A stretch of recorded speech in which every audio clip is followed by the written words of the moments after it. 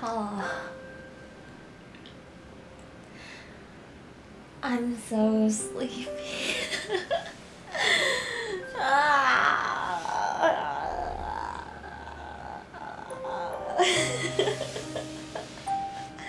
I woke up from a nap.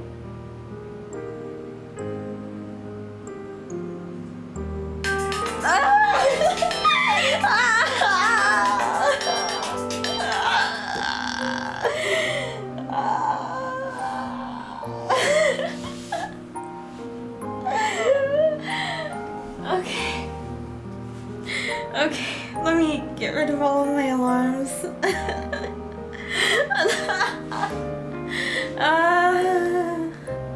Okay. I'm awake. I'm awake. I'm awake.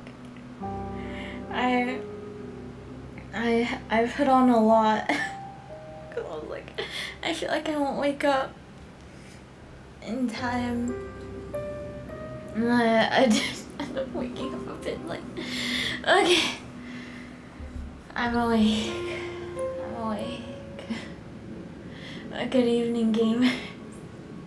Hello, Young Moon, Esteban, Oliver, Olga. How are you all doing today?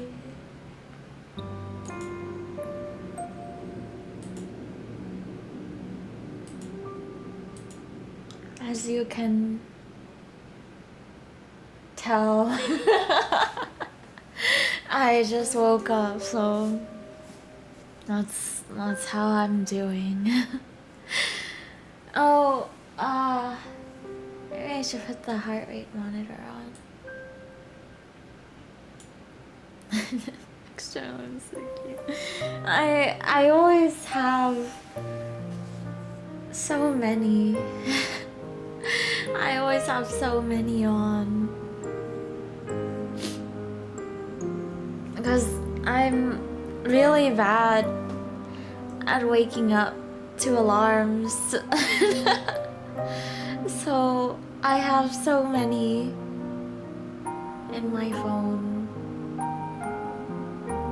Yeah. But alright. Caught a cold, but otherwise doing okay. I'm sorry to hear that you caught a cold. I hope you'll get well soon. It's my birthday. Oh, happy birthday.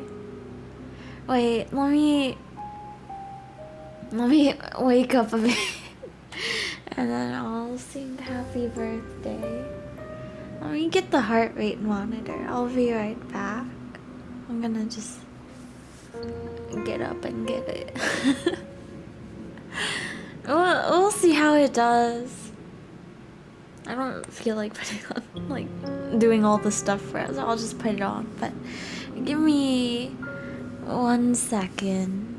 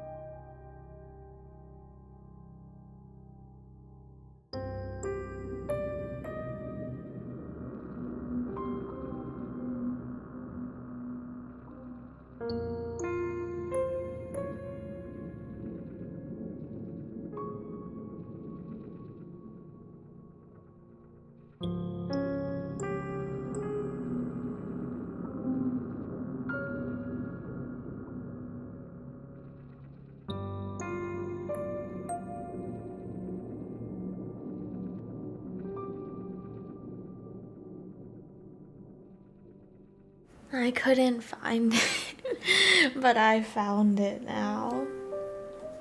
I was like, well, here's the strap for it, right? And I was like, but where's the actual heart rate monitor part? And I just couldn't find it. But it was just on the counter. I need to clean my bathroom counter. It's messy. Okay, let me put it on. I feel like I need to, like, shock my system into being awake or something. I need to, like, maybe I should do some push-ups.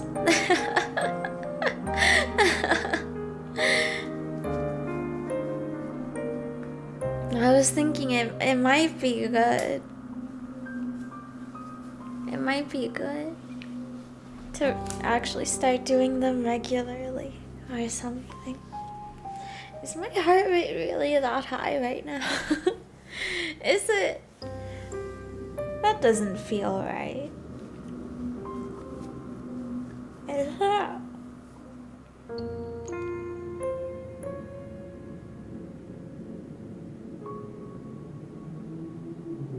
Oh, that seems more right.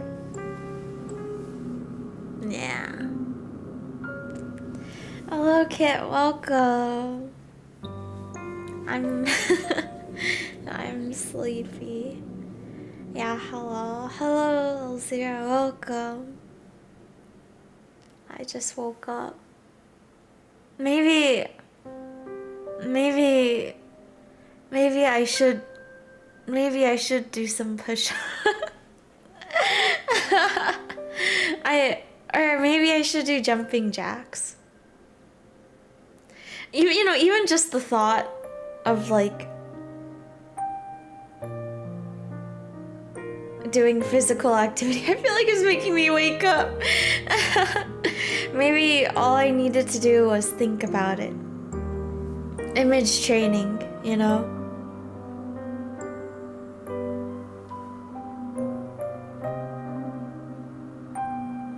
Okay, I feel more awake now. I feel more awake now.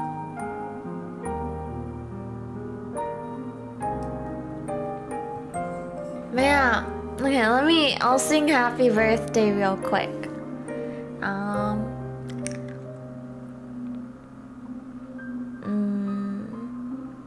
Let me turn the reverb on. Okay. I guess I should probably turn the game audio off for this one. The vibes are a little different.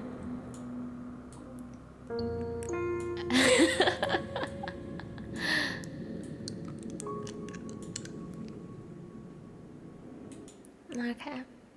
Oh wait, I need to turn it off for myself too. Actually, wait, I can just take out my I can just take off my headphones. Okay. How does happy birthday go? Happy birthday to you. Happy birthday to you. Happy birthday, dear moon. Happy birthday to you. Yay!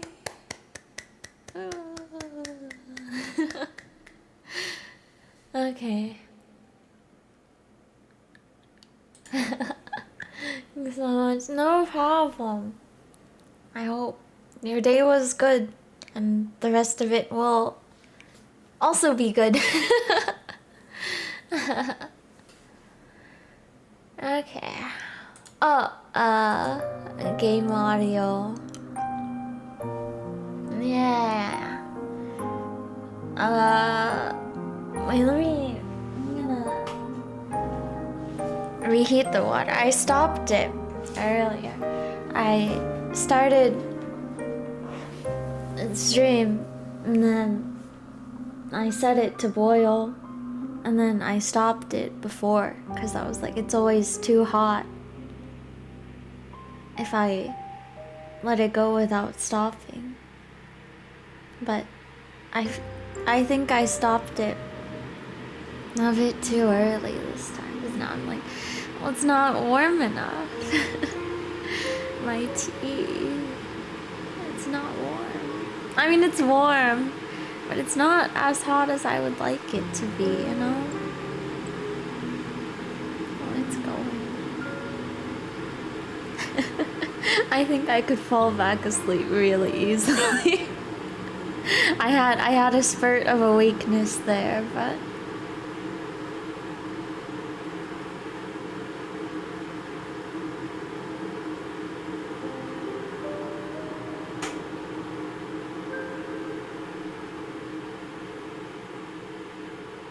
maybe I do need to do those push-ups. I don't want to though. I don't want to.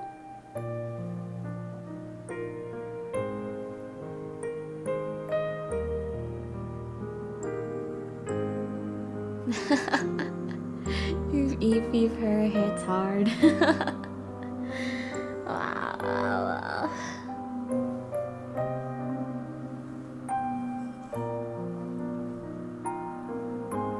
Okay. It's done heating up. It's a good thing I did have the forethought when I filled up the bottle earlier to leave some space in case, you know, it like wasn't hot enough. So now I can add my hot water to it. And then it'll overall be a good temperature, I think. Yeah. I think also Steins Gate stream. The next Steins Gate stream will be in like 24 hours from now. Yeah. This one was for today, right?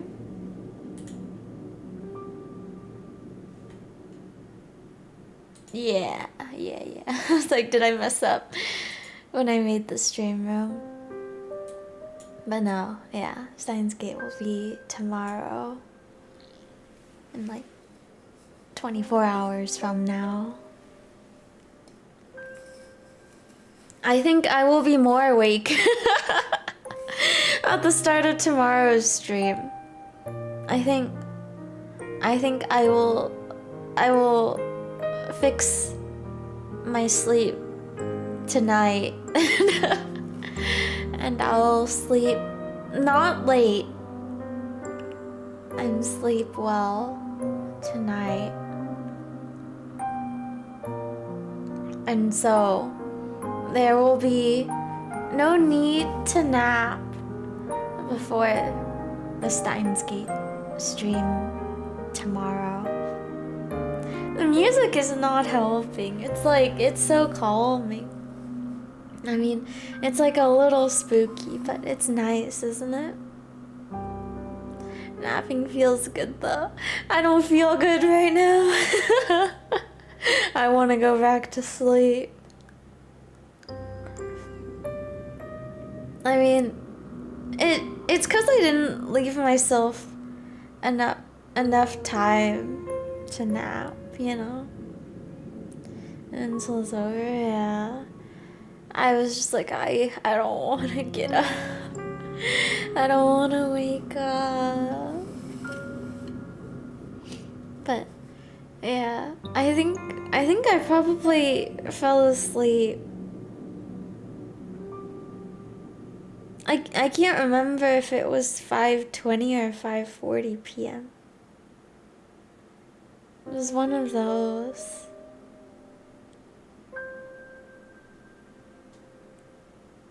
I can't remember. I can't remember if I had like 40 minutes to nap or if it was at 5:40, but it was one of those. Yeah. I feel like, yeah, it wasn't enough.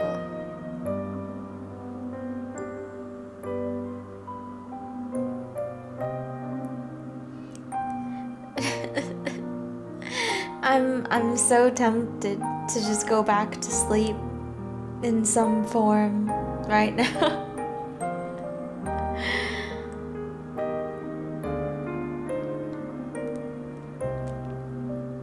I wonder if I'd be able to fall asleep at my desk.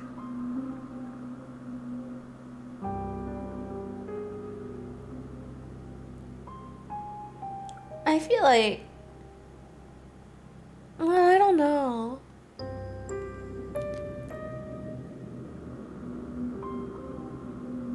I feel like whenever I was in, like, you know,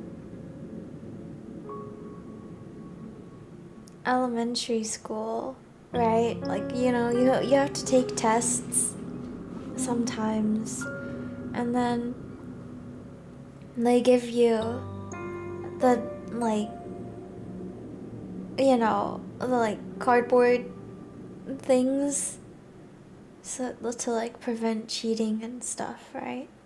But then it's like, after you're done, there are people who would, like, nap, right? But I think I could never actually fall asleep. I would just put my head down, but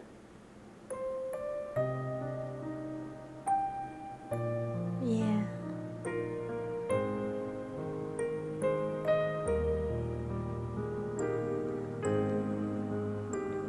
Also, I feel like I'm playing a very dangerous game because I am just holding my water bottle right now and the lid is not on. And I'm like,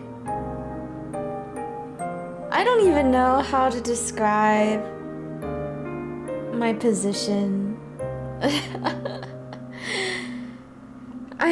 I'm like slouching in my chair.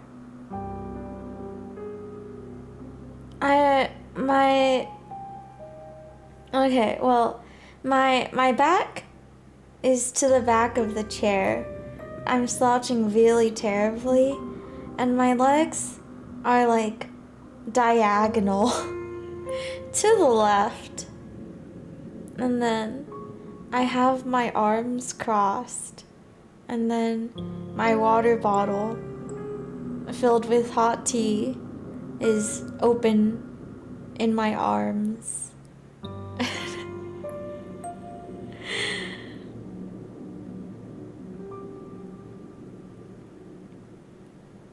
I accidentally fell asleep in my chair last night for it was awful. Oof.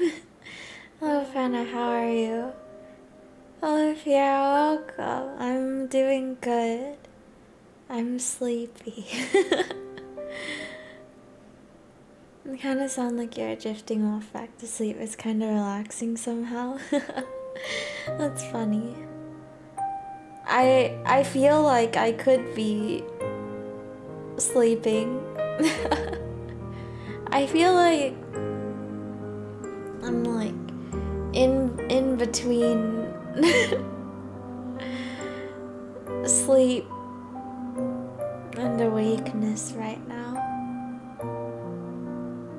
Starting dominance or trying new world. You know, but when I was describing how I'm sitting right now, the crossing of the arms, I just thought of Queen Never Cry. Queen Never Cry.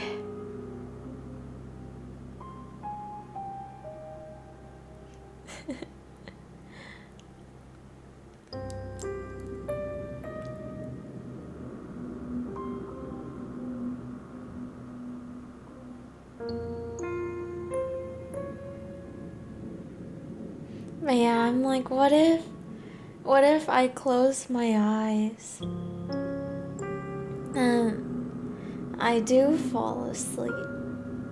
What if I accidentally like spill tea all over myself? It would be so over. It would be so over.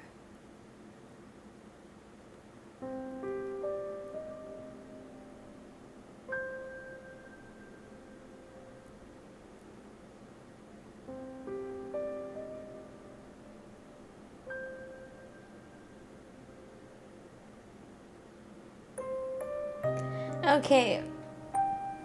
I'll put the water bottle on my desk. I'll hold something else. Let me get my penguin plushie.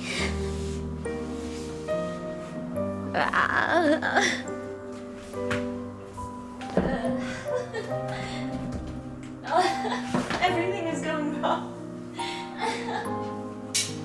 I lost one of my slippers. Okay.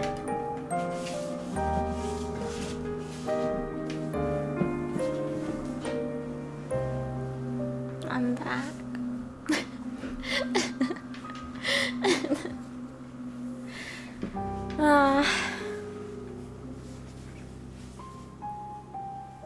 Okay.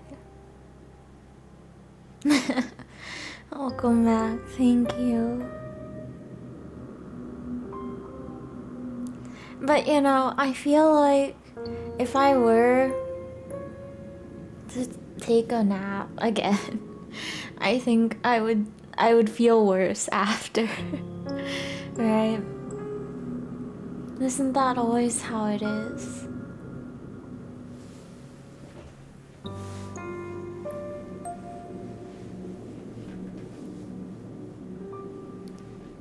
But I am curious to see if I could sleep sitting up like this, just in my chair.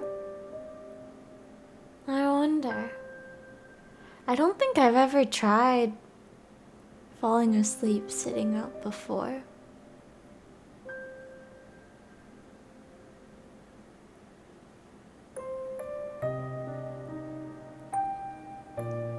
What if I set an alarm for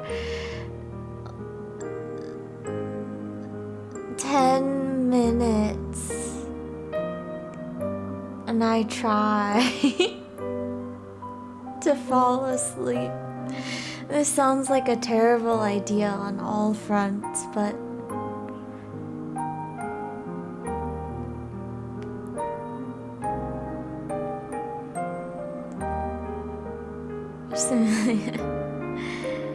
did you sleep while sitting?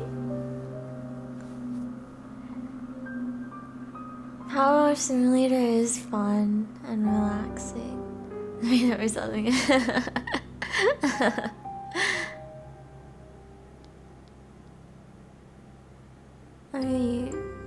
I'll turn on some alarms. I'll turn on many alarms. You can get the. Well, I'll. 10 minutes, though.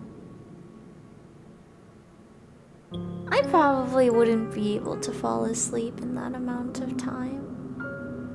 I'll just close my eyes.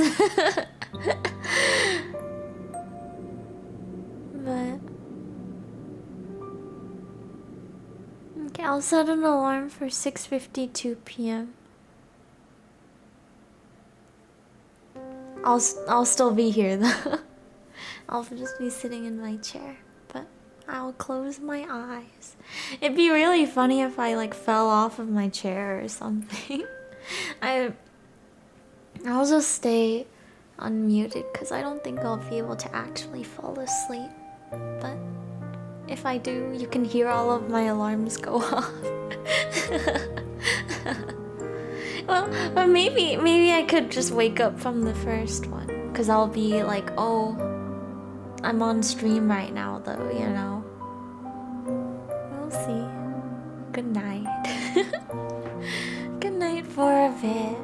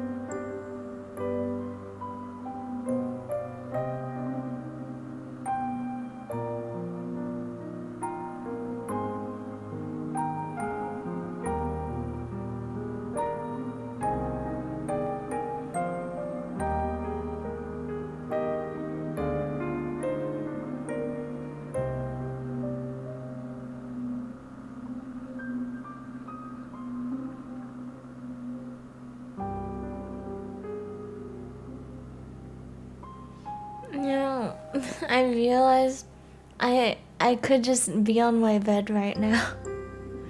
I don't need to be in chair. Maybe I'll move. Maybe I'll move. I have like 4 minutes left. I'm gonna move. But maybe I will actually fall asleep then. I'm gonna move. Maybe I'll leave my phone on desk though, so I won't be able to easily snooze alarm and will be forced to wake up. Because of the 10 minutes. Should I? Can I?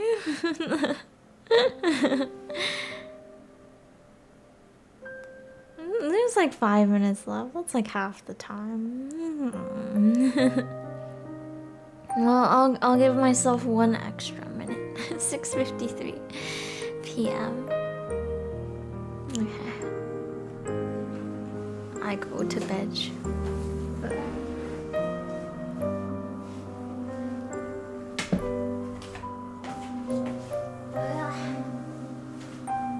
Good night. Hopefully I won't wake up.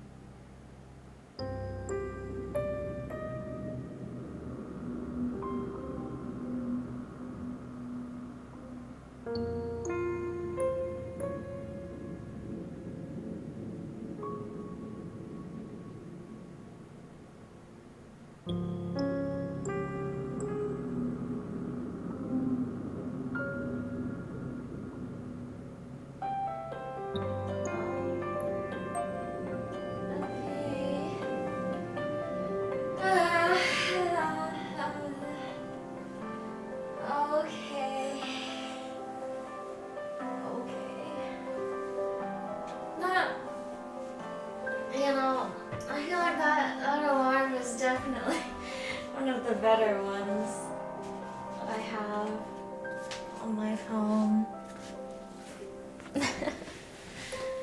Okay, stop. Oh wait, I should actually go back and turn off. Okay, but I do feel better now. Actually, I feel more awake. But oh, Valkyrie, man, welcome. I probably should have had something on the thing saying BRB, huh? Welcome back. Thank you. I turn off the rest of the alarms so I don't get scared later.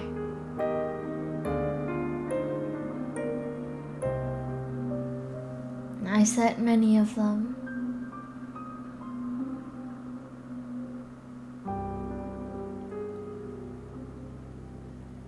Okay, I'm awake. I'm awake.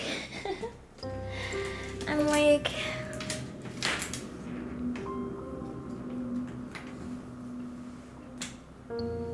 Wait, let me.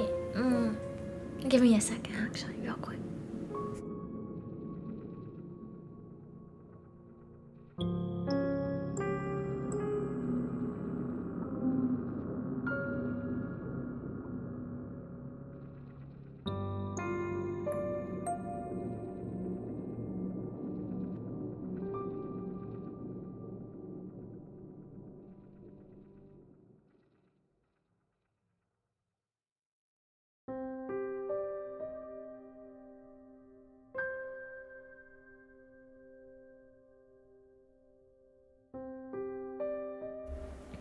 I'm back. But Yippee! We're so back. We're so back. I do feel better after taking my pseudo nap. I'm gonna drink some tea.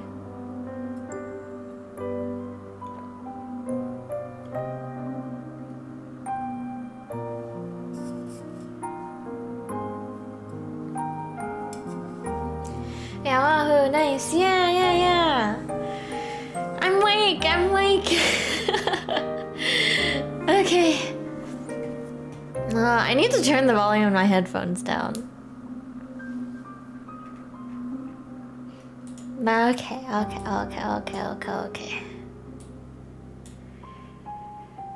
Oh wait, I need to change something in OBS real quick. Scale to window. Okay. Yeah.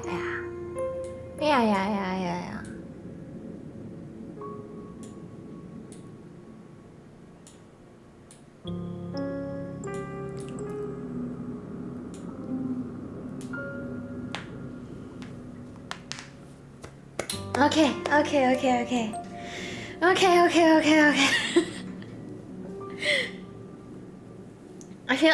I do feel more awake, but I feel like part of me is also like trying to convince myself that I am actually indeed awake. But maybe we should just get started with the game. Okay. Oh, that's right. The princess. We were at the castle. Very exciting stuff. That's right. We had just met her at the end last time. The placebo nap effect. It is. Okay. This one. Oh, that's right. The music is different here. It's still like relaxing though. I need to play sound vortex, jolt my system awake. Okay, no. We're good. Okay. Oh. Wait.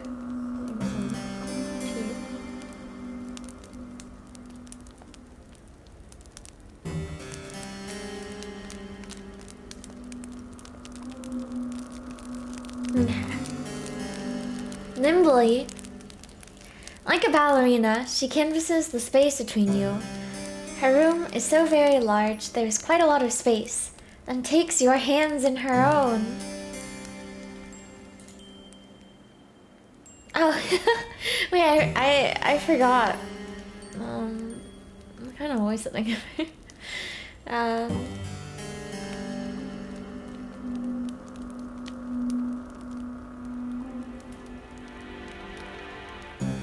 You must, the girl says, her eyes aglow with excitement. Excitement. Be my new lady's maid. It's been a while, but it's such a relief that you finally arrived. I knew that you would.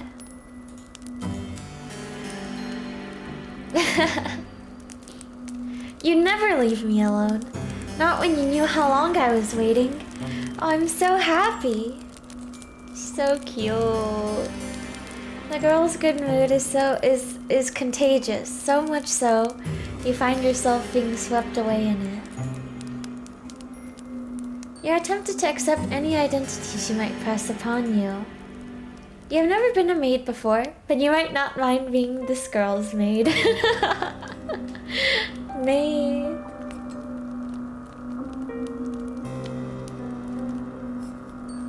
Do you think she'll get a cute uniform too? She does not seem like a poor mistress to serve, not if she is always this kind. I'm sorry, she had the baby, the doll. Queen never cry. It all comes back. You cannot mask, however.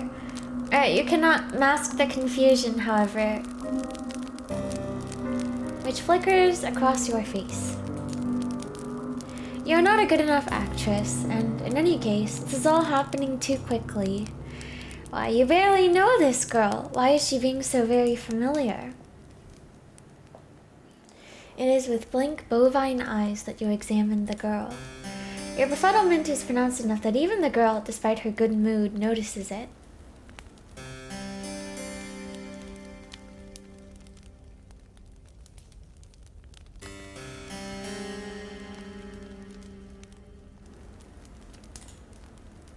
She frowns. Now she has her arms crossed. Queen never cry. It's all coming together.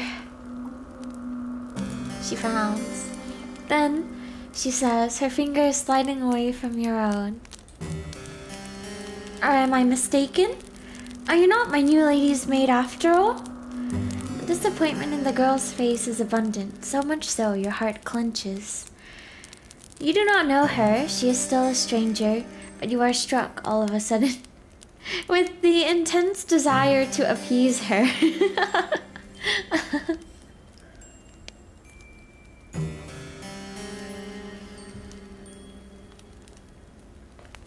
Our protagonist, she like so easily falls for these ladies.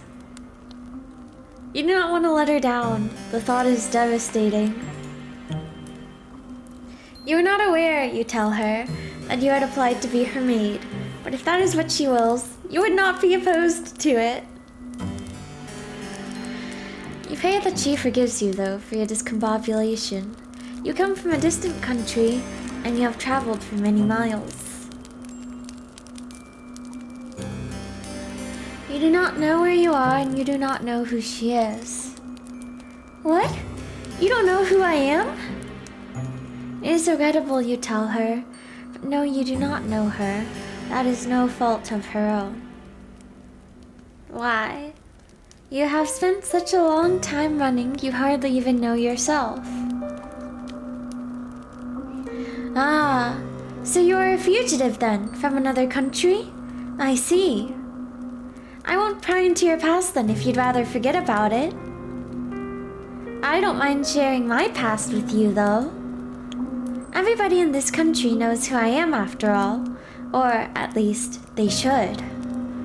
Now this is quite the impressive boast. if it were to come from the lips of another, you would find it unpleasantly arrogant. You do not think, however, that this girl is trying to show off. You get the feeling instead that she is merely telling the truth. If you don't have the pleasure of knowing me, then allow me to do the honors. My father and my mother were the king and queen of this realm, and I am its princess. I've lived in this castle all my life, so I don't know much about the outside world, but I know that other countries do exist out there. I presume it is from one of those foreign countries that you come from. It is very good to meet you. I've always wanted to talk to somebody from overseas. It feels like quite the opportunity. The girl giggles at this and you smile in response. You tell her unthinkingly that it is your pleasure really to meet her, or at least you mean to. You only get halfway through this remark when the full gravity of what the girl has told you sinks in. You come to a stop, then you stare. Did she just say she was a princess? Yes, that's right. I'm a princess, and one day I'll be a queen after I've done a little bit of growing up. My ministers don't think I'm ready to run the country just yet, but I've been doing my best at my lessons. One day, I'm sure I'll be the best queen there ever was. Queen never cry.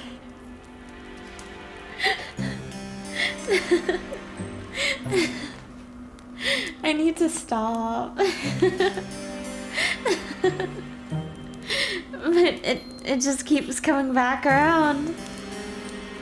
Queen never cry.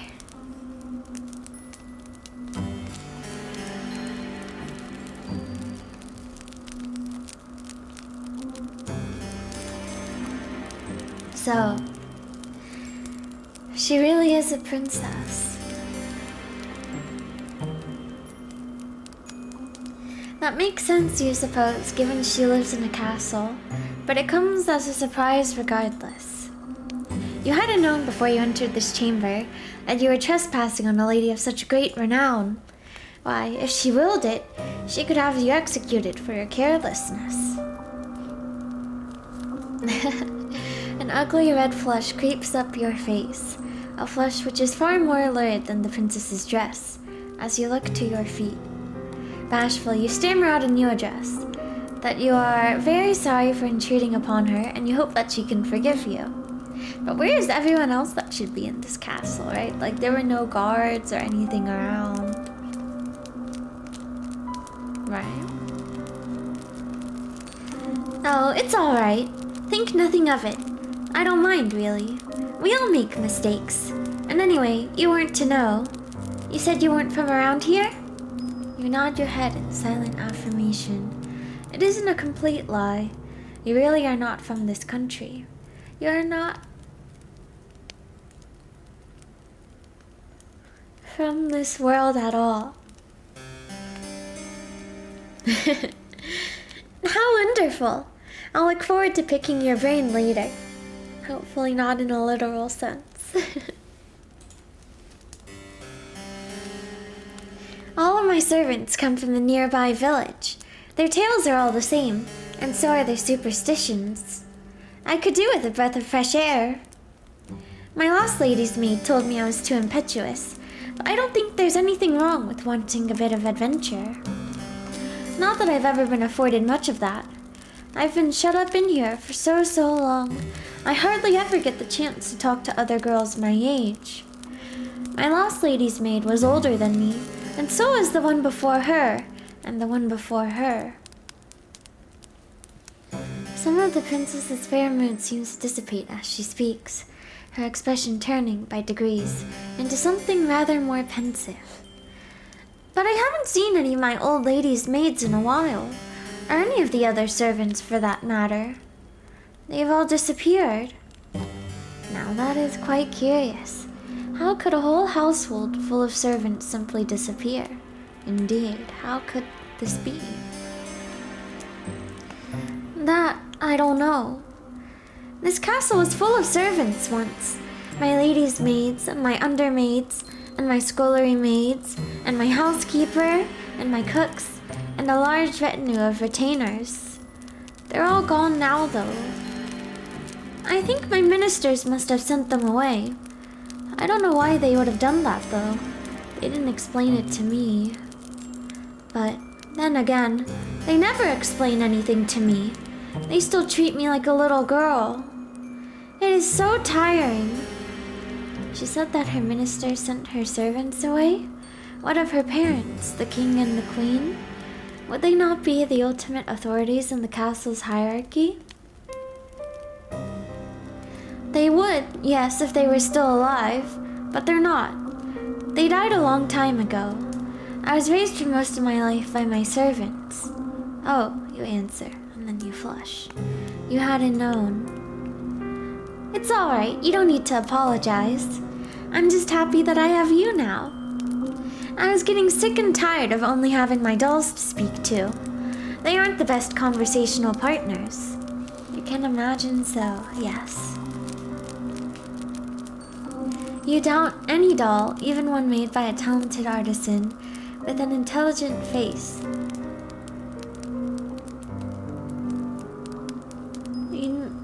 Indistinguishable from a human's. Would be very good at answering back. Oh, no, they aren't. They're hopeless at it, really. They're so stony-lipped. You've no idea how much of a relief it is to see you. This castle is so big, and without my servants, it feels so very empty. It gets so lonely here, she said the line. Now, that is an interesting turn of phrase. It catches inside your head like a burr. Have you heard it before? You do not have much time to ponder this, however, because the princess is speaking in you, in that curiously conversational manner of hers, which does not seem particularly princessy.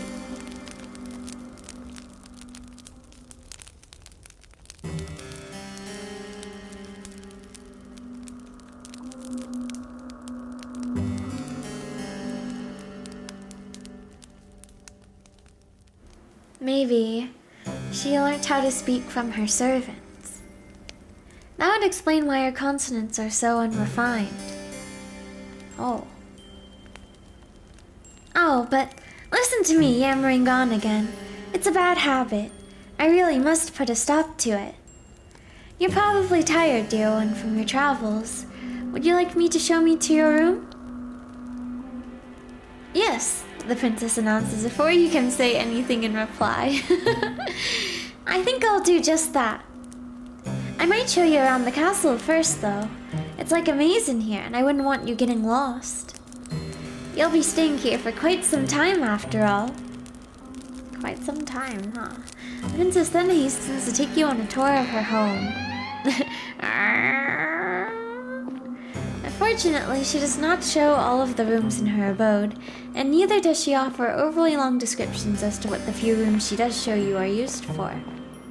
She does, however, pause by the kitchen, whereat she offers you some victuals. Once the growling in your belly has been satisfied, the princess then resumes her journey. She leads you down a dark, twisting hallway and up a series of equally dark, twisting steps until she arrives at long last before a door. The princess pushes this door aside, summarily, I guess, thus permitting you entrance to a small, humble bedchamber. This chamber is not half so opulent as the grand bedroom in which the princess resides, with its resplendent four-poster and its richly patterned wallpaper. This room's ceiling is not as high, and the singular bed shoved against the wall is thin and narrow. The walls are an unassuming beige, and the floor beneath your soles is of warped wood. There is a malodorous scent, too, which hangs in the air, one of disuse and general decay.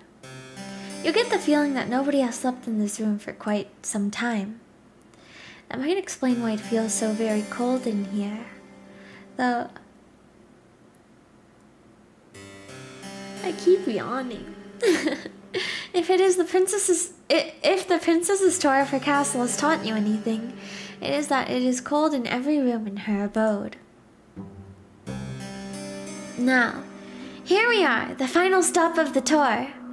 This will be your room, dear one. I hope it's to your liking.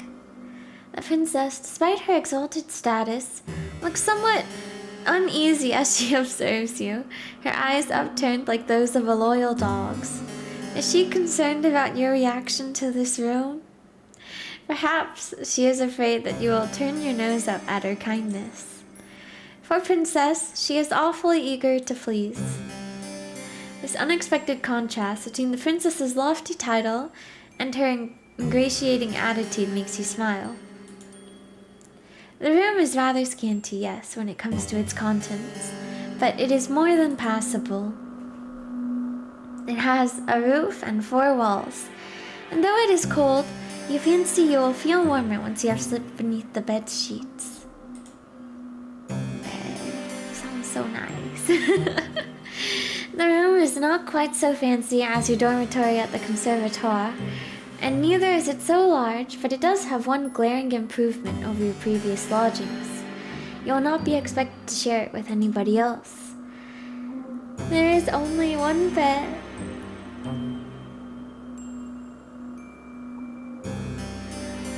In this room. And this bed is to belong to you. Firstly, welcome back, Esteban. Well, I did not fall asleep. But, like halfway in, I moved to the bed from the chair. And I laid down. But I did not fall asleep. But I did feel better after. But, what is to belong to you? You think that the peace and the quiet will do you a world of good.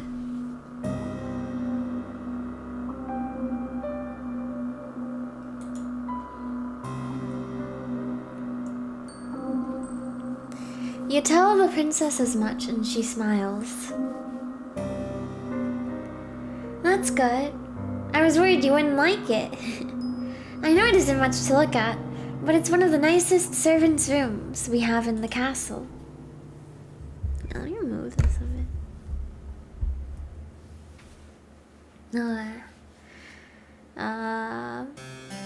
Most of the maids sleep beneath the roof, in this teeny tiny room, which is all cramped. There's 10 beds up there, and they're so close together, there's barely any room to pass between them. I thought it was perfectly ghastly when I saw it the last time I went up there. Not that I was supposed to be up there. It was a rainy day, and I couldn't go outdoors, so I was doing a bit of exploring. If the housekeeper had known I'd been skulking around, I don't think she would have been best pleased. Well, in any case, nobody sleeps up there anymore. The scullery maids are all gone now. I couldn't put you up there, though, in the attic, with all those empty beds. I didn't think it'd be very cheery. You're not just a scullery maid, you're my lady's maid. That means you deserve good lodgings. It'd be an insult to offer you any less than this. Now, it's getting late. You'll have to forgive me for rabbiting on. I've heard it's something I tend to do. It's a bad habit, one that's unbecoming for a lady. The housekeeper's warned me enough times. You reassure the princess the contrary, smiling as you do so.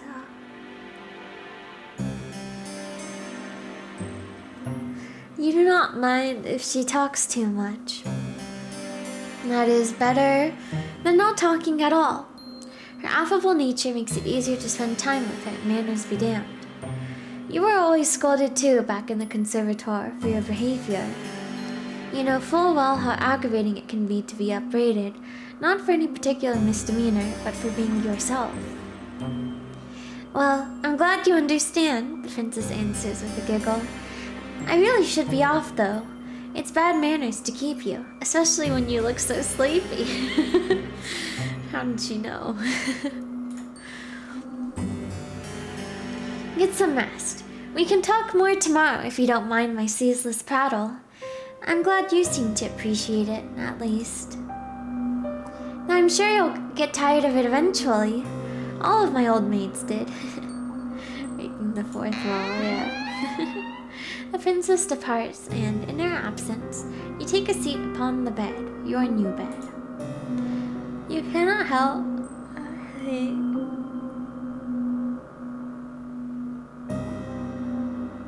that this is all happening very quickly. It does not seem like very long ago that you were still in the forest, running for your life amongst the tall imposing trees with their gnarled grasping branches. The forest might as well be a distant memory now, though. You are indoors, inside a castle no less, and you have been given a room in which to sleep and clothes that you might wear. It seems premature still to declare that you are out of the woods, in a metaphorical sense, I mean, but things could certainly be worse. Give me a second.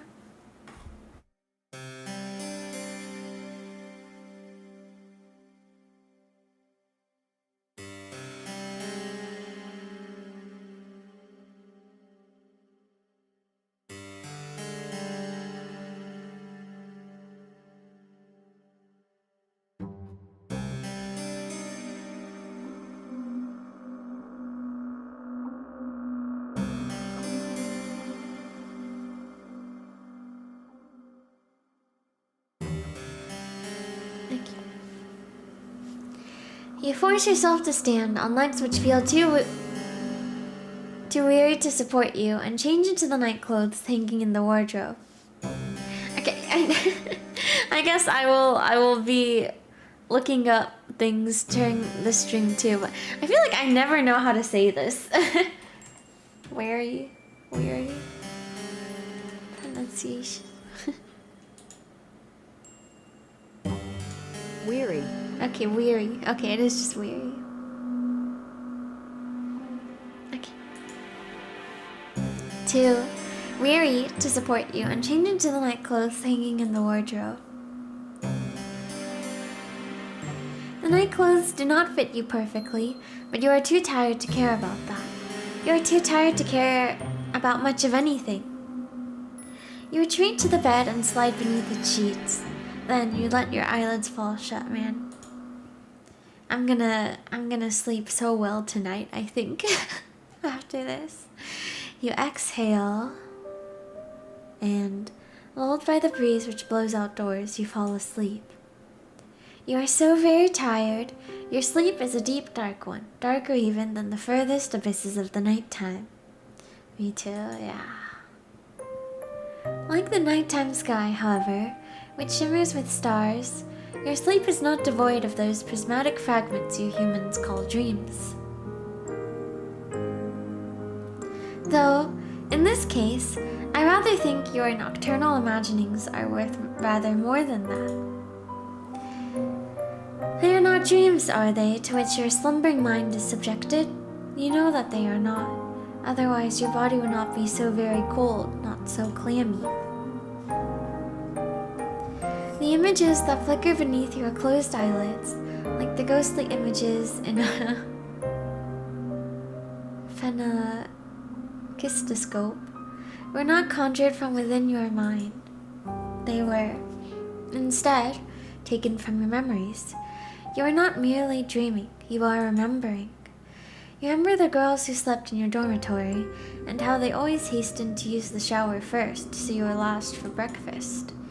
You remember how, when you finally did arrive at the dining hall, the most desirable morsels had already been snaffled up by the girls who got there earlier. You struggled, too, to find a seat, once you finally did get your hands on some food, because nobody ever wanted to sit with you. The other girls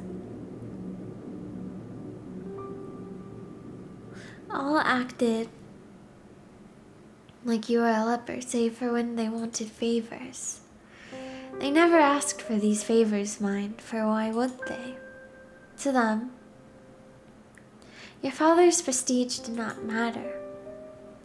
They were all wealthy ladies too, many of them wealthier than you. When everybody has the airs and graces of a princess, How is anybody supposed to stand out? You stood out the least in your class, perhaps because you were one of the smallest, the frailest, the sickliest, who always came down with colds in the winter. Your poor health did not stop the other girls from treating you as a servant, though, when they remembered that you existed, of course. It was your lot in life, as you dwelt within the stone walls of the conservatoire, to carry school bags across the field like a pack mule. Then, come the evenings, the girls in your dormitory had you sewing on missing buttons and ironing out the creases and wrinkles in their uniforms. If there was an odd job that needed performing, you would always be asked. Actually, I'm gonna put a poll up real quick. I can't remember. I might have done a poll like this previously. Or maybe I just talked about it. I can't remember, but...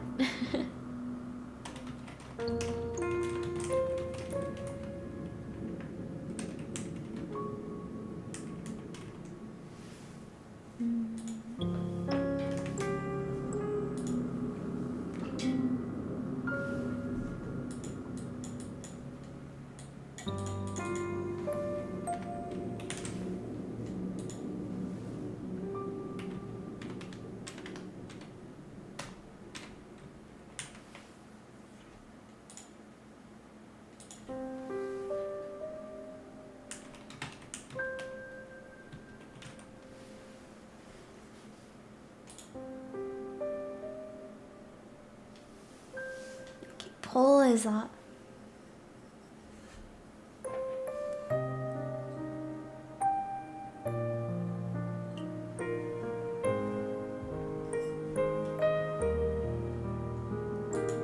I'm curious. 3 to 4 times. I feel like I'm not sure how often. Last year, I feel like, I don't know, I guess that was this year.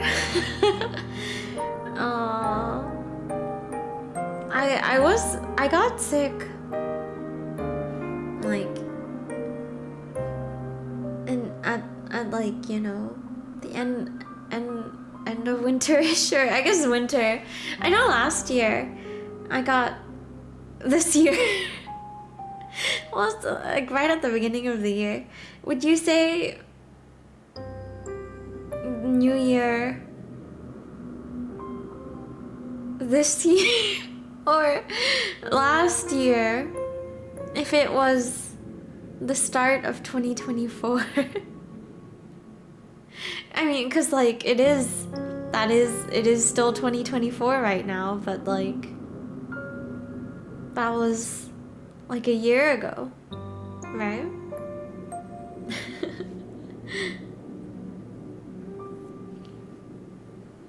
I know I was sick at the start of the year, and then I think I got sick again.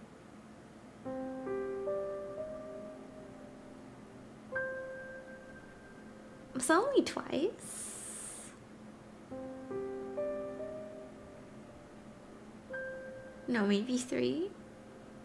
But then it was also condensed though. I don't think I ever got sick after that. It was just at the like start of the year.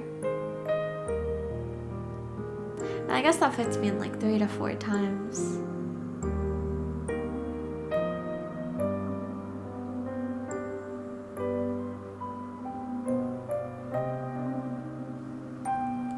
Only sick twice this year thanks to COVID finally catching me. Oh, I see. Oof. I never actually got COVID. That I know of, at least. But...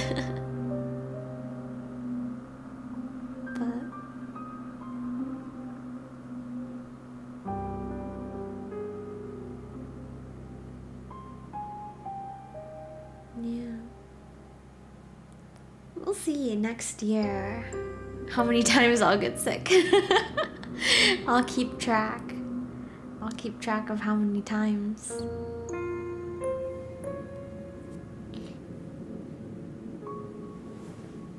Man, maybe I should have I guess I didn't need to have the usually never and more than 5 times maybe. I guess getting sick 5 times would be quite a lot, huh? Well, it's like feasible though, right? You know. Once per season-ish and then a little more.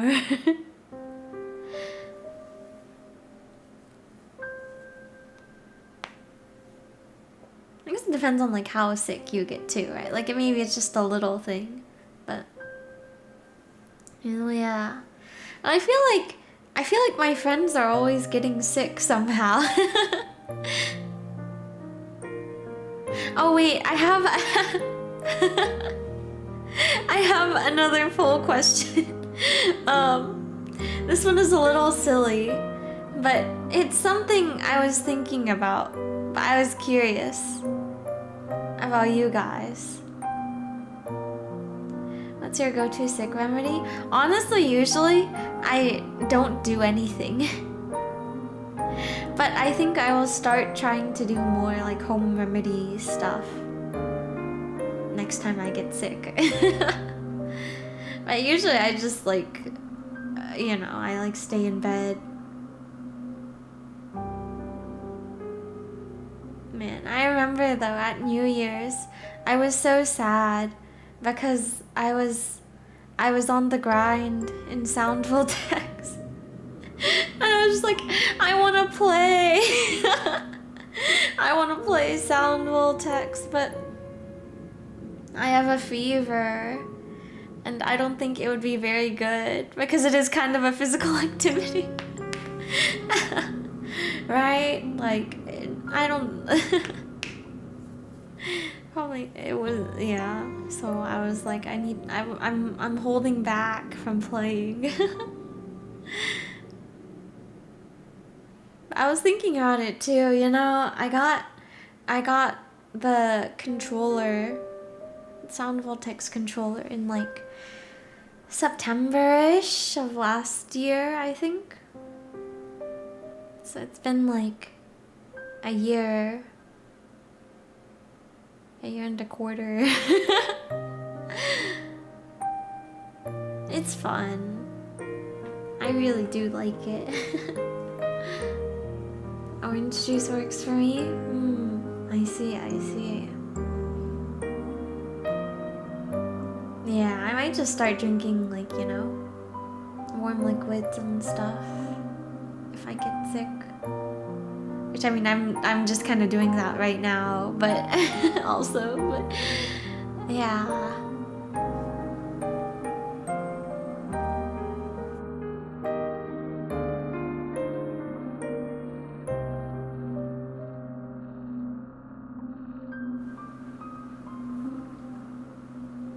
Oh, but okay, sorry, this will be a short poll. This will be a very short poll. I won't leave it up for very long. Another poll question? Yeah, I'll put it up now before I forget. But I feel like I should talk about this before I put it up, so you don't like get the wrong idea. But you know, let me type it out first.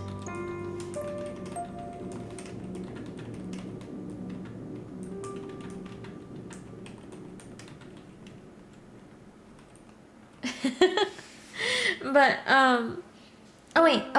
oh, and then the last poll question was, how often do you get sick in a year?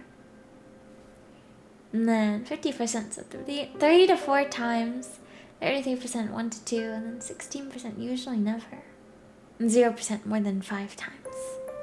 But so I was thinking about this the other day, and you know, I feel like I affectionately would consider myself like a bit of a loser, you know.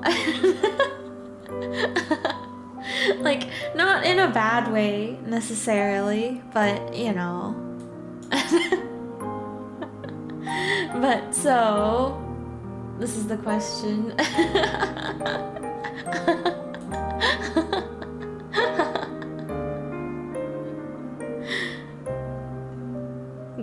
would you also for yourself? Just out of curiosity. No, no.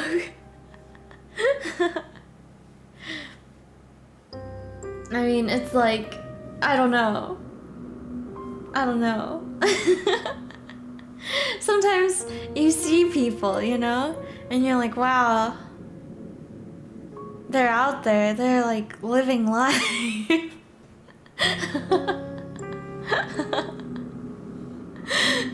100% yes.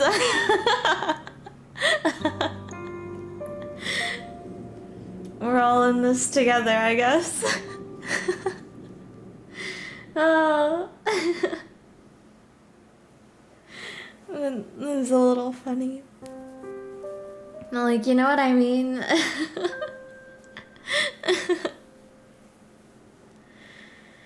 Okay, I'm gonna reheat the water. Also, I always feel kind of iffy about like reheating the same water. Because I feel like you're not supposed to do that, but like, it's so convenient. You know?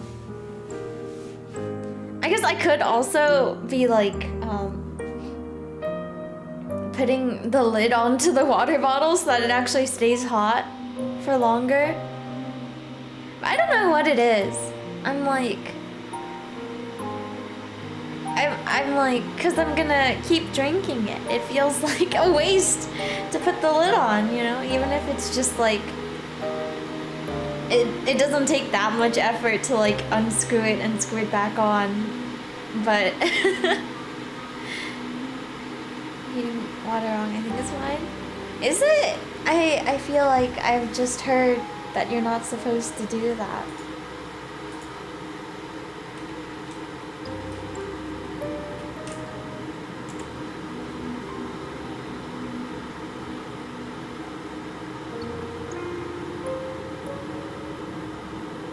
Okay. Yes, it is generally considered safe to reheat water, meaning you can boil water once, let it cool, and then reboil it again without significant health concerns. However, repeatedly boiling the same water may concentrate certain minerals like fluoride and calcium, which could be a concern for some people depending on their water quality. Okay. Usually negligible.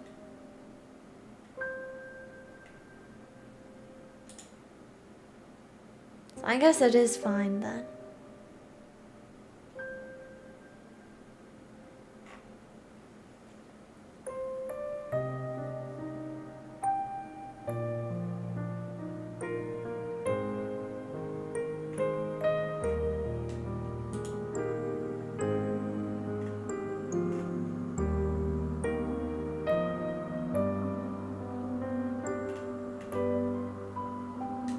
Minerals, yeah.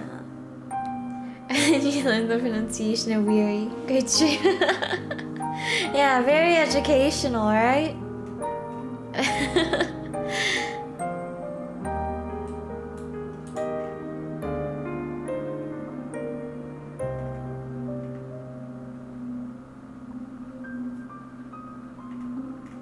Okay.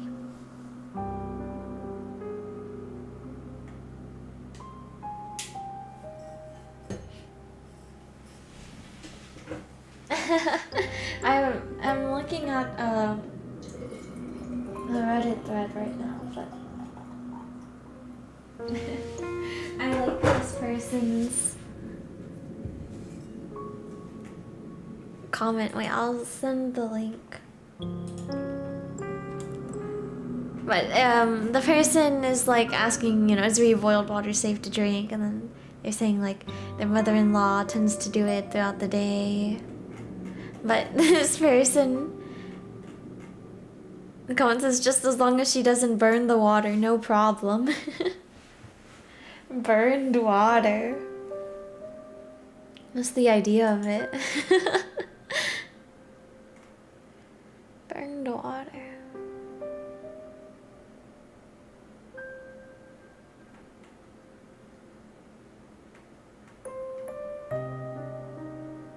But yeah. So, I guess it is fine. Burned Water is a crazy concept. Sounds like a cool band name. Burned Water. It is funny, isn't it?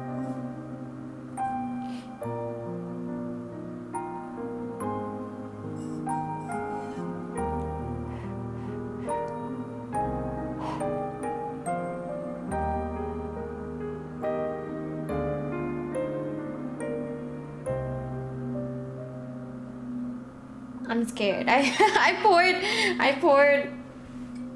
the water in. I feel like it's too hot now. I was like really slowly tilting the bottle, but I think it's too hot to drink right now. Yeah, it seems warm. Okay, let me eat another cough drop then.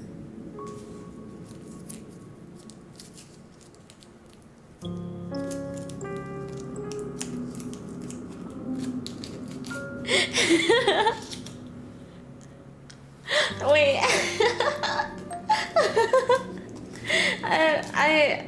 I was just thinking, maybe I could have had the poll be, do you consider yourself a loser, and then had the answers be like yes in a negative way, yes, not in a negative way, and then no. That would have been a funny poll question, huh?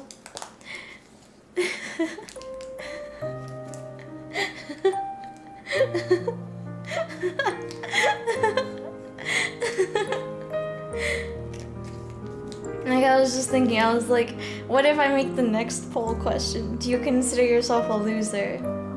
And then, in parentheses, in a negative way. And then I was like, wait, I could have made the answer choices for this one, just...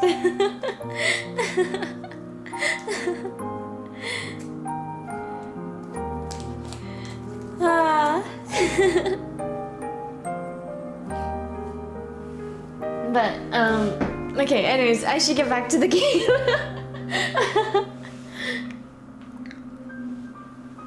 Took a... yeah, got a little distracted there, but... Let me get back for a bit. If there was an odd job that needed performing, you would always be asked. But these girls did not ask you. That would have been too civilized. They ordered you instead, and as they ordered you, they laughed at you. They laughed and they laughed and they laughed. The laughter hurt, but it hurt considerably less than the kicks did, and the slaps and the pinches. Once, during an embroidery lesson, one of your classmates had an accident with her sewing scissors. Ugh. She stumbled, or at least she pretended to, and before you knew it, the silvery blades of those scissors were embedded in your left palm. Ugh. I don't want to think about that. This happened quite some time ago, when you were even littler than you are now, but you can still remember it. It hurt a lot. The scissors were sharp and they perforated your skin, not all the way down to the bone, but enough to bleed. Your wound bled bright red like strawberry jam all over your embroidery. Then, when your professor saw it, she shrieked. Her face turned as pale as whey, and she looked for a few moments as though she might faint. Though you were the one who was in pain. Your professor looked at your face. She could not bear to look at your hand, then demanded to know why you could not be more careful. Oh, no, why is the professor blaming her? Your tone had been an accusatory one, almost as if you had stabbed yourself in the hand with your scissors to goad her. The pain in your hand hurt, but the giggles of your persecutors hurt all the more. They never were punished for that. Perhaps your professor did not care enough to punish them. Abuse on all sides, yeah. Bad teacher. Perhaps she, like everybody else, thought it was all your fault. The wound, when all was said and done, was not too deep. You did not even need any stitches. It healed well enough in time on its own, though it still left a scar, a white raised thing like a crescent moon. You still have that scar. You do not know how much blood you lost. It seemed like a lot back in the classroom. You could smell it in the air, sharp as iron, but it could not have been that much, evidently. If your wound had been more serious, perhaps your professor might have cared. Perhaps your classmates, too, would have felt some modicum of guilt over what they did. But this seems very unlikely. You know that your blood meant nothing to your classmates. Why should it? If you meant next to nothing, then the blood in your veins was, if such a thing is possible, even more inconsequential. You feel disoriented when you awake, at long last, with the rising of the sun. You do not remember what you dreamt, but you do not think that your dreams are of a particularly pleasant nature. If they were, your heart would not be hammering so. Ill at ease, you glance around. You are lying in a narrow bed in an unremarkable room, one with dull beige walls and a warped wooden floor. Where exactly are you? This does not look like your dormitory in the conservatoire, not unless it has shrunk threefold overnight. Your brow furrows as you attempt to recall the events of the night prior, until with a gasp it all clicks into place. You remember now. You are running through the woods trying to escape from... You shudder.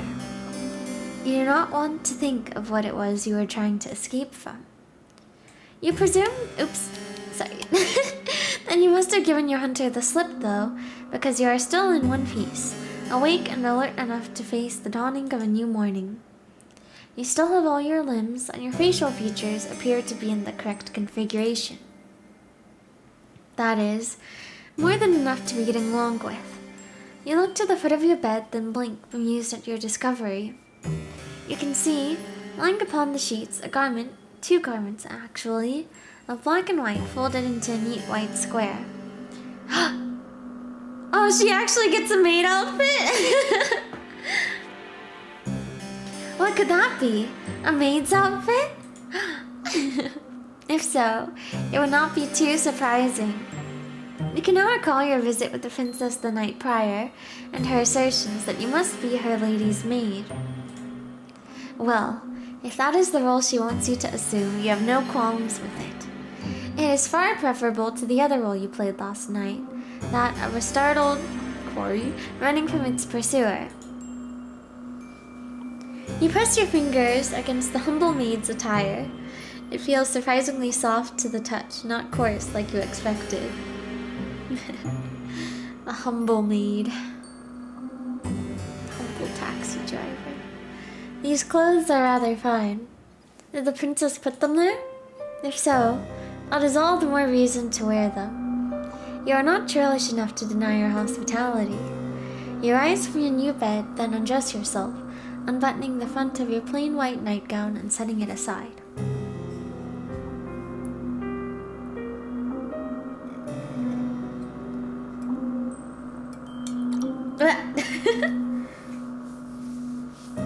Okay.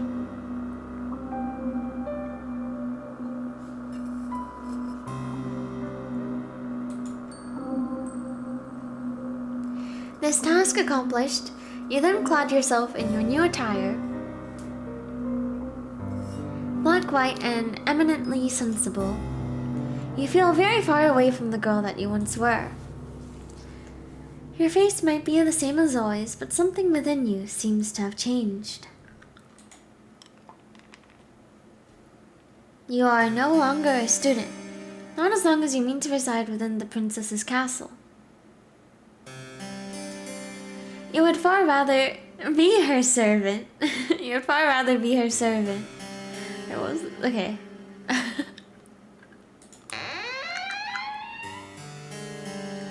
Assured of your newfound identity, you retreat from your chamber, then make your way to your mistress's bedroom. The castle is a large one with many, many rooms and many, many hallways to connect them. And, For a brief while, you find yourself horrendously lost. You cannot remember where the princess's bedroom is. You are beginning to feel rather disoriented when, to your relief, your eyes snag upon a stairwell which looks rather familiar. Could this be the way? You ascend these steps, your footfalls cushioned by the plush carpet which lines them, and find your way down the very same hall you traversed the night prior. If your memory does not fail you, then the princess's bedroom ought to be... Yes, it is here. You rap upon the door but receive nothing in the way of a response. Is the princess still abed? You wonder briefly whether you oughtn't wait until she has risen of her own accord.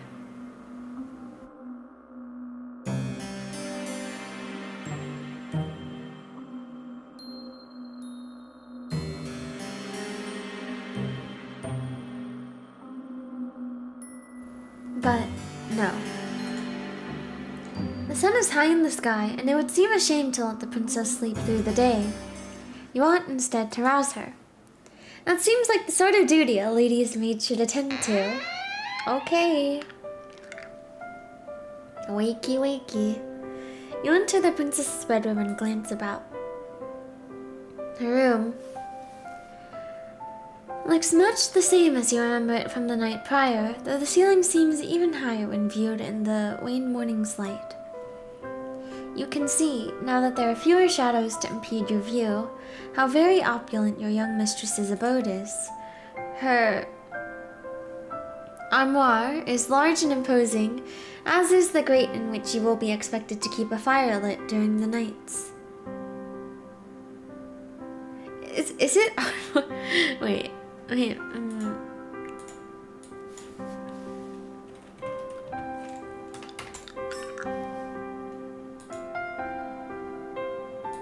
Armoire. Armoire. Okay, yeah. Armoire. The princess herself, meanwhile, is curled on her side beneath the sheets, looking rather less grandiose than her title would suggest. So wait, let me say.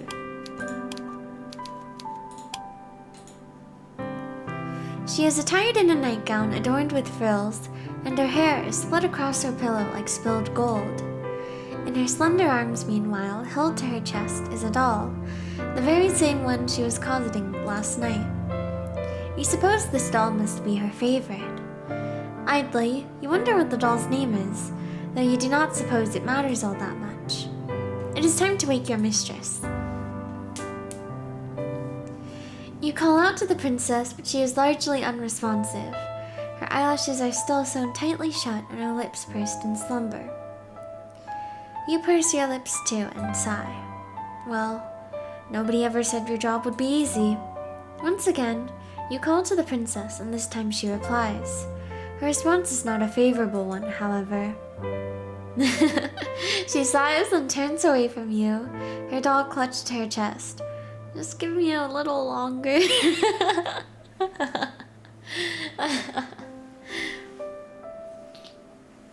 That was me earlier, for real. Oh. The princess sounds so enfeebled, but you do not take pity on her. If you have learnt anything from the conservatoire, save for knowledge pertaining to the respiratory tracts of fish, it is that one must be cruel to be kind. You do not think this adage was practiced with any great success in the conservatoire. Perhaps it will have more of an impact upon the princess. You tell her once again to wake up, more sternly this time. You will not let her sleep, for she has slept long enough already. It is very slovenly, really, to still be abed at such an hour. Oh, defeated, the princess sighs. All right. I can see that I can't twist you around my little finger. Oh, in the nightgown. Cute. I'm up. You don't need to nag me. Maybe I just need to have a maid. Maybe that would solve all my problems.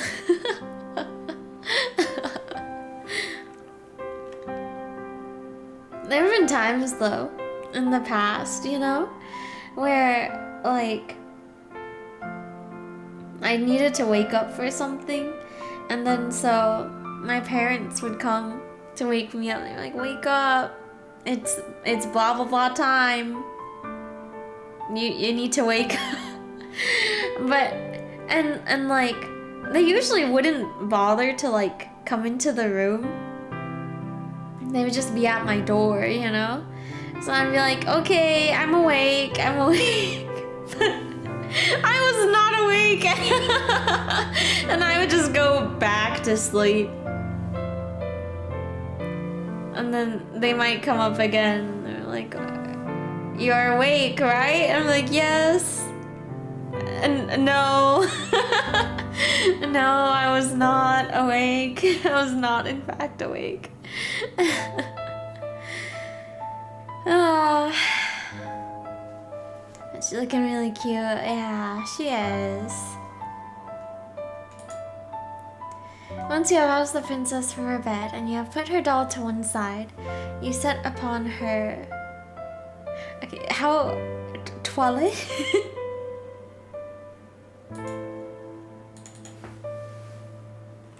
Or is it just... Okay, yeah. Toilette. Toilet.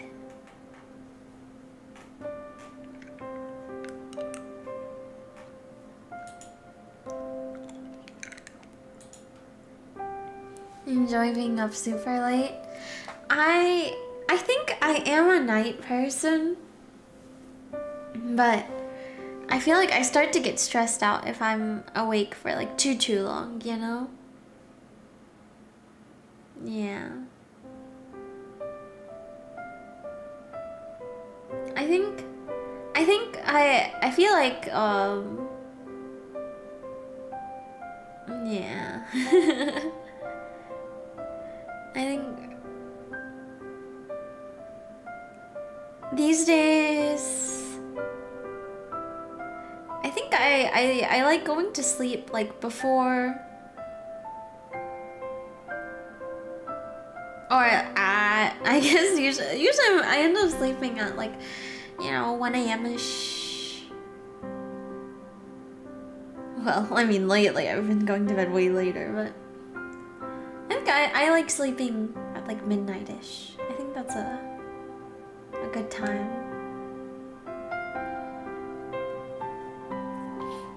No toilet, yeah. I mean, I looked it up for the pronunciation, right? But definition also is like, well, what do I mean, sense to?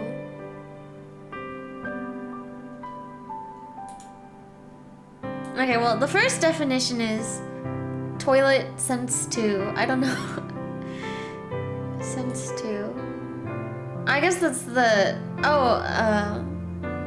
second definition for it, I guess, which is the act or process of dressing and grooming oneself. And then the second definition for toilet is a formal or fashionable attire or style of dress, a particular costume or outfit.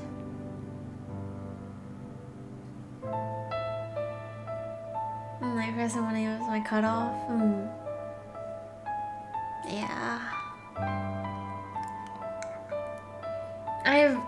Yeah. There have been times where my sleep schedule has just been so terrible. But honestly, I'm like, it's like not the best right now. I think it will be good tonight, tomorrow, but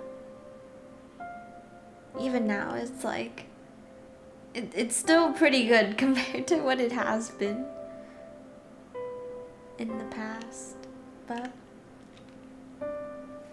okay, let me also I'll change the poll. It was, do you consider yourself a loser? Not in a negative way. And it was 100% yes. But okay, let me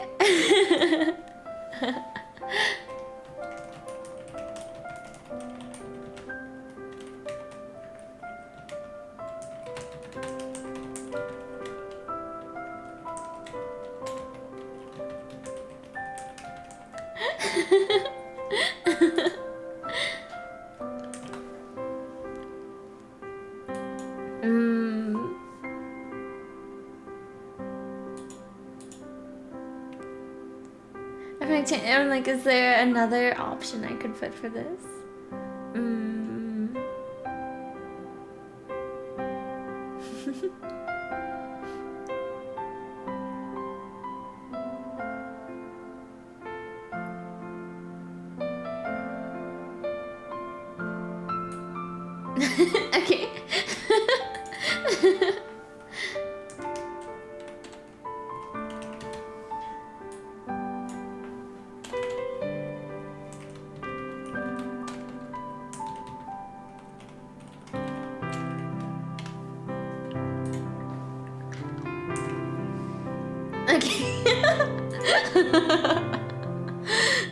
Okay. Okay, the new poll.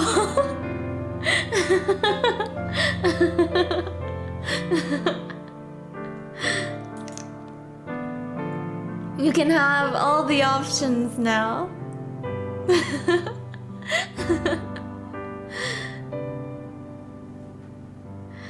Oh. Oh. Oh, there's so many in the negative ways. No. No.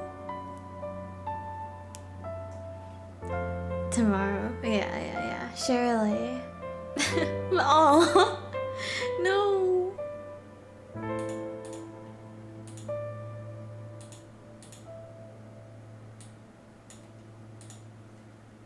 Okay, let me continue with the game. Toilet. You aid the princess in the brushing of her hair, a chore to which she submits willingly, like a cat might allow its fur to be brushed. You allow yourself to ponder as you run the bristles of the princess's brush through her hair, how wonderfully soft it feels against your skin. But a curious query from the princess, "Are you alright, dear one?" brings you back to your senses. You are rather lost in thought there. Look lively now. You wouldn't want the princess to catch wind of your salacious thoughts, would you? I thought that you had learned your lesson about that already. with the mermaid. Suitably chastened, you finish with the princess's hair, then set the brush aside. Now that the princess's tresses have been taken care of, you must start on her attire.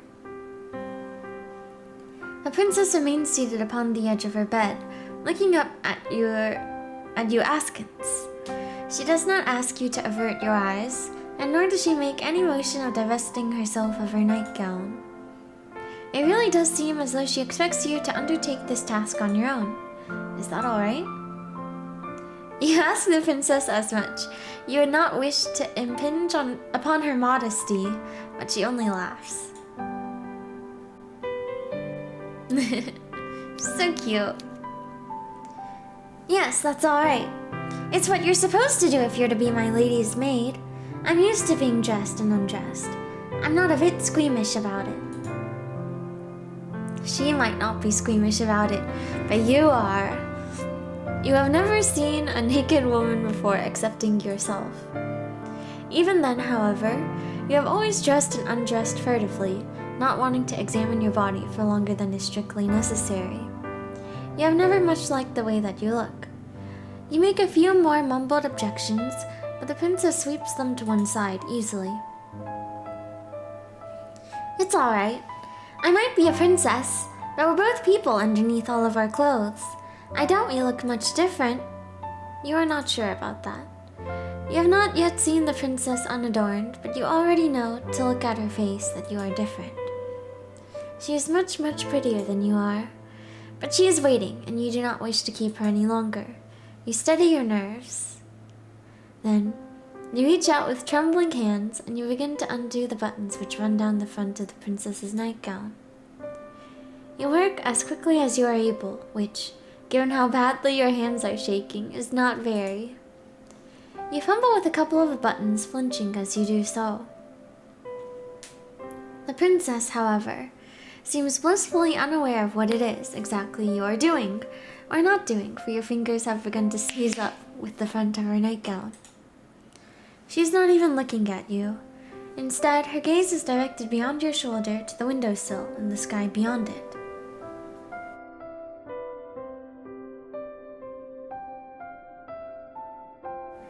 It isn't particularly sunny, but I don't think it's too cold outside. Going for a walk might not be a bad idea. What do you think, dear one? You think that you would like to finish undressing the princess as soon as possible so you can make some progress on dressing her again. The sight of all of this exposed skin is bad for your heart. Fortunately, you are able to make quick work of the princess's nightgown despite your initial mishaps, spurred on perhaps by your anxiety. You bid the princess to stand, which she does, and neatly, she steps out of her nightgown, her motions once again as graceful and as fluid as a dancer's.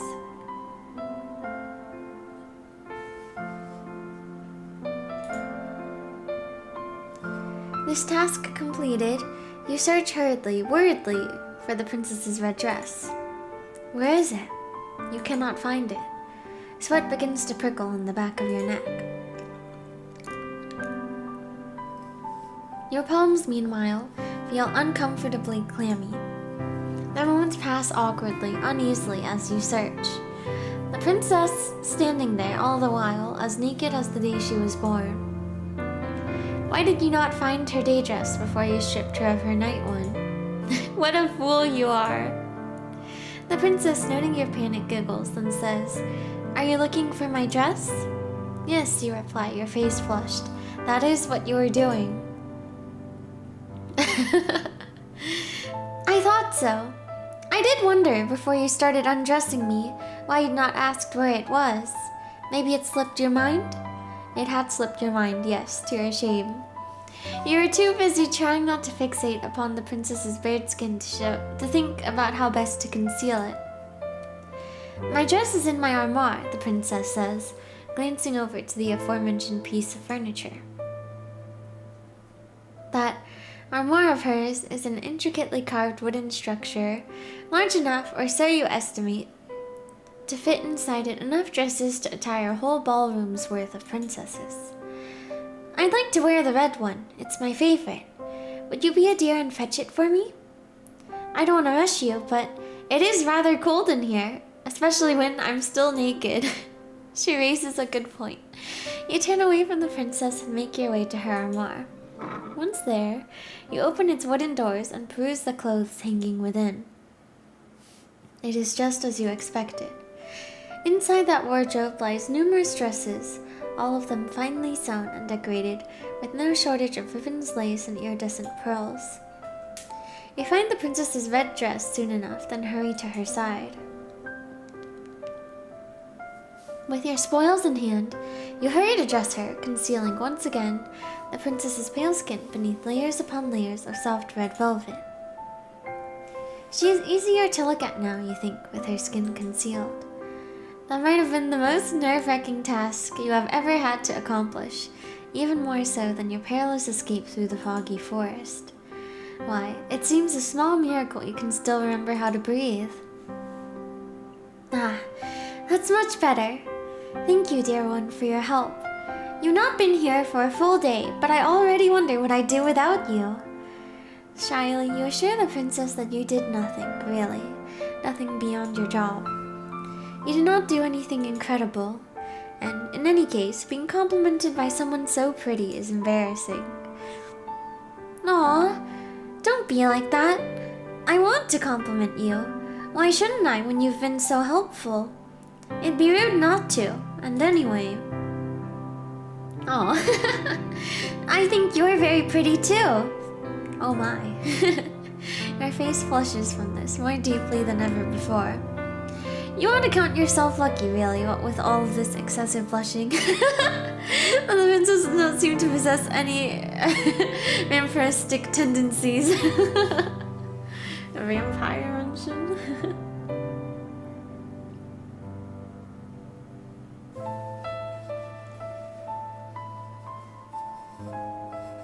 What if she is a vampire? Imagine.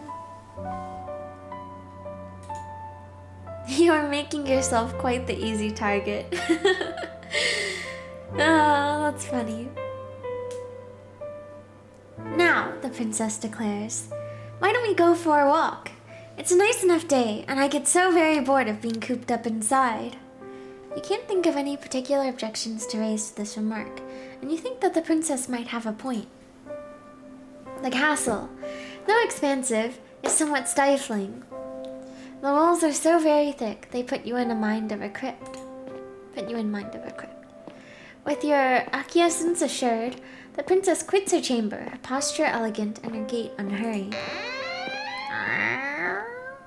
She seems not to walk as she navigates her way through the seemingly endless hallways of her home, but to float like a cloud. The hem of her dress swishes around her legs, and her hair shifts like a shroud. The castle's courtyard, meanwhile, is sadly lacking in comparison to the princess's beauty. The courtyard is fenced in by the castle's walls, which look, in the stark midday light, tall and imposing, faceless soldiers standing sentinel. Though the sun is out, it is not particularly bright, and neither is it particularly warm. The courtyard itself, meanwhile, is in a state of disarray. The flower beds are in shambles, all overgrown with weeds. It is all rather depressing. The princess's castle might be grand in scale, but the courtyard itself is simple, hemmed in to a claustrophobic degree, like a coffin. The princess, however, seems not to share your dolorous mood.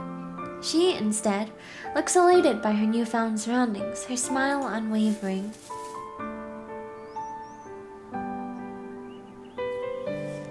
She gambols about like a lamb, floating hither and thither as she examines the weed-infested flower beds. Her frolicking comes to a cease, however, by a bush. One is full of bright red roses. Oh, how very pretty! Do you not think they are gorgeous, dear one? The flowers are not too disappointing, you suppose. Oh, close up on the flower. They make for a fine spectacle, in fact. A welcome splash of color when contrasted with the dullness and the drabness which permeates the rest of the courtyard. Though the other flowers in their beds are wilted, withered things, it is not so for these roses.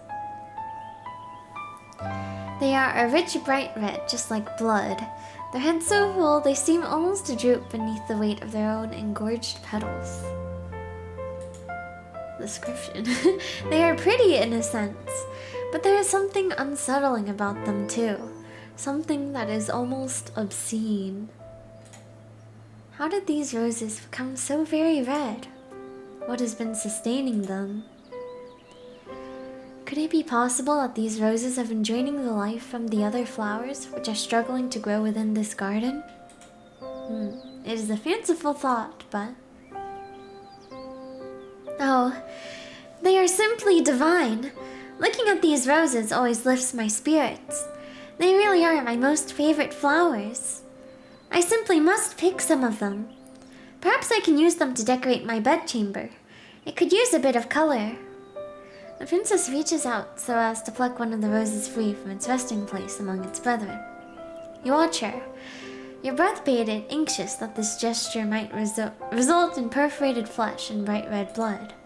But the princess is not as clumsy as you fear. Of course she is not. Who did you think she was? You? Rather than worrying about other people, you would be better served if you worried more about yourself. The princess holds her newly pilfered rose to her nose and inhales, her eyelids falling shut as the flower's sweet scent washes over her. A few moments of silence pass. Then, the princess begins to toy with the petals which adorn the flower's crown. Now, let me see.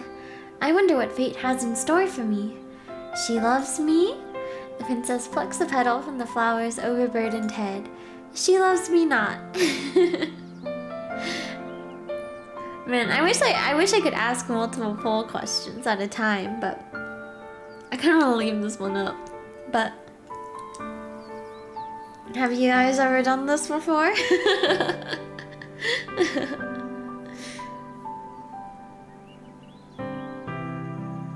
I don't think I did.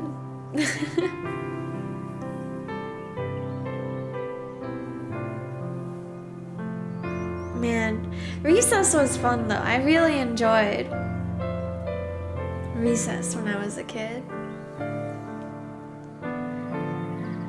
You have? Wow. Do you remember what it ended up as? Were the results accurate?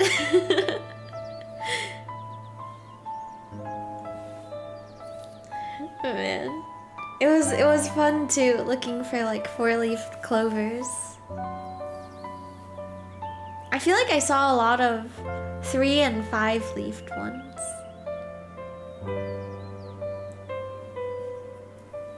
But it just lets me know, sadly. Oh, oh no. Yeah, I don't think I ever did, or if I did, I don't remember.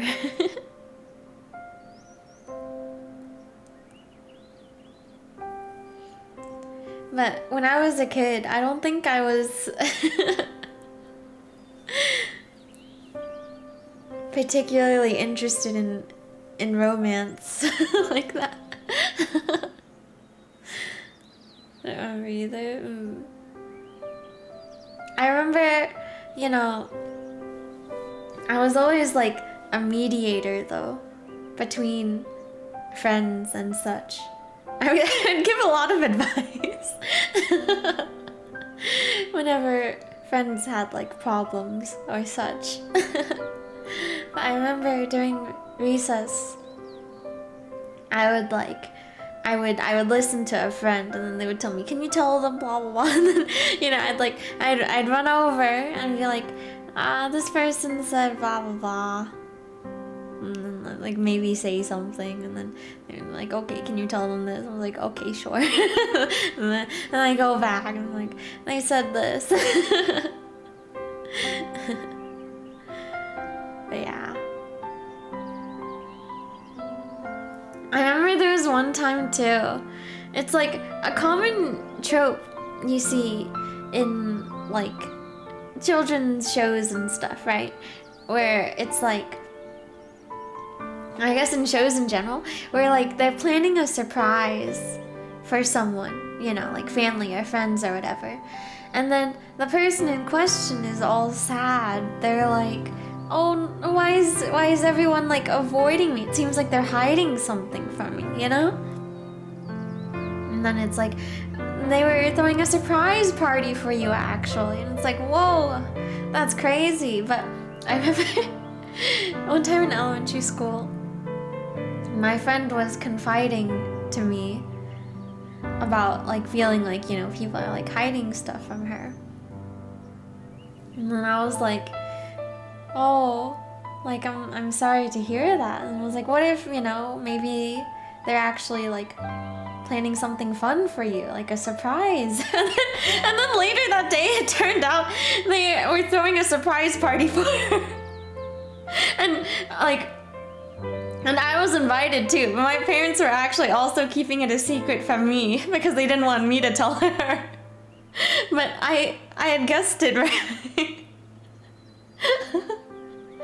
So in a way I kind of ended up spoiling it anyways, but because I didn't know, but I thought that was funny. Nonetheless, yeah. Did you ever go to summer camp? I did. Kind of. Nice, yeah. I'm just that good. I kind of do want to do like an an advice stream or something at some point. I think it would be fun. Where like both serious stuff and joke stuff is fine for submissions, but that probably won't be for a while. But I think it would be fun to do someday.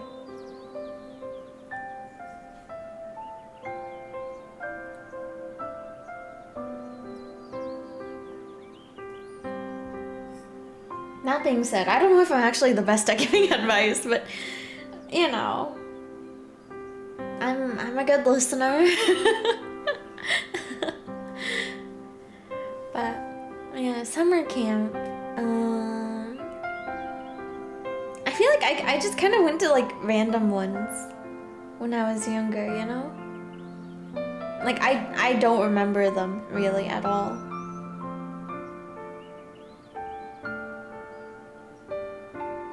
Yeah. There was like a science one I went to. I think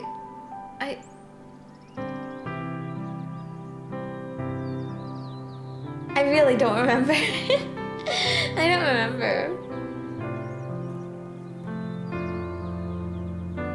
But yeah. There's this one I went to when I was a bit older though, for like orchestra for violin. And that one was fun.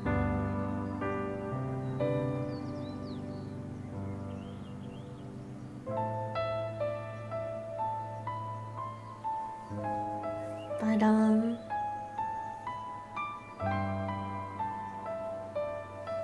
okay, let me get back to the game. She loves me not. The princess continues with this childish incantation, all the while stripping her rose slowly and methodically of its petals. Actually, you know what? Now that I'm thinking, I think I did. I feel like I did do this when I was a kid, but I don't think I had anyone in mind. It was just for fun. But these petals flutter about the princess like bloody snow. The princess's voice, meanwhile, echoes throughout the courtyard, even more melodic than the strains of a pianola. Pianola. What is that?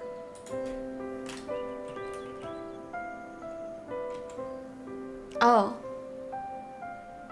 Oh. Mechanically operated piano that use a perforated paper roll to play music. Oh, I see.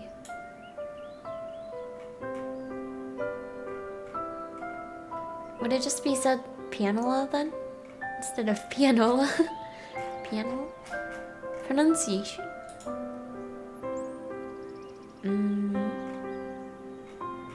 Wow.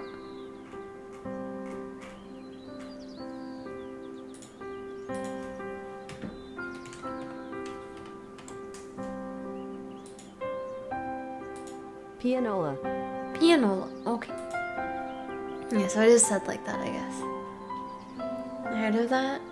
Yeah. I don't think I have either.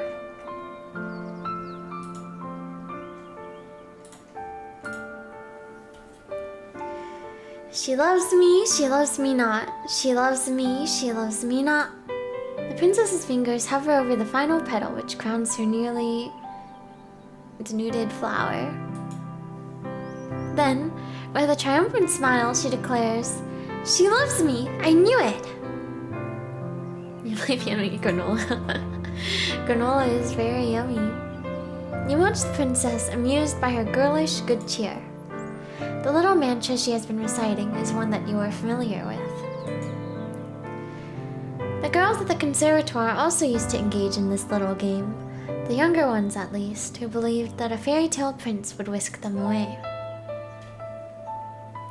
You might have participated in this game yourself, when you were a child yourself, but you never pinned your hopes and dreams on a handsome prince. Your interest in princes has always been minimal. When it comes to fair princesses, though, well, that is a different matter altogether, isn't it? Pleasantly, you ask the princess whose love it is she wishes to court, a query which makes the princess giggle. Oh, dear one, who else would I be thinking of? Oh, naturally, I was thinking of you. Also, wait, the heart rate monitor is like, oh, there it goes, but, okay, maybe I'll do the things. I'll do the things, I'll put the gel on and such. But, okay, let me see.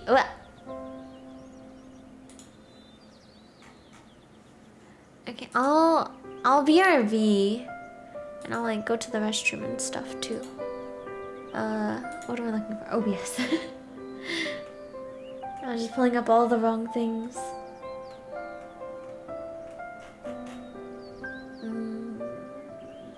Here. Okay, and then okay, I will VRV real quick. Go to the restroom and hopefully fix the heart rate monitor of it. So, yeah, BRV.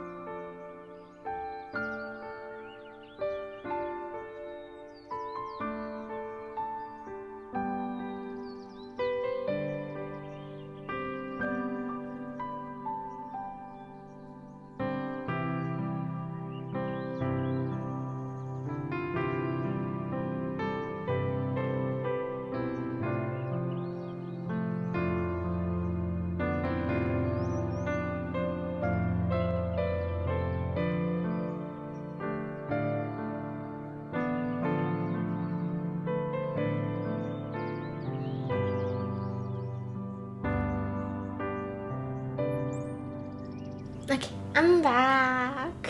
Let me get rid of the BRB. Put my headphones on. Heidi, Tadaima. Welcome back, welcome back. Thank you, thank you. And then put the gel on.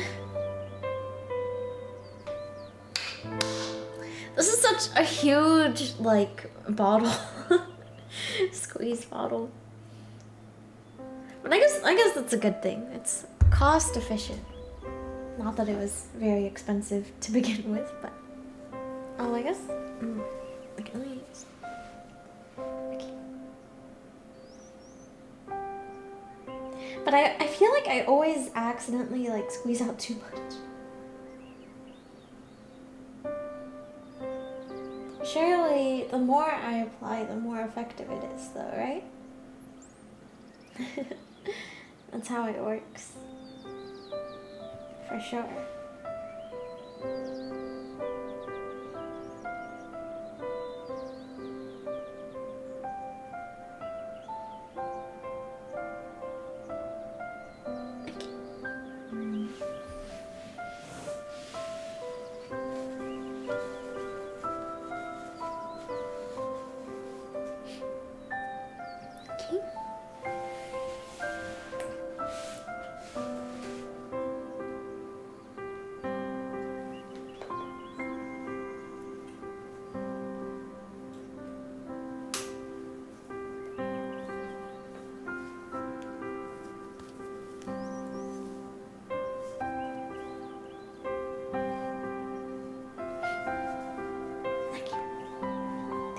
Should be good now. And then let me open up the app on my phone. Oh, it's high.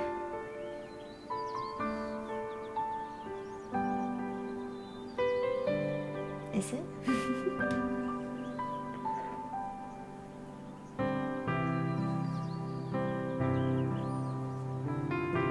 Okay. That like sudden drop from like 106 to 76.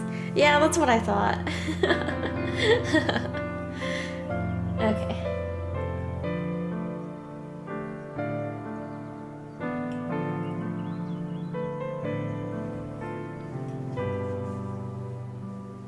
But like, let me continue with this. Let me continue with the game. I was thinking of you. Naturally.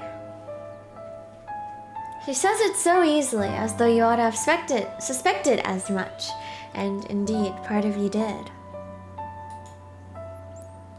You wanted to believe, yet part of you was afraid to. You did not want to be arrogant enough to assume that the princess might care for your affections. You begin to blush, your cheeks almost as red as the roses, while the princess laughs. She laughs and laughs and she laughs. She laughs and she laughs and she laughs. Her voice clear and sweet like a nightingale's song, as though you are the funniest thing she has ever seen. You never liked being laughed at when you dwelt within the walls of the conservatoire, but it is different with her.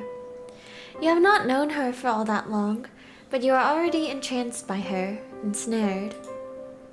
She has you wrapped around her little finger. Oh my. The princess's laughter tapers off into a series of giggles as, smiling, she wipes her eyes with the back of her hand.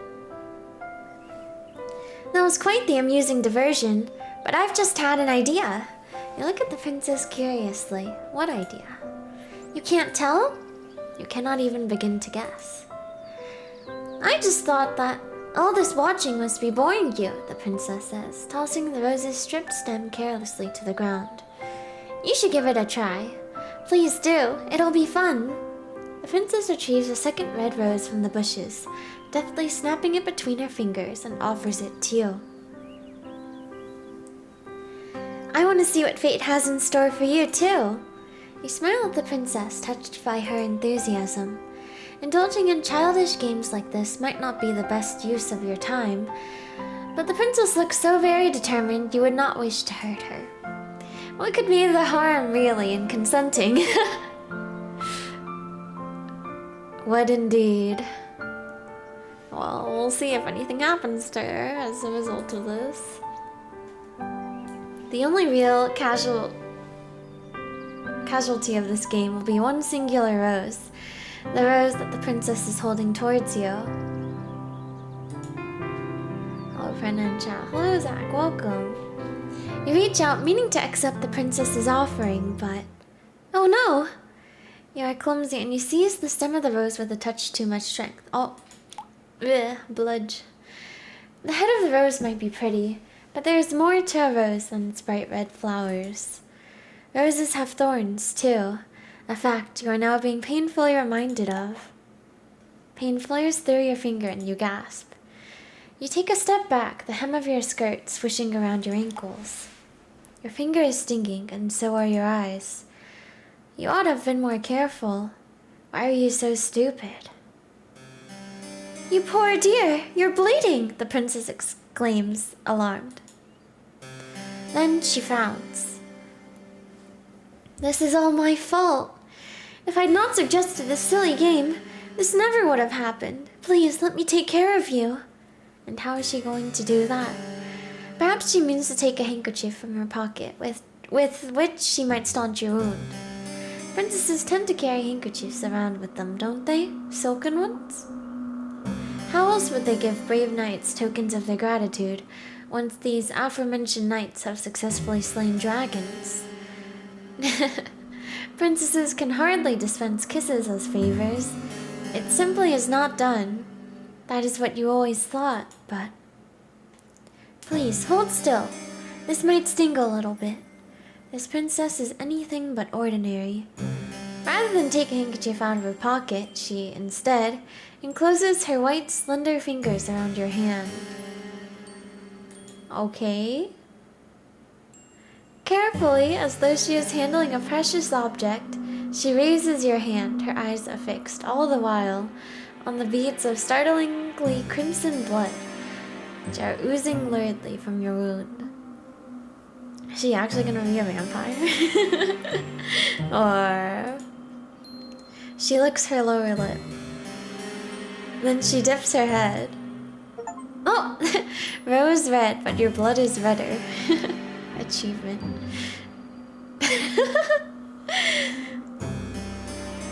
She parts her mouth, and with a soft sigh which borders on the sensuous, she slips your injured digit between her teeth.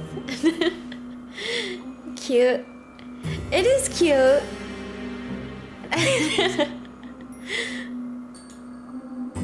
So much for princesses not dispensing kisses as tokens of appreciation. This might not be a conventional kiss, but feels intimate regardless, almost startlingly so. The princess's lips, which are as red as any rose, are enclosed around your index finger. You can feel the warmth of the princess's mouth about your skin and the wetness of it. These sensations make your whole body quake. You did not expect this. Tremulously, in a voice which wavers, you ask the princess what it is she is doing. Oh? The princess glances up at you, her mouth still enclosed around your finger. Didn't I tell you? I'm trying to stop the bleeding. Yes, you gathered as much, but... Is there a problem? I'm not making you uncomfortable, am I? It is not, you say, that she is making you uncomfortable per se, but this is rather awkward. You did not expect it, that is all. And is she not worried that this is unhygienic? Unhygienic? The princess blinks. She is the very picture of innocence, which is funny, really, given your finger is still nestled against her tongue. I don't know what you mean by that exactly. But I've heard this is the best way to take care of cuts. My nursemaid used to do this for me when I was a child. It's what you're supposed to do. And you ask, your voice catching in your throat, did her nursemaid keep staunching her wounds with her mouth when she grew older? Well, no. My nursemaid was dismissed when I was 8 years old. That's the normal way of things. I had my lady's maids to look after me then. How very interesting. And did they ever clean her wounds like this? No, the princess says, smiling mischievously. Because I'm not clumsy enough to cut myself, silly. Now that was quite the sharp retort. You did not expect it. Your face turns even redder if such a thing is possible, though this might perhaps be to your benefit. With some luck, all of your blood will flow to your face rather than to your finger, and your bleeding will stop. Has it stopped? Your injury was not a deep one. There should be no need for the princess to keep on suckling, but she is. She still is. You're not accustomed to intimacy of this nature. It is making your heart flutter. If the princess knew what her mouth was doing to you, you are sure she would not be so very familiar. It's cute and sus in multiple ways. You feel quietly, crushingly confident that she would scorn you for your feelings and deem them unnatural. It's very cute too, big fan. It would not be the first time. At this point, you should be used to rejection. It still stings though. It stings much, much more than any thorn on any rose ever could. Okay. I guess that scene ends there. The days pass, following your misadventures in the rose garden, in a relaxed, unhurried sort of a manner. Your mad dash through the forest is beginning to feel like a distant memory, so much so you can scarcely recall the raw naked fear you once felt as you fled for your life. There is no running to be had while you are working for the princess. You would have nowhere else to run, and in any event, there is no longer any reason to run. The shadows which once tormented you have, at long last, begun to recede. You can scarcely recall, as you lay down in your bed, the petty cruelties you were subjected to by your classmates at the conservatoire. They no longer matter. Your attention is focused not upon yourself, but upon the princess. The more time you expend with her, the more you come to care for her. You have become quite besotted with her, but you are yet to realize it. Well, I never. How very ignorant can one girl be of her own feelings? The princess is not half so ignorant as you are, though, despite having spent her whole life within the palace's walls. The weight of her own feelings are not unknown to her, and during one stormy night, she chooses to make them known to you. Ooh. You are in the princess's chambers later, perhaps, than you ought to be. Later than is strictly appropriate. It is dark outside, and there is little save the light of the moon to alleviate it. That, and the fire which crackles in the grate. You have only just finished stoking that very fire, and now you rise. You look to the princess, who is lying in her bed, and you bid her a good night, as you have many nights past.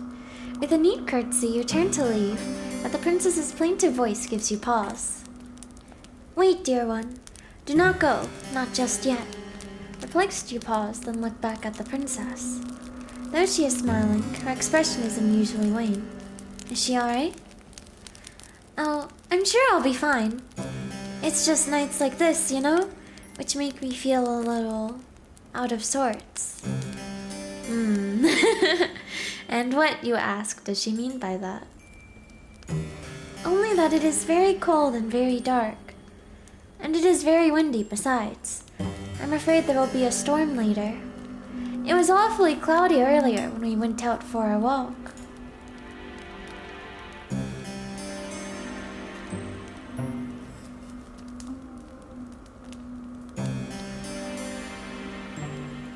The princess is not mistaken about that. The sky, when the pair of you promenaded about the gardens earlier, was grey and steely, the wind bitingly cold.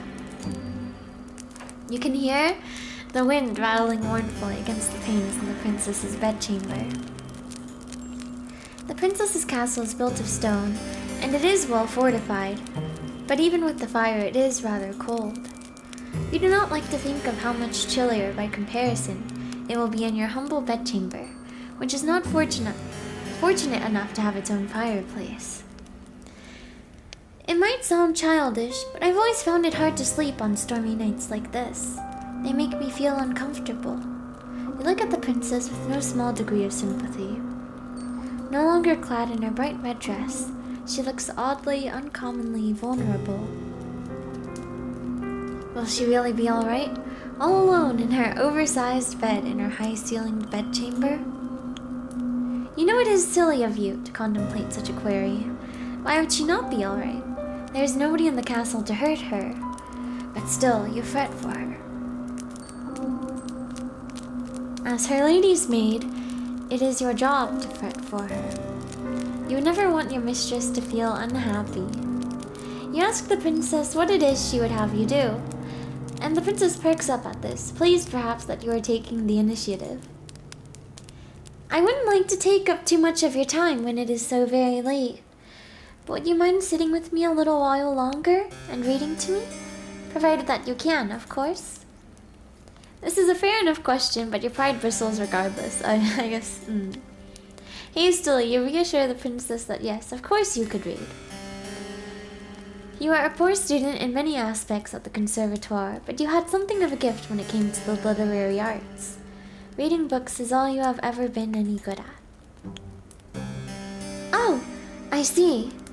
I suppose I should have known. You're so incredible, I sometimes wonder if there's anything you can't do. The princess's high praises make you flush. Awkwardly, you look away. Being able to read, you assure her, is not such a great feat. Perhaps it isn't where you hail from, but it is here. Very few of my old servants could read, and they certainly couldn't read the books that I like. This piques your interest. What kind of books is she reading? Intrigued, you ask the princess what books exactly she likes. Ah, I see. Well, I'm glad you asked. I'm fond of fairy tales, you see. Old ones from centuries past. I have a collection of them here, the princess says, indicating a book on her bedside table as thick as a mortuary slab. Okay, I never know how to say this word either, actually. Is it just mortuary? Mortuary? Mortuary? Mortuary. Mortuary. Okay.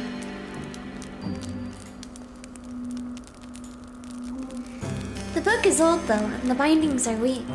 The page is brittle, the writing woefully old-fashioned. I didn't trust any of my past servants with that book, but I think you would do a good job breathing life into those old stories. Would you mind reading to me for just a brief while? Please, dear one. Oh, please. The princess's request seems like a simple one expressed sweetly, so much so you see no reason to refuse her. You take a seat beside the princess upon her luxurious bed, which sinks beneath your weight. You then retrieve the leather-bound book which is resting upon her bedside table and spread it open. The pages of the book are very brittle, like the princess said, and the bindings of the book are loose. You can feel, in the heft of the book's manifold pages, the weight of the ages concealed within it. How old is this book? Perhaps it is as old as the castle in which it resides.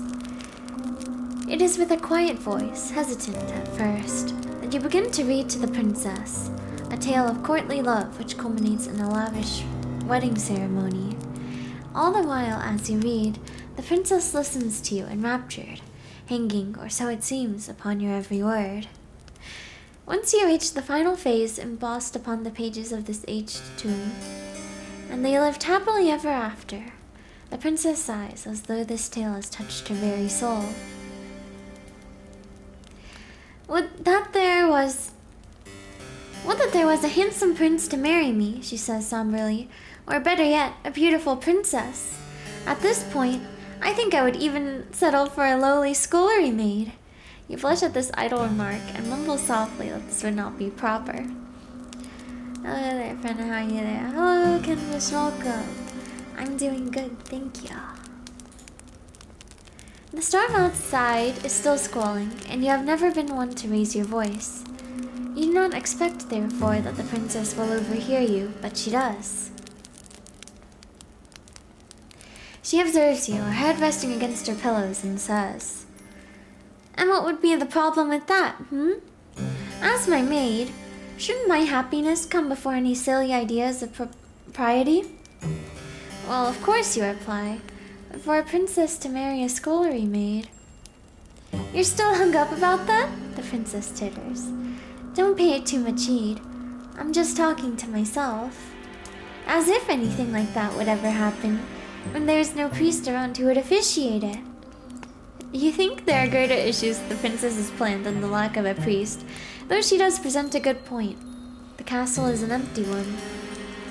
Even if the princess were to find somebody that she loves, there would be nobody to make such a wedding official. You cannot help but feel like you have avoided a good deal of nuisance. But by the same token, do you not feel a touch disappointed?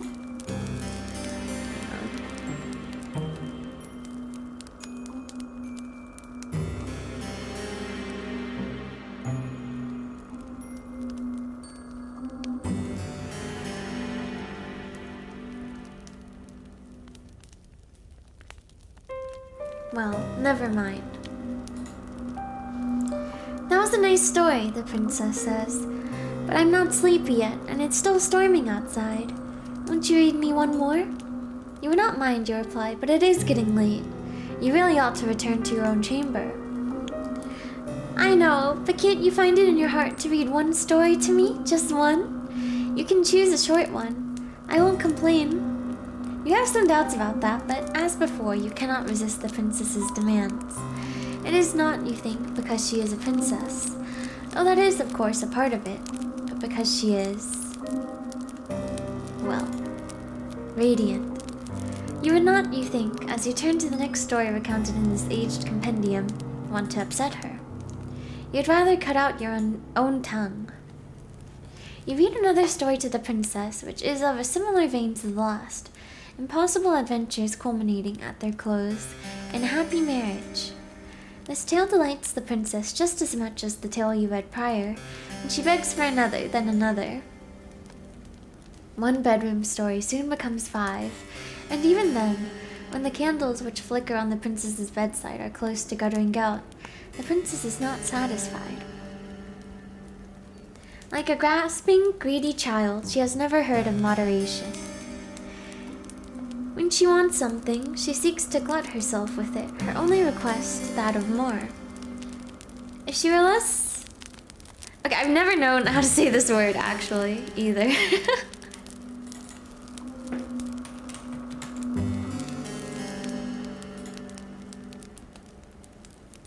Comely. Okay.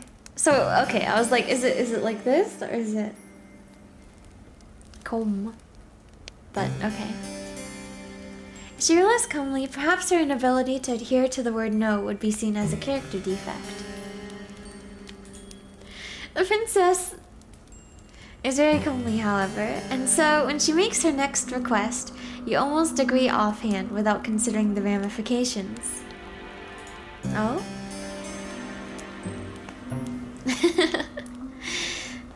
I think I could go to sleep now, but the storm is still raging. I feel lonely on my own, in this big empty bed, so...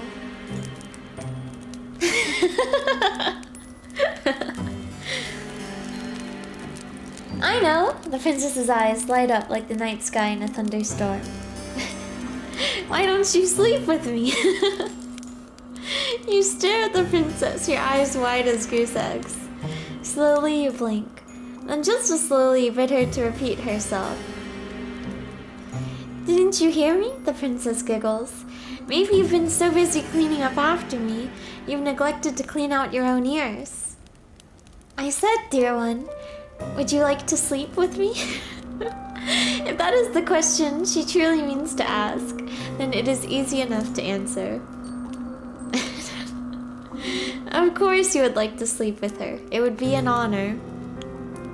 But would it really be alright for you to accept such an invitation? It must be a gross breach of protocol, surely, for a lowly domestic such as yourself to share a bed with a princess. You sit upon the princess's bedside, fretting, while she observes with wide, beseeching eyes.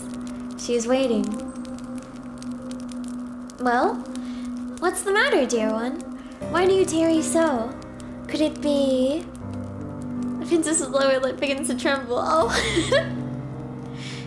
Don't you want to lie with me after all? The sorrow present in the princess's voice and in her face makes you feel awfully guilty. Hurriedly you console her. You tell her, in no uncertain terms, that if she truly wishes to partake in your company, then you have no qualms with it. Why would you? Well then, don't just stand there dilly-dallying, silly.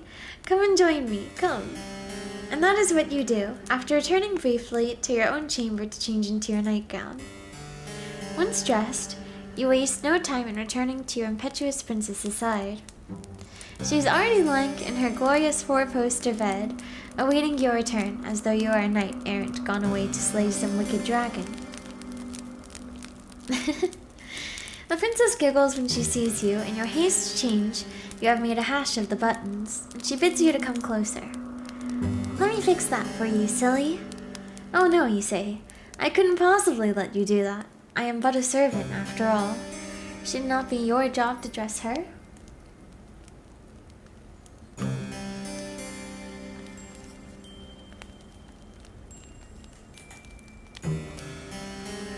Maybe so, the princess says. I don't mind a bit of role reversal. It makes things more fun. You try a few more reputations, but in vain. The princess summarily discards all of them. Quite at the princess's mercy, she might be even more stubborn than you are. You capitulate to her demands. You let the princess unbutton the front of your nightdress, then rebutton them so the fabric of your plain gown is drawn shut. Satisfied with her handiwork, she has very elegant hands. The princess draws back and pats the mattress beside her. Now, come in. It must be horribly cold out there, but these sheets are warm. Slow.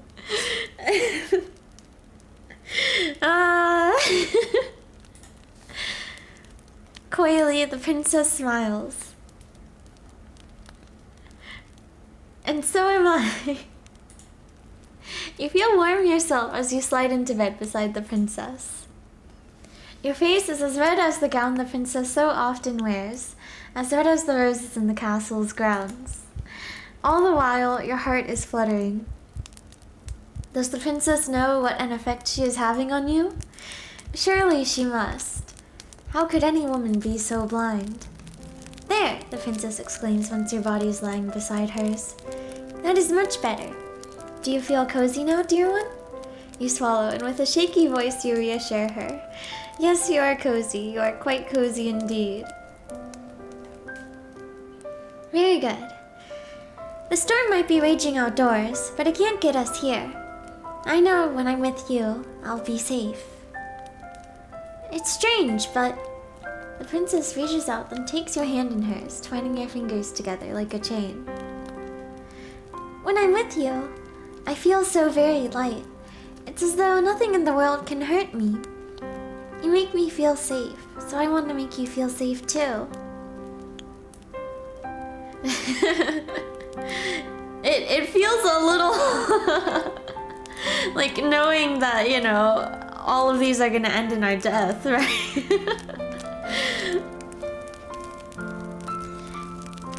I'll take very, very good care of you. I promise. You return her smile with one of your own, touched by her thoughtfulness, though something about her promise does make you wonder. Should it not be your job to look after her as a domestic? In a way, the princess replies after a pause. And you've been taking good care of me already. Now, I need to return the favor. As a princess, I'm supposed to look after my vassals. It's all part of the job description. You were unaware that being a princess came with a job description. You thought the profession came with far fewer written responsibilities and far fewer forms to sign than, say, becoming a doctor or an astrophysicist or a mathematics professor. You tell the princess this sleepily and she laughs. You do say some funny things, dear one. I think you must be tired. Rest your head. You've been working so hard. I think you deserve it. Yes, you think, only half conscious. You think you deserve it too.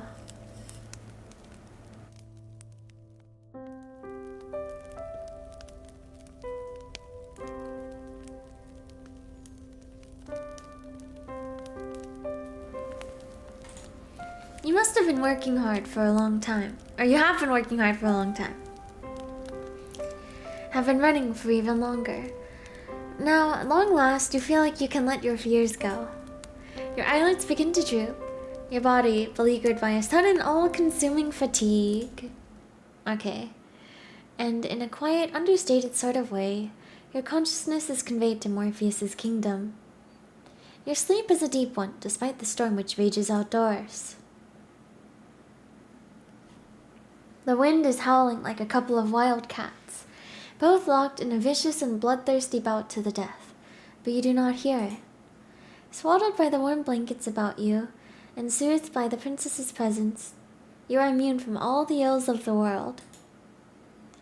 When you are with the princess, you feel safe, secure, and yes, you even feel loved. Aw. Cute. ...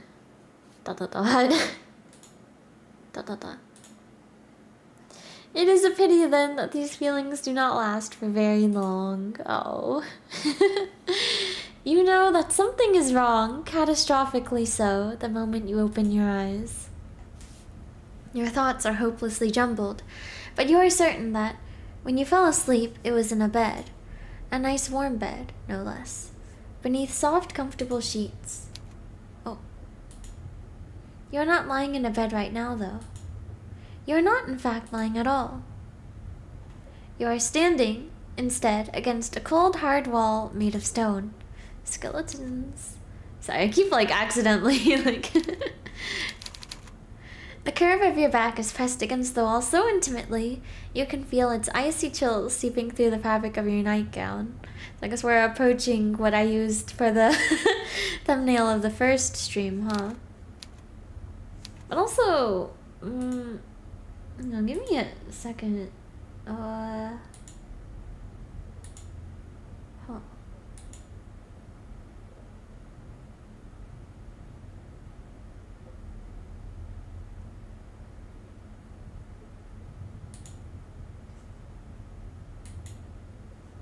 Okay.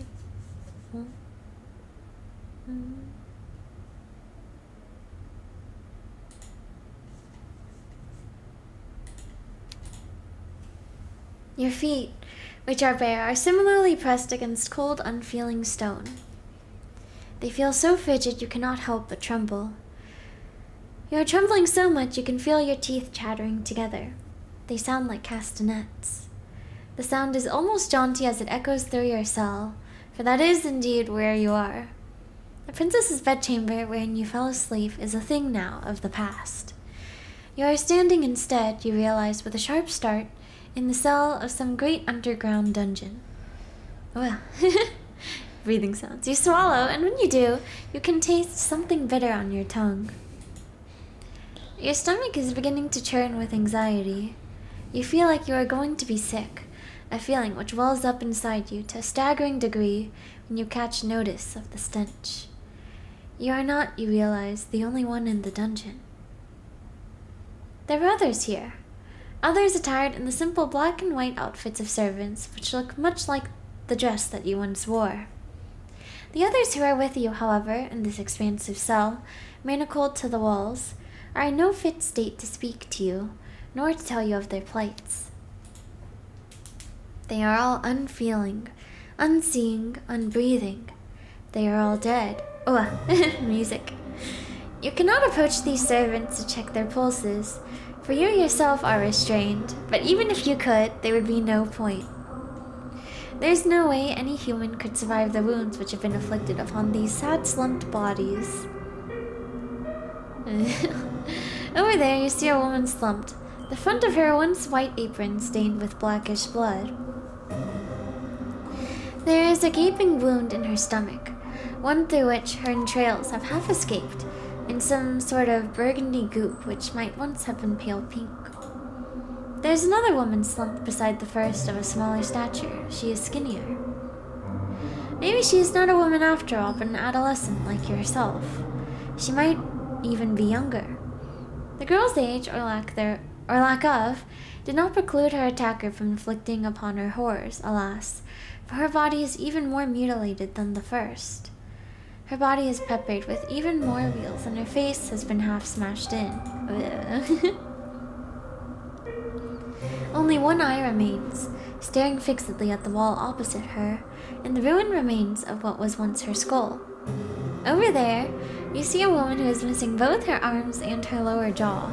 Over there, you see another who is missing her entire lower half.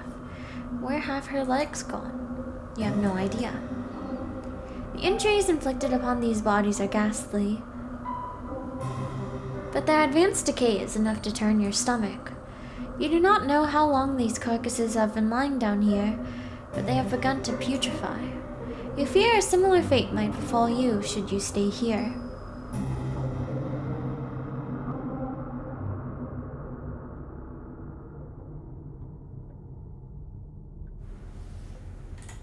You need to escape. Fitfully, you struggle against the manacles which bind you, but alas, it is of no use. You cannot free yourself from the walls. Your restraints are much too strong, and you are much too weak. Panic rises up in your throat, cold and icy, while terror seizes your heart. This too is glacial. It is obvious that escape is impossible, but still you squirm and writhe like a rat caught in a firestorm. There is little point, however, to your struggles.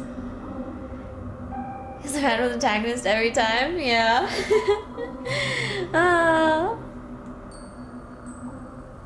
She's just fated to die, I guess. Well, we'll see at the end. We'll see if she can be saved from this fate. You succeed in nothing as you attempt to free yourself, save making the steel manacles dig into your abused wrists more sharply than ever. You gasp. That hurts. Well, you ought to have known that would not work. The very definition of insanity is, you know, performing a set action over and over again, hoping for a different response. In that sense, perhaps one could argue optimism is not so very different from insanity. Now, that is an interesting point to consider. Would you not agree? No, evidently not. You are still trying to escape, you foolish girl, as if that will do you any good. The clangorous rattling of your steel restraints is rather starting to get on my nerves. You are making enough noise to raise the dead down there in your dark, dingy cell, and all your screaming is hardly helping matters. I wish that you would cease this infernal racket, but I know you will not. Nothing I say could ever get through to you. Not that you have ever listened to me in the first place. Perhaps you would listen to her, though. Oh, princess, she's here? Is she not your kind, considerate mistress? Cute as always. Or mistress. Look now, she has come all this way into the dark depths of the castle's cold, inhospitable dungeon to see you. Is that not kind of her? Oh, dear one, the princess trills, entering the dungeon with a series of light lilting steps. It would seem like you have finally awoken. How are you? Based on all that infernal racket you've been making, it would seem like you have no shortage of energy. Balefully, you turn your head so as to meet the eyes of the princess. She is standing but a few paces away, beneath the roughly hewn stone arch, which bids one entry, but rarely ever an exit, to the dungeons. The dungeons are dull and drab, but the princess is wearing her favorite red dress. It is so bright and brilliant that, for a few moments, it hurts you to look at her.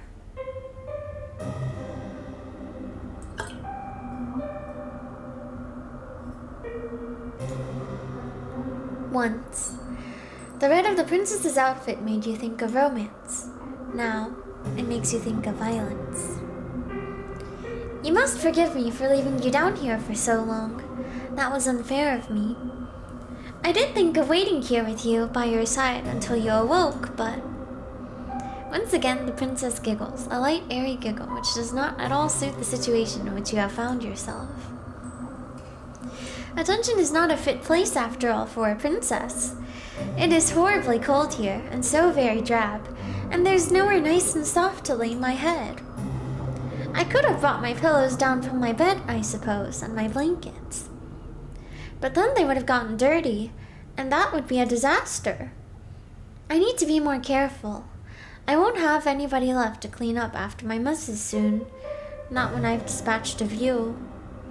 Once again the princess laughs. Her laughter is light and lilting, like the chiming of a silvery bell, but it does little to alleviate your concern.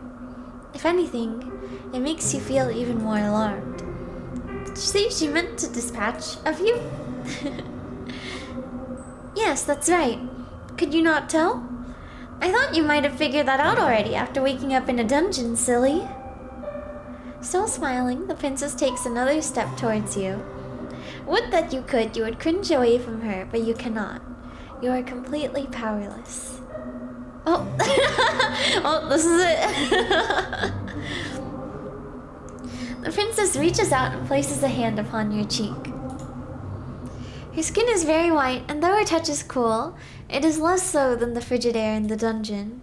Though your body is aching, the princess's touch is gentle, and you find yourself leaning into it subconsciously. You wish she would keep holding you. You wish she would keep touching you.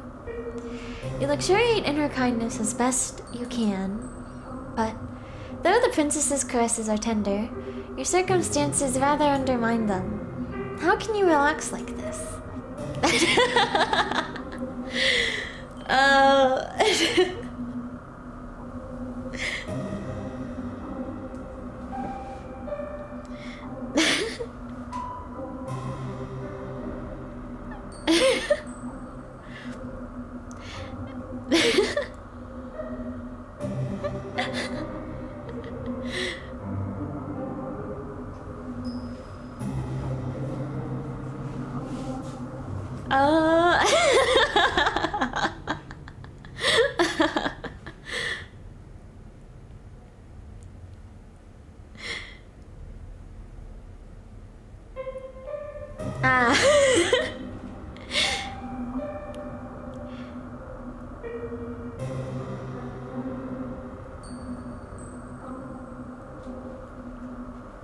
You're such a good girl, the princess says in a cajoling sort of voice, as one might address a cat.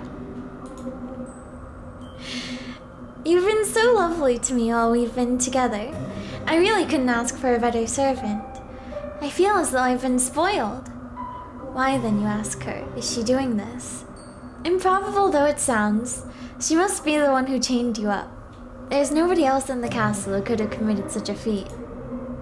Everybody else is dead. Why, yes. How very astute of you. I was the one who orchestrated all of this, naturally. Naturally, she says, as though her betrayal is a matter of course. Naturally. Why, you ask, is this so natural to her? What does she mean to do with you? Oh, only what I've done to all of my other servants. I have experience with this sort of thing, so please don't worry. I'll take good care of you. And by take good care of, she means... Naturally, I'll kill you. There it is again, that word, which seems grossly inappropriate given all which has transpired. Naturally. There is nothing natural about this. Do you not think so? The princess examines you, her expression ponderous. It is natural to me, even if it isn't natural to other people. This just feels right. Imprisoning her servants in the dungeon and letting them die? Yes, exactly. There is a bit more to it than that, though. Oh, of course there is. I like you, dear one, the princess says, in a voice which sounds uncommonly serious. You have been good to me, like I said, and kind. For that, I will be eternally appreciative. You have been so good to me, in fact, that simply being with you is not enough. Not anymore. Your company can no longer content me. I'm a greedy, selfish girl, you see. The princess's smile widens into something sinister, her eyes flashing with a fiendish fervor you have never before witnessed. This line. But... Oh, so I guess this is... You know, I did read on the page, right? I think... Cannibalism. I guess this is... I kind of forgot, but I guess it didn't happen in the other routes, so it must be here, but...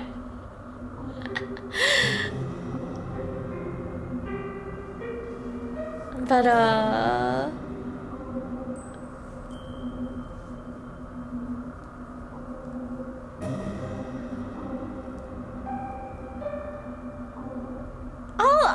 I'll just read the first sentence.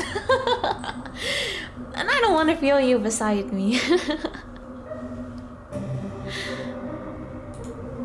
Well, of all the things your charming captive could have said, you did not expect that. The princess, perhaps noticing your confusion, begins to giggle, a giggle even lighter than rank and just as airy. It is just as inoffensive. I can see that you don't understand, dear one, but you aren't the only one. My last lady's maid said that too. Mainly the princess sighs, a beleaguered woe is me sigh, which makes her look even younger than the scant handful of years she truly possesses. And the one before that, and the one before that, and the one before that.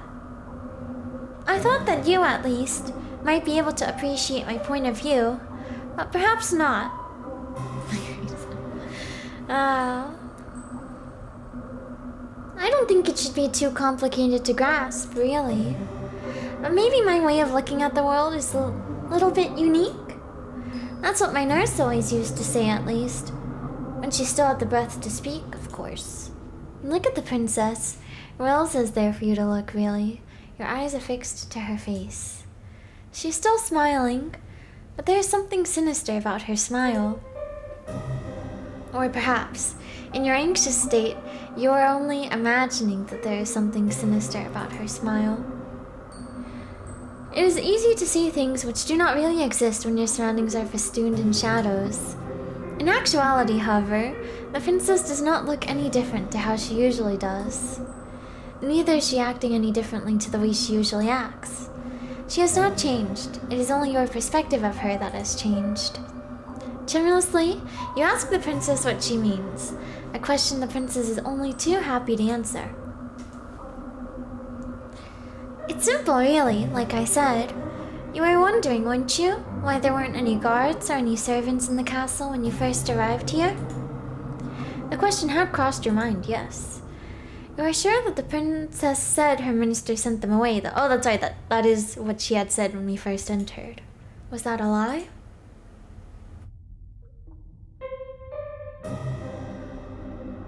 I wasn't being wholly truthful, no. I thought you would be afraid of me if you knew what had actually happened, and I didn't want that. I wanted you to stay with me.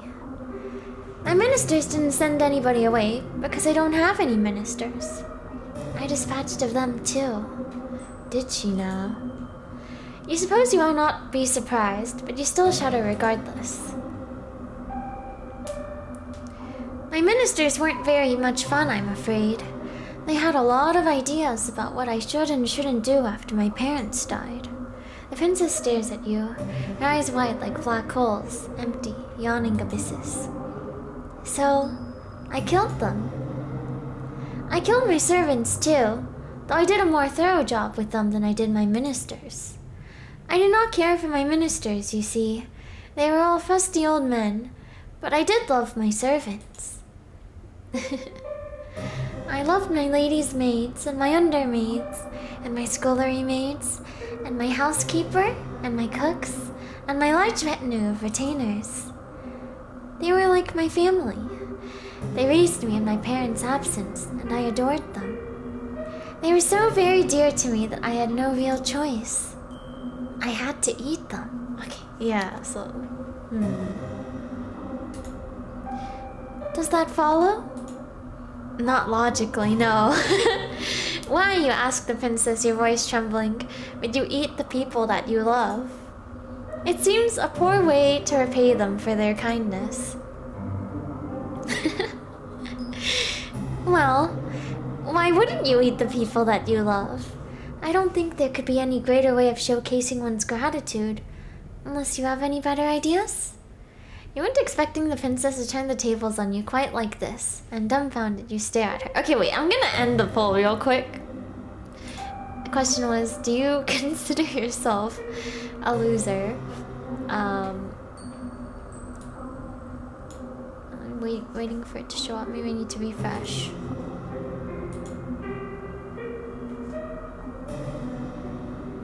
Okay.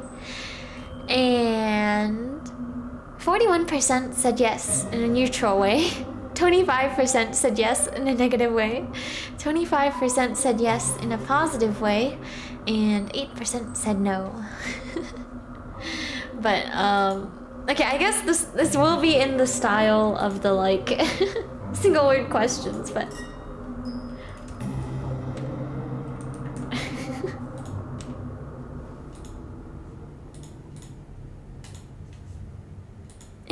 It's pertinent.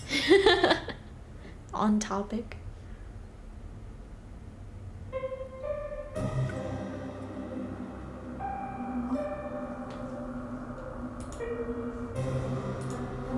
But, you know precious little about love yourself, so it is hard for you to form a convincing rebuttal, but you muster up a few token arguments. You tell the princess that eating people isn't very nice, and neither is it strictly legal. Maybe. I see. There more yes than I was expecting, to be honest. A better way to show your gratitude to your servants would be with increased wages or increased holidays. The princess listens to your arguments, her expression astute, like a student poised to take notes in a very important lecture. Once you are finished, however, her concentration fails her. Her shoulders begin to shake, but it is not with remorse for what she has done. Instead, she is laughing. Oh, dear one, that's very funny, but why should I care about the law? I'm a princess. One day, I'll be the queen. I am the law. Well, that is a good point, but would eating people not turn her subjects against her? What subjects? I'm no fool, you know, no matter how I might act, and I know what happens beyond the castle's walls. I know all about the plague. Once, I might have had a populace to govern, but they're all gone now. I'm a princess and nothing but name only, a monarch without any subjects. Don't you think that's sad? I know I do. It's so woefully lonely. If she feels lonely, then why has she been systematically slaughtering all of her domestics? It doesn't make a lick of sense. Perhaps not to you. Gently, the princess caresses your cheek. But I shouldn't judge you too harshly. As much as I like you, dear one, you are a commoner. Perhaps you can't understand the intricacies of my thoughts. Privately, you doubt that anybody would be able to understand the intricacies of the princess's thought process, largely because it is unreasonable. Well, maybe... maybe 50% of the voters in the poll here could. You do not say that, though. Instead, you ask her the only question you can think to ask, with your weary throat, which is sore from shouting, or weary, right? Weary. Sore from shouting. Why? Why, you ask? The princess blinks. It's because I don't want you to leave me, of course. Everybody leaves sooner or later, whether they have pledged their allegiance to me or not. That is simply the way of the world. People are fickle and inconstant, even to me, a monarch. That is why I decided to eat my servants. I had no choice, you see. It was the only way to ensure that they would never leave me. When you think about it, they should be grateful that I would demean myself so to consume their flesh and blood. I am a magnanimous ruler, you see, and I treat all of my subjects equally. I love every single one of you. And naturally, I love you too. You have been awfully nice to me, and you are very pretty alongside it. If you were a plain ugly girl, perhaps I would not shower you with affection quite as intense as this. But you've captured my heart. I think you're lovely. So, I'll bestow upon you the highest honor I can conceive of.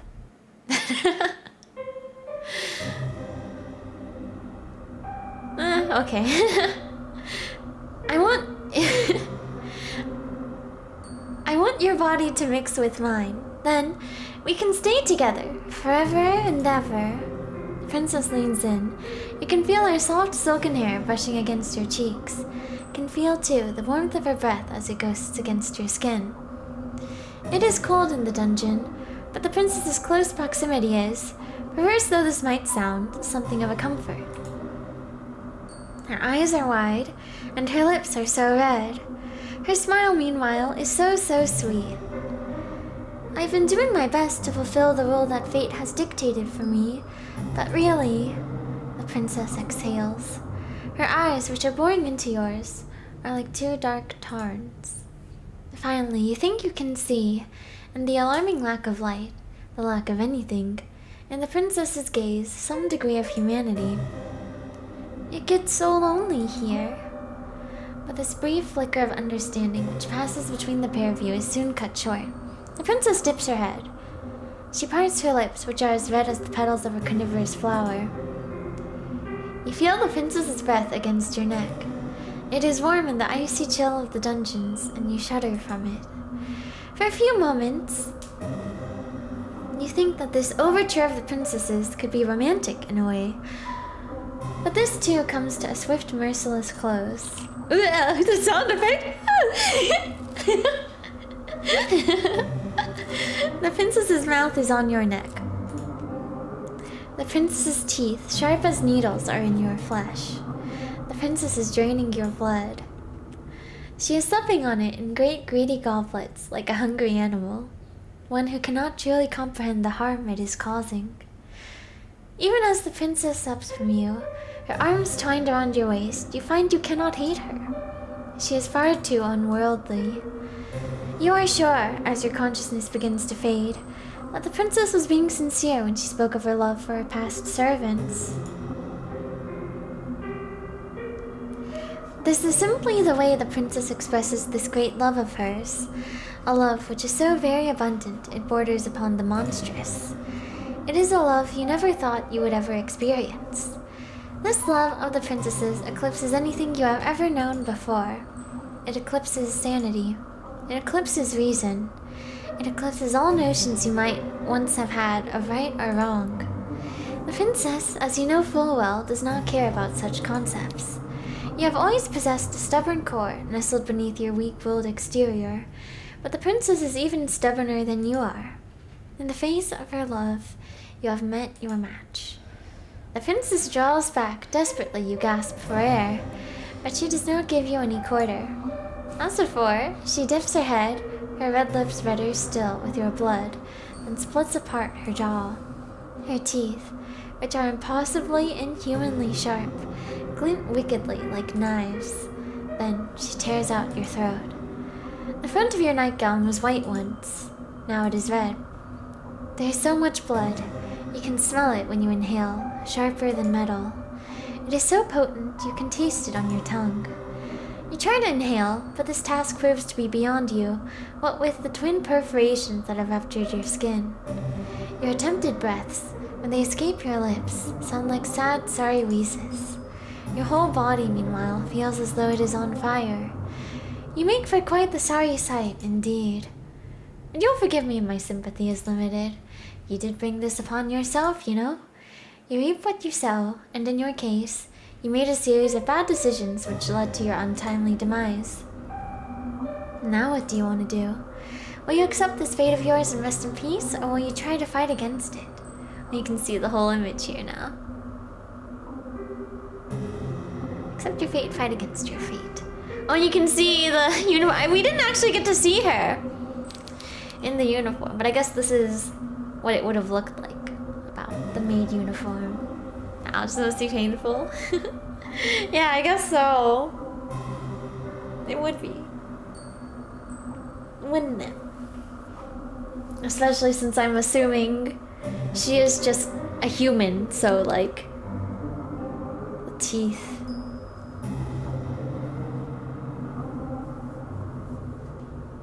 I was just stretching my heart rate.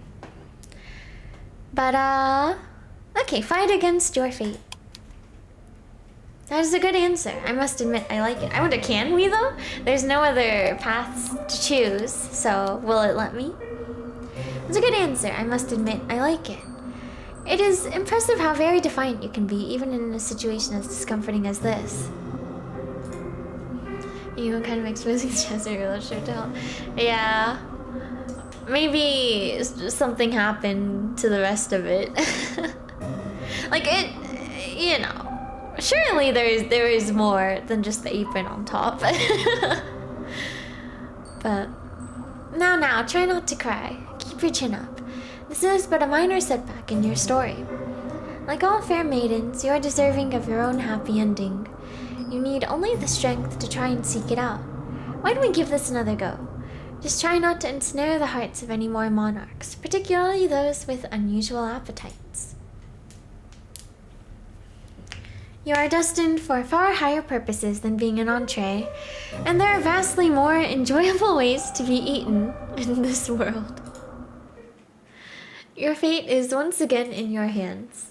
Now I wonder, which path will you take?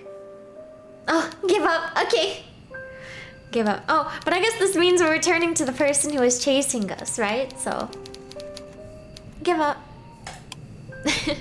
So, you've come back here, have you? That does not come as much of a surprise. Though presented with 3 potential paths, it is not as though traversing any of them would have any particular impact upon your ultimate fate. So do we die in this way too? In the end, you were always destined to return here. Did you really think you had a choice?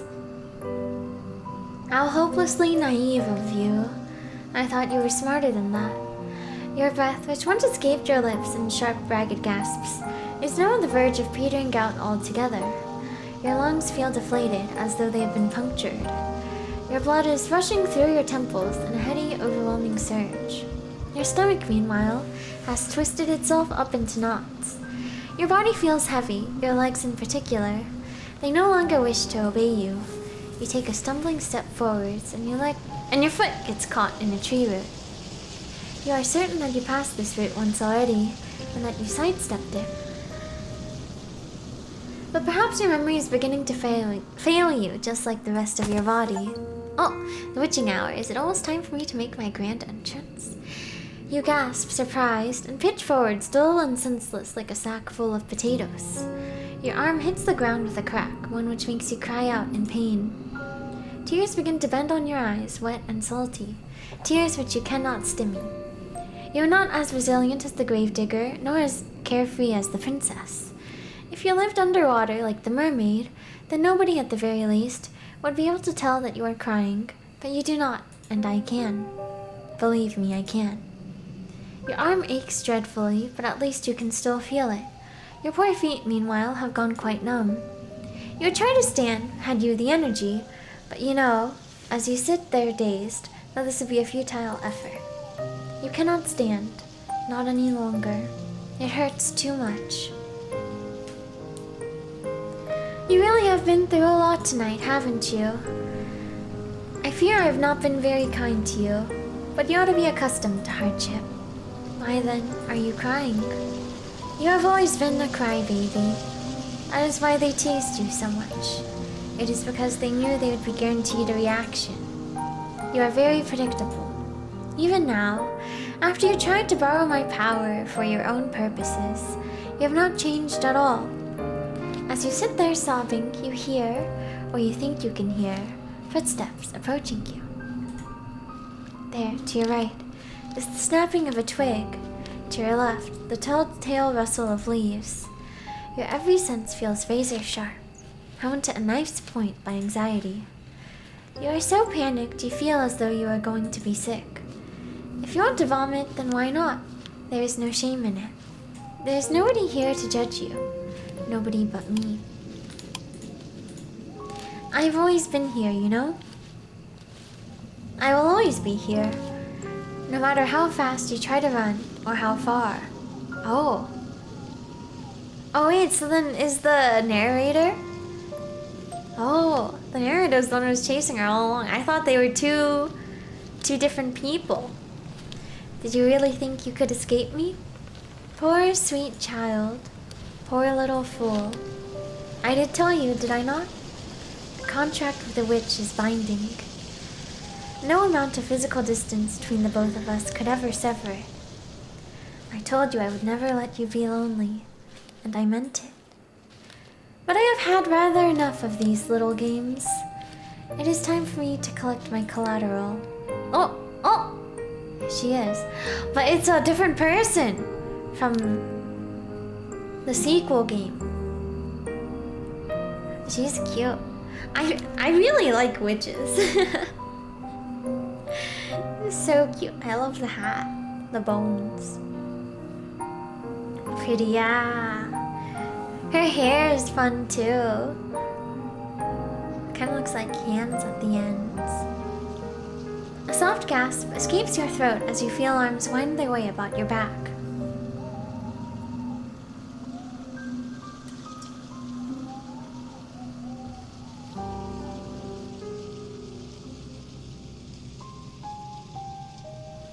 The girls in this are so pretty. They are. Naturally, you know whose arms they are. They are mine. I have been watching you all night, but this is the first time I have reached out to you in so direct a manner. Did you not expect me to be so forward? I can hear your heart fluttering in your chest. It is beating very quickly, like a startled rabbit's. Your breaths are short and sharp. It is a cold night, and though I am holding you, you are still shaking. I wish you would not tremble so. Everybody fears the unknown, but we are not strangers. We have spoken before, have we not? When you first called me forth from the ether, using that book you found in the library. You were desperate enough then to turn to the occult for help. You pleaded with me to use my magic for your behalf. You begged me. You implored and you entreated, and you wheedled and you whined, and though I had some reservations, you forced my hand. I had no choice, not in the face of your desperation. You did not want to be lonely anymore. You wanted to have a friend, somebody who would always be there for you, no matter what. You wanted somebody to love you. Is that not what you demanded of me? Is that not what I have given you? You might think me wicked, but I think you were being awfully cruel yourself to run from me after I made all of your wishes come true. I did think, you know, about punishing you for running away from me. I thought of poking out your eyes so that you might never see anybody other than me.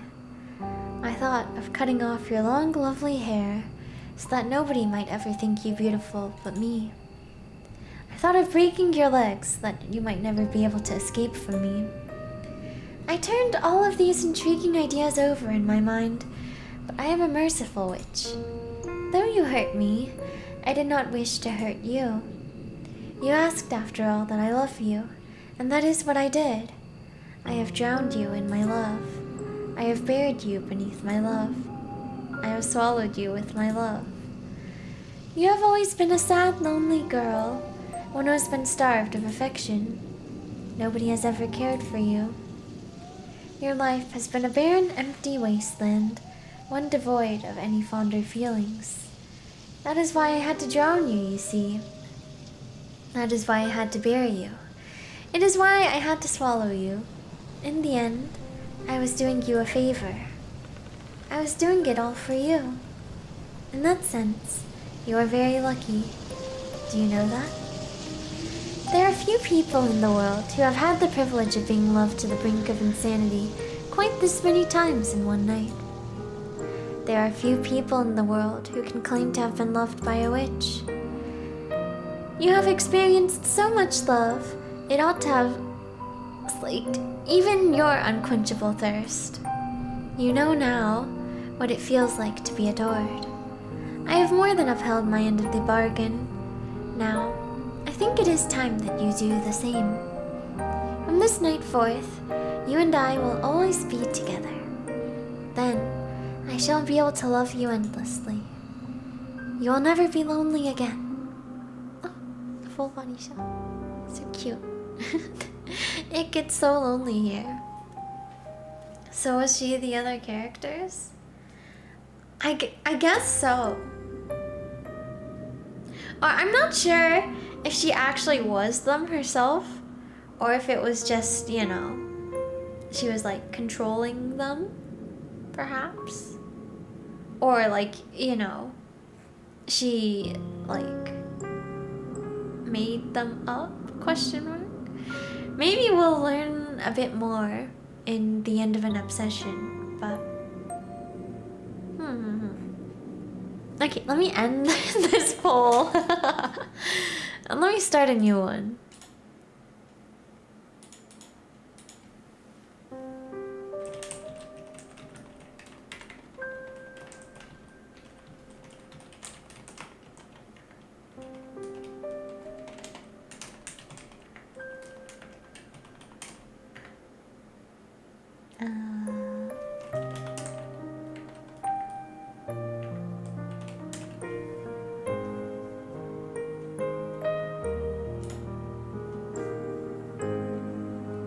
Who is your favorite?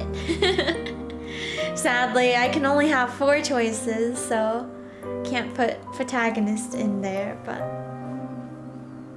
out of the love interests.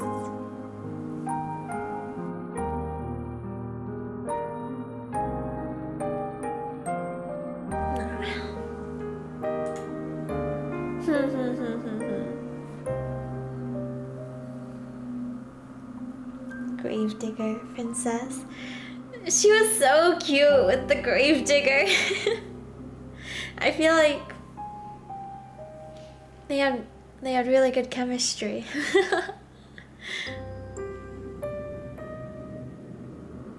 I think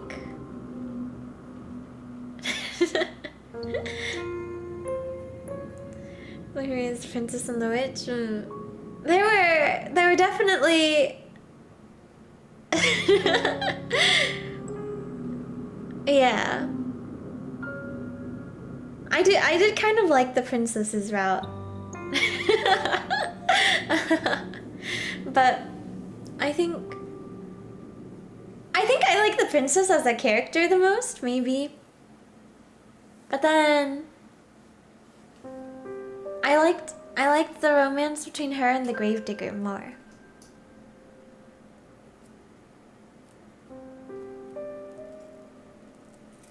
The gravedigger princess is close and the princess. Some of the things she was saying.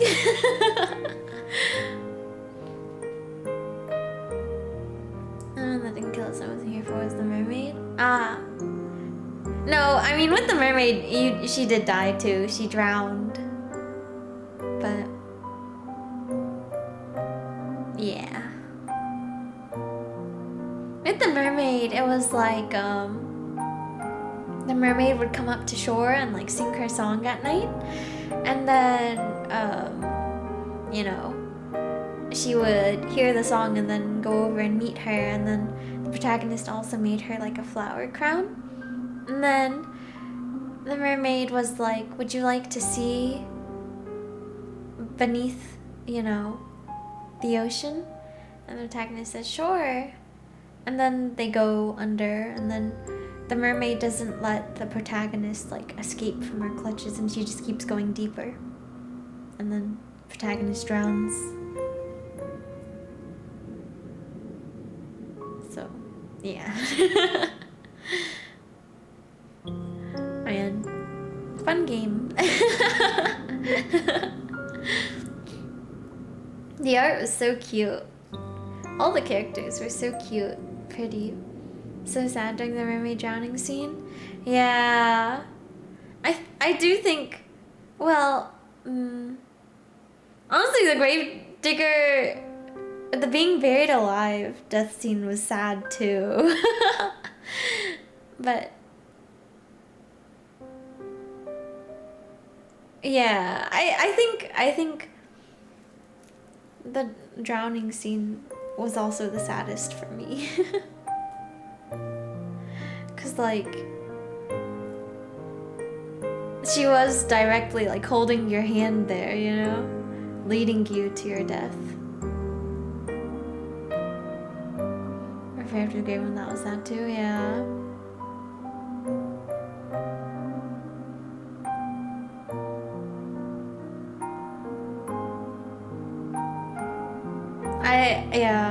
I was disappointed though about her motives for burying her alive, the gravediggers. It wasn't out of love or concern. I mean, she did say she would like decorate the grave with flowers and such later on, that, you know, it'd be close, but still. So I guess I like the princesses and the mermaids' motives better. Though I liked their relationship for the gravedigger more overall. Right, because like with the mermaid, it was like, you know, so they can be together forever, right? Underneath the ocean's surface. And it was like the same for the princess. But I guess, you know, it is good to change things up, right? Not have them all be the same.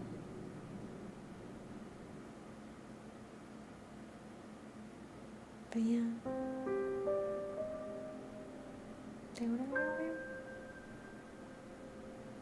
Okay. Let me open up the end of an obsession. Actually, maybe I'll BRB first. Well, I'll open it up first. And then wait. I hit the wrong thing. Okay, oh wait! Wait. Maybe we should take a look at the extras? Gallery, music, notes, credits, return. Let's look at the gallery! Let's look at the gallery real quick before we move on. There's the mermaid.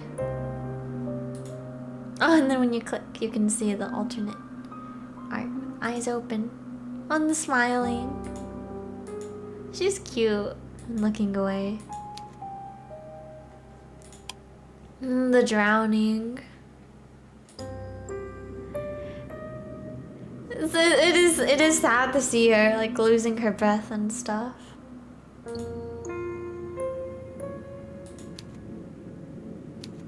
But I guess you can see like the full illustrations this way, huh?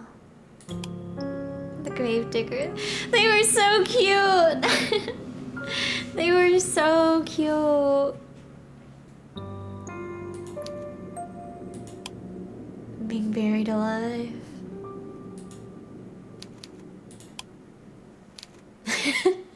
The princess. The scene.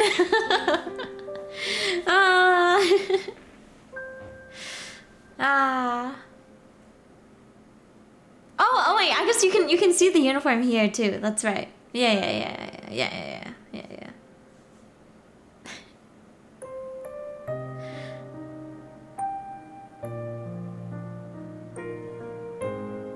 It's cute.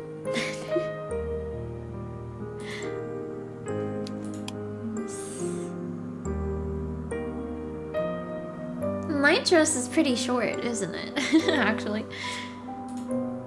Shorter than you might expect. Princess. She does look really cute in this art, though, I must say. Yeah,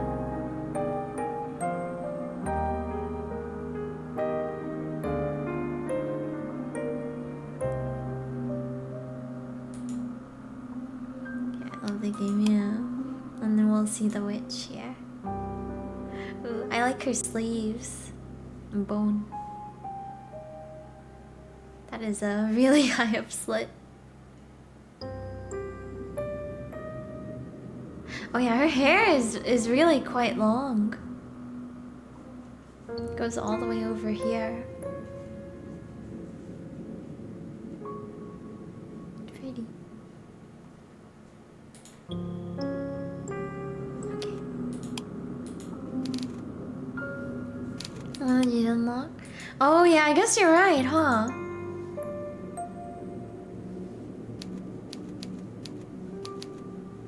Huh. I wonder what else there is to do. Music. The tracks. Am I also missing one here?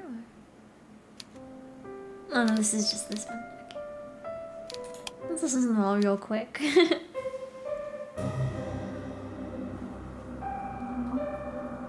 I guess I'll go in reverse order since I started at the end.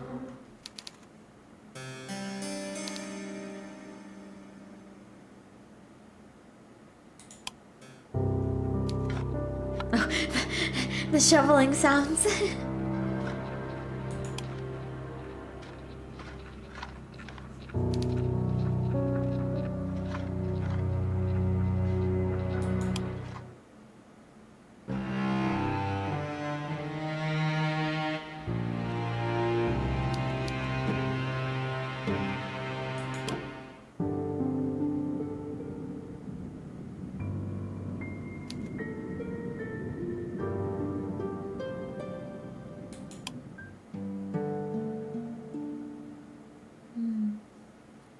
There's another witch picture, I see.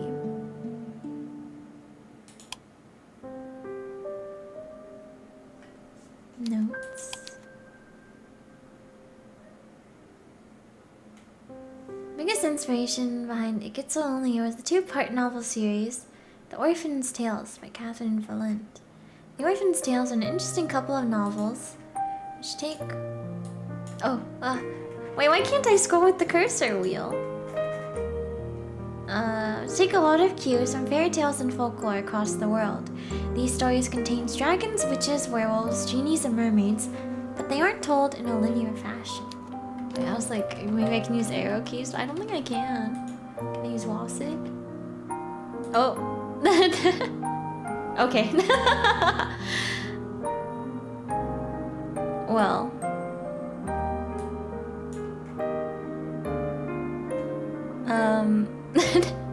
The Orphan's Tales itself is pulling a lot in terms of structure from 1001 Nights. The story is broken up into a lot of smaller bite-sized stories just set in a framing narrative. Seem unrelated at first, but eventually converge by the end of the second novel. It's revealed that the framing narrative itself is steeped in as much magic as the stories. The narrator, well, there are numerous narrators, were spinning. Very interesting series told in a very non-conventional manner, with a lot of stories running into other stories, seemingly jumble-jumping between stories and side characters from previous tales, offering their perspective and assuming narrative roles in future tales. The narrative can be a bit difficult to keep track of in the beginning, because it hops around a lot between a lot of different characters who are all embarking upon fantastical adventures of their own. Seeing all these seemingly disparate threads merge was very satisfying. I've honestly not read a book like it before. It took a lot of well-known fairy tales and some lesser-known fairy tales and did something unique with them. It's all very avant-garde. In case I like the Orphan's Tales enough that I wanted to write something similar. I thought it would be fun to craft a story of my own comprised of multiple different fairy tales all wrapped up in a framing narrative. I turned this idea over my head for about 2 or 3 years but didn't have any concrete ideas, so I wound up shelving it. It wasn't until 2023, Yanda the Game Jam, that I decided to revisit this idea. I was doing a bit of brainstorming, trying on random concepts for a story which could work. Instead, I wanted to write into the story with a fairy tale vibe. I had a few disparate ideas, but nothing which felt substantial enough to carry a whole narrative. I was also talking to writing the Princess story or the Gravedigger story as standalone narratives. I like both of them conceptually, but they seemed a bit too simple, then it struck me. Why not combine these two ideas like Catherine Villant did in The Orphan's Tales and build narrative around them? I thought this would be a fun project to work on and would be especially suitable for visual novel medium. The Orphan's Tales is a novel, so the reader doesn't have any say in what fairy tales they visit as they read through the text, while unless said reader decides to flip about to random pages like a fighting fantasy novel, which maybe wouldn't be a bad way to experience a book which was written in a deliberately disjointed way, so the reader gets pulled through a lot of seemingly unrelated stories every now until things start to come together. It's also known for having roots, however, even though it's generic, Bishojo is. People expect multiple stories from reading VNs, and it's a fairly common phenomenon for characters to spotlight in their own route, but be sidelined or in some extreme cases disappear from the narrative altogether in other characters' roots. Writing this fairy tale prestige as a visual novel, I figured it would feel more natural to section these short stories I had into their own self-contained roots, which only converge once you've read all of them. I was pretty excited about this idea, but I only had 2 stories to hand, the Princess story and the Gravedigger story. I thought having only 2 roots would feel rather meager, so I decided to add a 3rd root or a 3rd story into the mix, that of the mermaids. The Gravedigger's story and the Princess story both pulled from ideas I've been turning over for a while already. I might revisit the Princess story at some point and make a longer Yurivian with a similar premise someday, huh? Wow. The mermaid story was one I thought of mostly to make up numbers for this project. I see. As such, I think the mermaid story feels a little less inspired than the Gravediggers and the Princesses, and also features least dialogue between the main character and so-called love interest.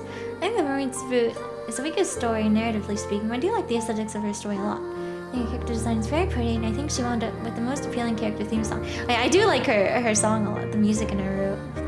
Plus, since I'd committed to the fairy tale theme, I really did want to write a love interest who wasn't a human.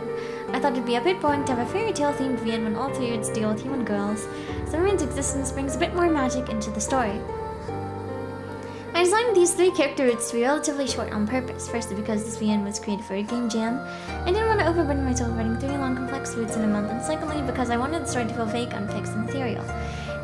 It was this desire which resulted in the main character not having any direct dialogue, the details of her past being so sparse and fragmented, and it's also why none of the characters have names. I wanted the characters to feel more like fairy tale archetypes rather than real characters, which is why they get referred to by their roles in the story as opposed to names. Princess means the princess, mermaid's mermaid, gravedigger is.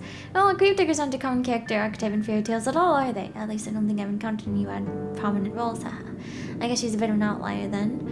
Her character and her design were mostly inspired by Grey, like case files, lol. But she's cute, so it's okay, right?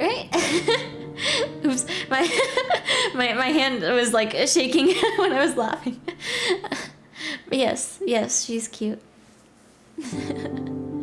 Definitely, okay.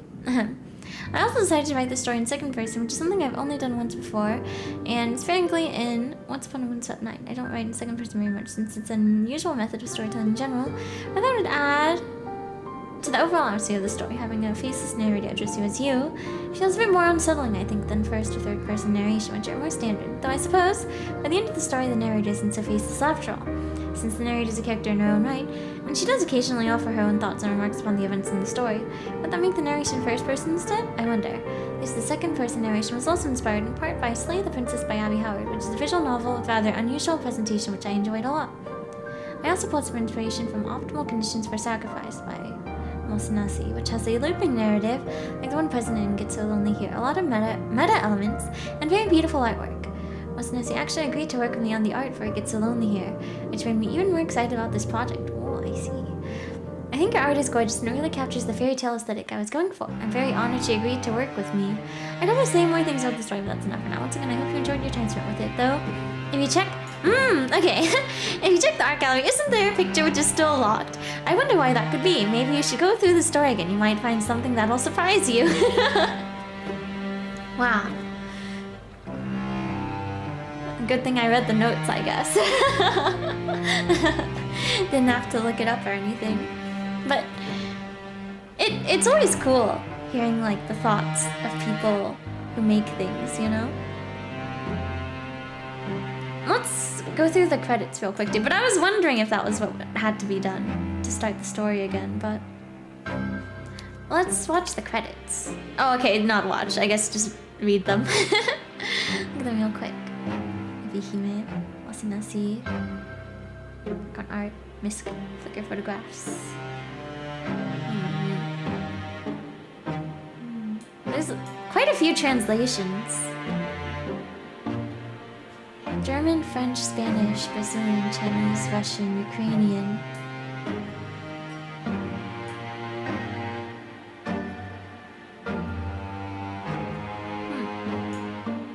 Okay, let us...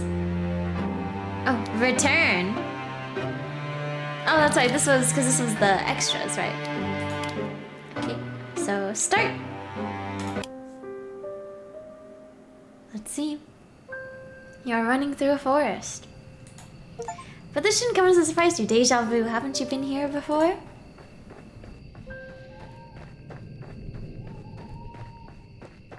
You've been here before, haven't you? It's beginning to feel like you have been running for a long, long time, but the sun, despite the overwhelming weariness which assails your legs, has yet to rise. Why, I wonder, could that be? You are sure as you run that you have seen this all already. You have seen the fractal pattern of the moon's milky glow as it spills on the uneven forest floor, and the trees which shut out of the earth like eerie monuments to a foreign god. You have seen the wicked brambles which sought to ensnare you, and I might add succeeded, and tree roots hooked like the choppy fingers of witches far older than I, which sought to trip you.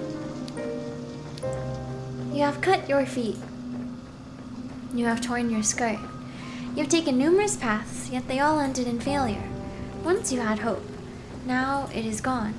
You have already given in to me. So why are you still running? Silly girl. Did you really think you could escape from me after I have subjected you to already? After all I have subjected you to already? There's no use trying to escape from my embrace, and, if I may be so bold, I am hurt that you would even attempt it. Were you not happy with me? I was happy with you. But no matter. You are a stubborn... sheet?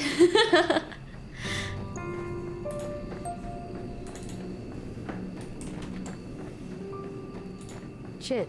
Okay. Chit, and perhaps you think that things will be different this time around. That is why you began to run. I can see, despite the fear in your eyes, that your resolve has not burnt out, not just yet. A spark of it still remains. A spark that I mean to extinguish for good. It is pointless, you know, trying to escape from Witch's curse. In this forest of phantasmagoria, constructed for my own powers, I am a creator goddess. Mother Earth, if you will. It does not matter how quickly you run, trampling the tall grass and the loose leaves and ugly spotted mushrooms underfoot. I still have you right where I want you, in the palm of my hand. I will not let you get away that easily. But Very well. If you insist on playing this little game, then I will indulge you. I will play along. We can do this all over again. Now, where were we? Oh yes. You are still running through a forest. It is late at night, and the sky is as black as pitch. There's nothing to light your way, save for the moon's milky glow, but its rays cannot reach you, not properly. The trees which surround you, jutting out of the earth like eerie monuments to a foreign god, are blotting out most of the light. You cannot see where you are going. Even if you had commenced your flight at a more sensible hour, though, with the light of the sun to aid you, it would be of little use. You do not know where you're going. You have no map, no plan. You're running like a frightened animal, anxious and nervy, with no destination in mind, none beyond the almost overwhelming impetus to escape. You cannot let yourself be caught, though it is too late, I suppose, for that. You have no choice, therefore, but to keep going, on and on and on, though your feet are screaming at you for mercy. You run and you run and you run until at long last you reach a fork in the road. There are 3 paths which split off through the forest. Well, 4 if you count on the path which you came. You cannot exactly double back on yourself, though. Why would you? You put all that effort, after all, into running forwards, not just once, but twice. I doubt you mean to confront me. How can you when you are so very afraid? I can hear your teeth chattering, you know. I can see your legs trembling. Your fear rolls off you in waves more potent than any perfume. Your anxiety is truly staggering. It is a wonder, really, how you are able to keep putting one foot in front of the other. You will keep putting your feet in front of the other, though, no matter which decision you make, you will not turn back. How could you? You are far too cowardly. Now, the 3 paths are signposted, as well you know, which would be a strange sight given you are so deep in the forest. But you ought to be used to strange sights by now. It is dark, but that does not matter. You have seen the signpost before, and you know full well where each path will lead you. I would say that your fate is in your hands, but you and I both know that is incorrect. Your fate is, and always has been, mine to manipulate.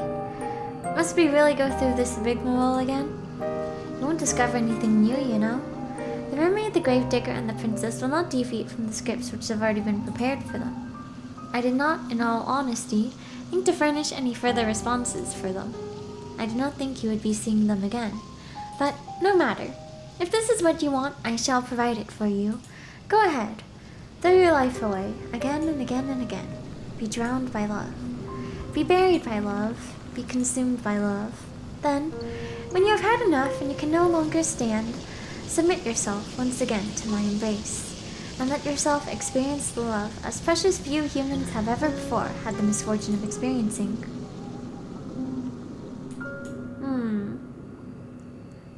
Didn't see a new image, though.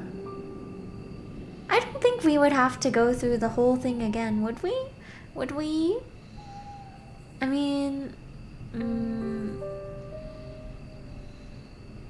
well, let me just pick one for now. I want to go to the shore. Good idea. What do you discover there, I wonder?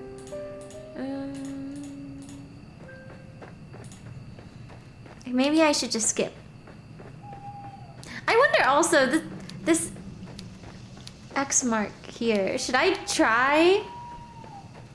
I wonder what would happen, though. I'm a little scared. I'm a little scared. But I'm so curious. Try it.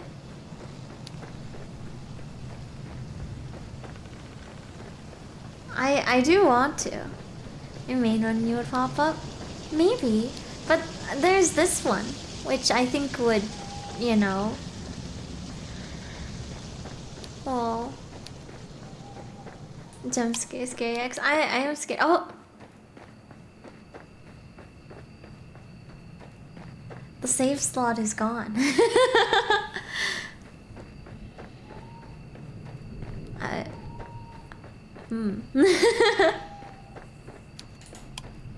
I guess I'll make a new one. Let me hide it. I'm scared. I don't know if it's like something you can do. Oh, it just makes it full screen. Okay. It just makes it full screen, so you can see the whole art. Okay, I was curious, but okay, let me skip through then.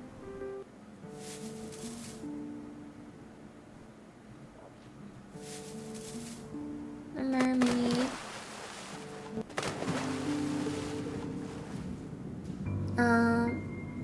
Oh wait, I guess... What if we say, accept your fate here, actually? Yes, I thought you might say that. You were able to resist the pressure of the ocean's waves once before, but that feels like a lifetime ago. Perhaps it is. You are tired now, and you want nothing more than to succumb. I cannot say that I blame you. I can see how tired you are, dear one. But worry not. I will still be here for you, even if you are to spend your days languishing at the bottom of the ocean. I shall never leave you. We did make a contract, after all.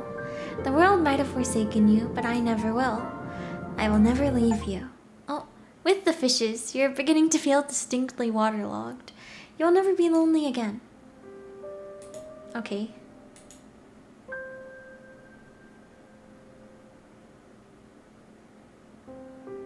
I guess maybe I'll do it for all of their routes.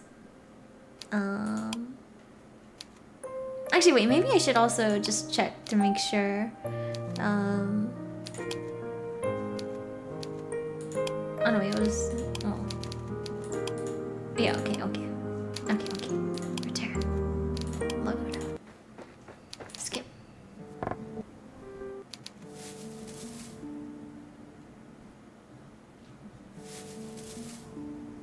We have more achievements. Skip. It is quite a fast skip. Okay, but this time I will fight. You still wish to soldier on, do you? That is remarkable, given this is the second time you have been pulled beneath the ocean's surface. I would have thought that you would want to give up by now. But no matter, you really are stubborn. I cannot promise that a better fate than this awaits you, regardless of what you might choose, but I'm willing to indulge you. More achievements, yeah. Fate is in your hands, at least. That is what you once thought. You and I both know, however, that this was never the case. Not now that you belong to me. How much longer can you keep resisting, though? I cannot wait to find out. Okay. So we are meant to just keep on going every time until we see her again. Just seeing her move rapidly. Wait, let me. Can you save? I will give in once to this as well. Accept your fate. Yes, I thought you might say that. Oops, I didn't mean to do that. You have defied me once. You might have defied me once before, but I can see that fire has long since begun to leave your eyes. You've been subjected to too many horrors for one so young, though. Even if you were of a more advanced age, I fear your faculties would have begun to fail you regardless. Humans are not meant to die as many times as you have. They are supposed to pass on only the once.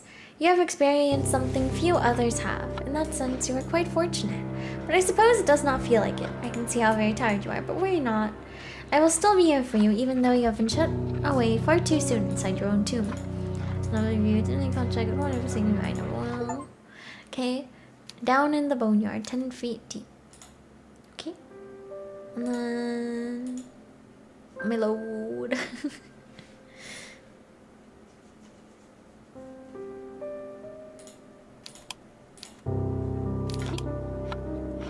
Fight against your fate.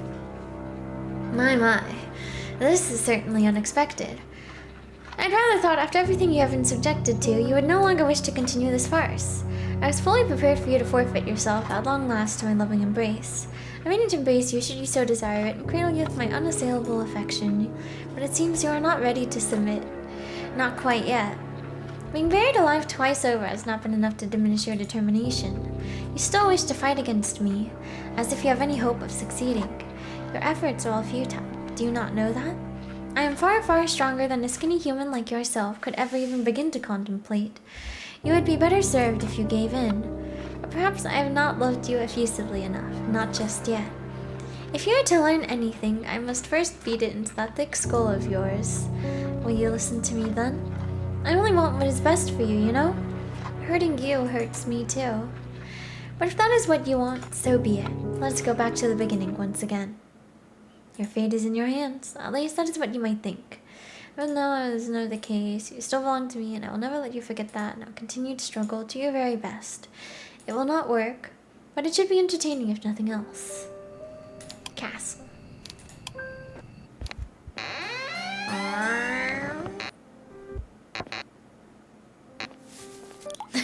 the scene. Okay, save here.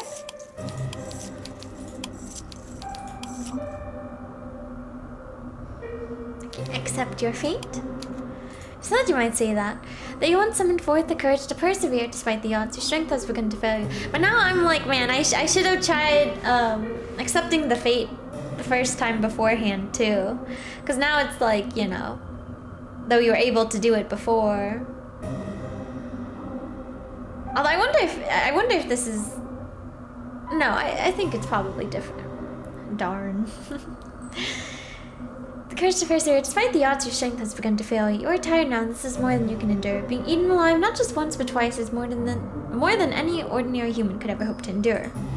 And you, though headstrong, are nothing more than a little girl. Why, you are so very slender, you might as well be a fair flower. I can see how weary you have become, but worry not. I will still be here for you, even though you might be bleeding out in a dark, dingy dungeon. I shall never leave you. We did make a contract. I will never leave you. A love that consumes. How does it feel to be adored so ardently? You will never be lonely again. Okay.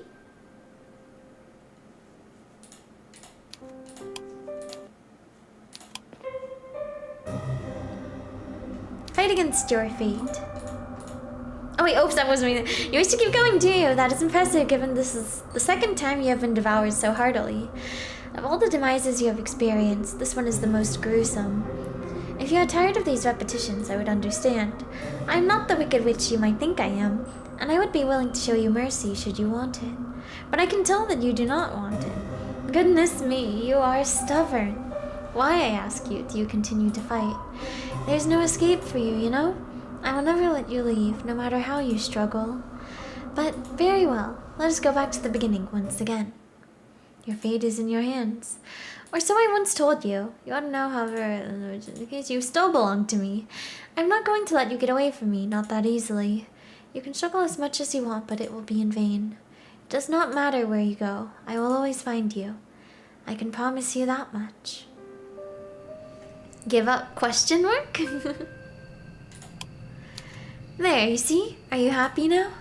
I told you that there was no use in repeating this night, yet you failed to listen. You have been drowned, buried, and consumed once more, and for what? Do you feel as though you have made any progress in your attempts to escape from me?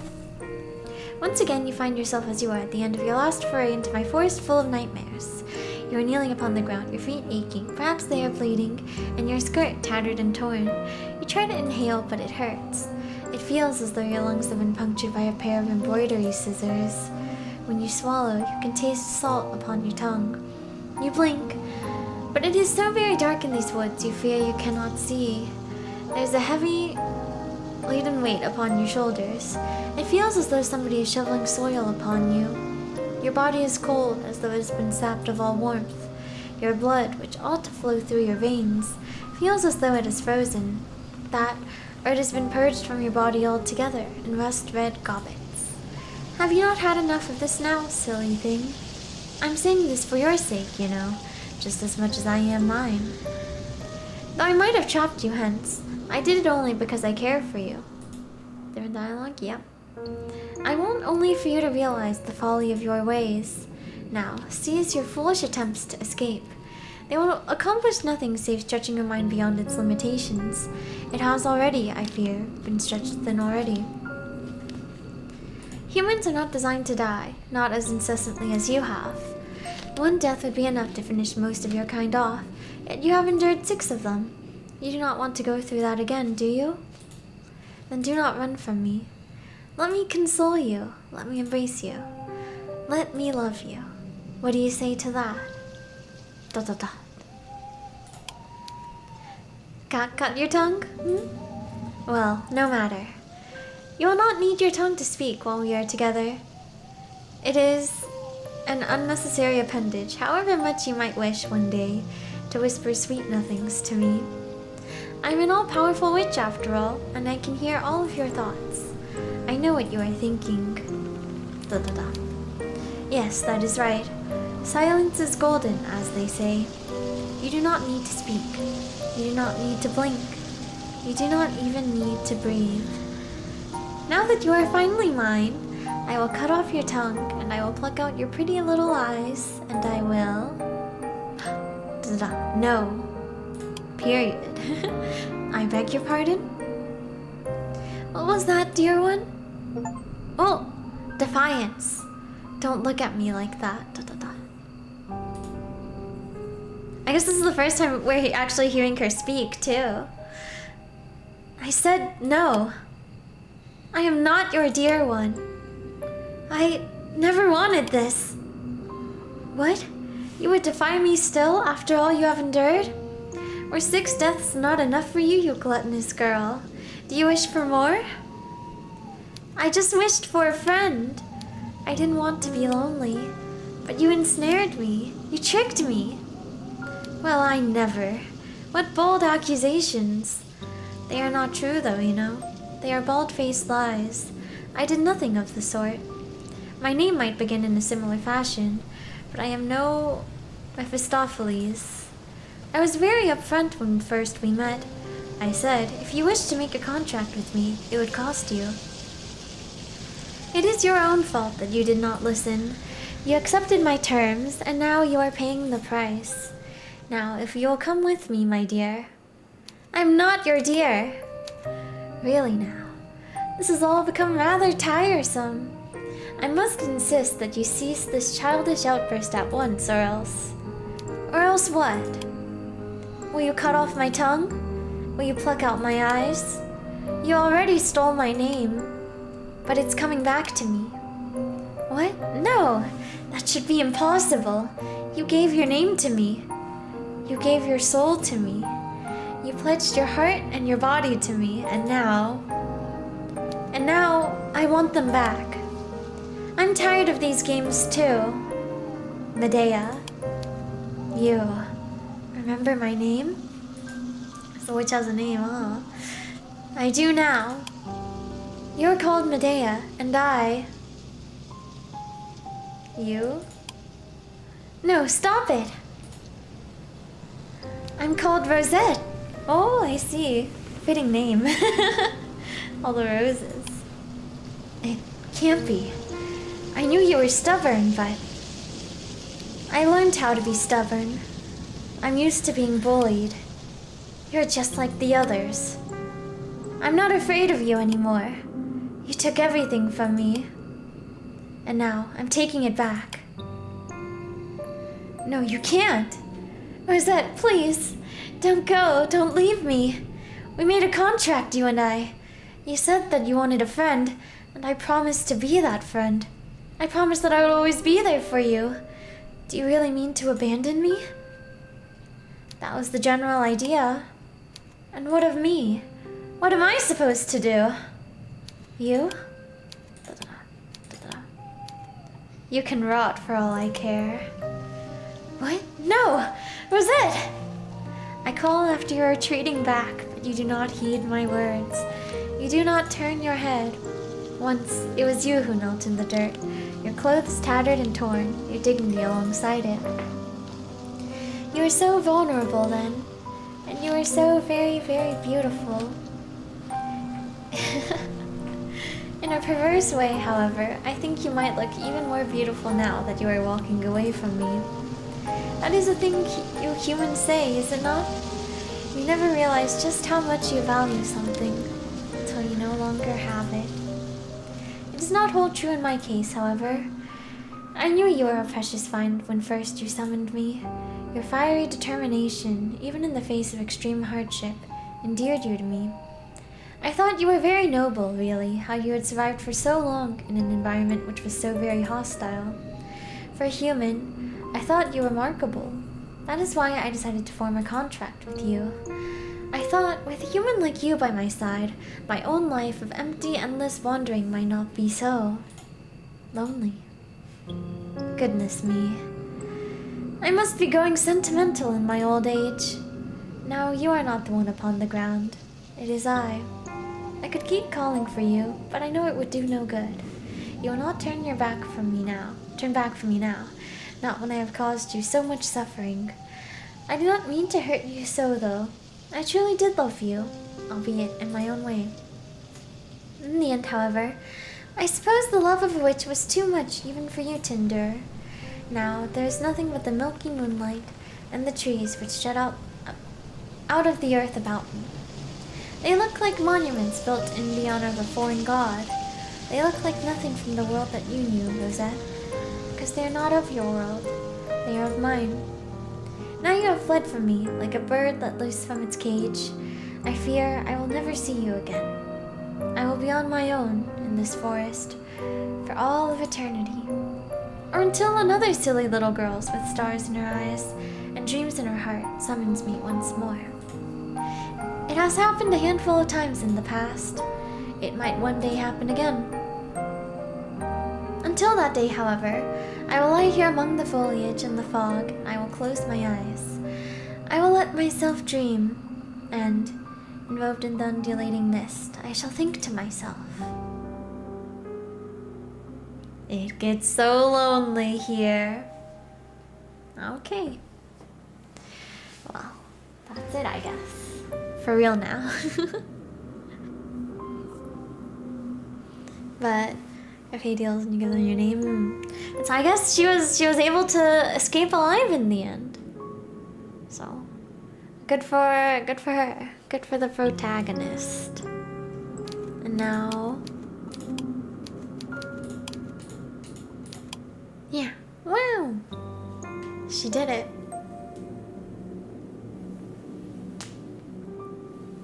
But okay, let me.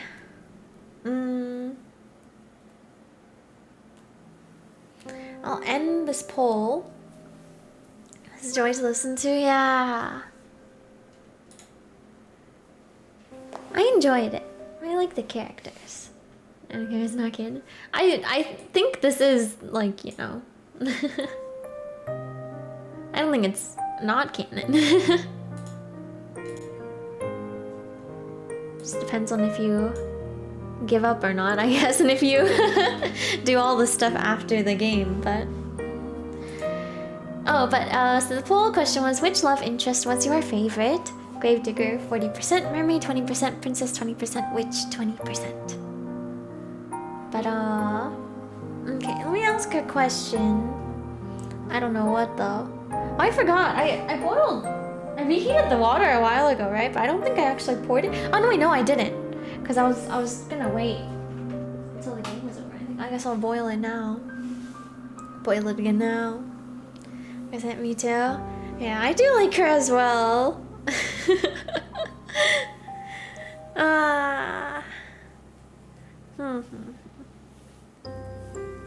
What to ask?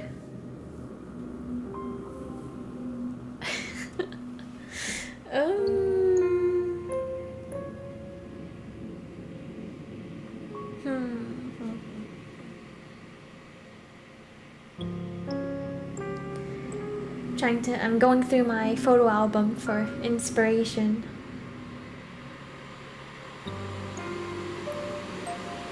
Okay, I'll just ask like a random question.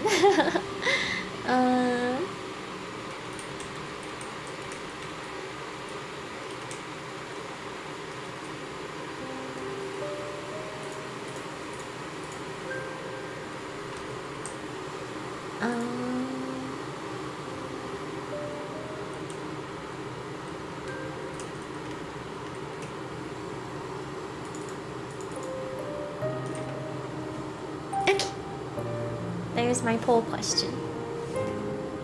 But okay, I will I'm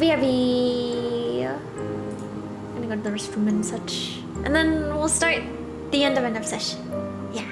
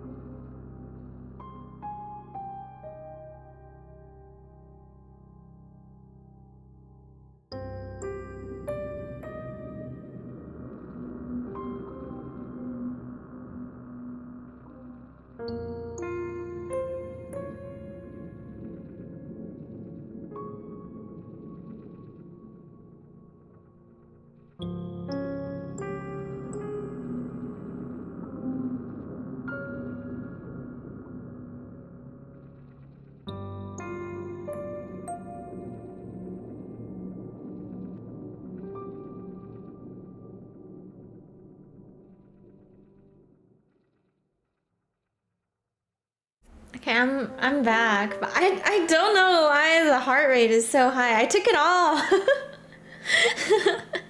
I took it off. Why is it so high? The ghost's heart rate. Why is it so excited? But okay, tadaima. Welcome back. Thank you. Queen never died. Yeah, queen behavior reset. Okay, let me headphones first. Ghost. Ghost.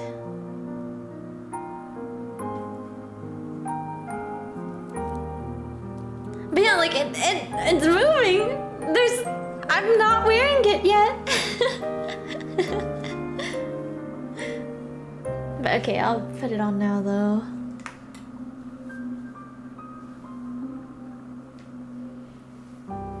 Cold.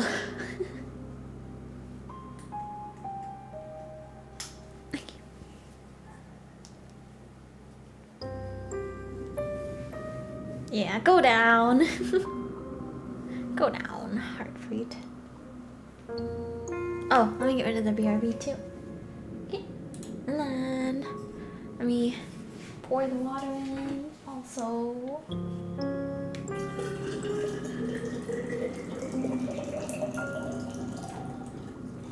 Oops.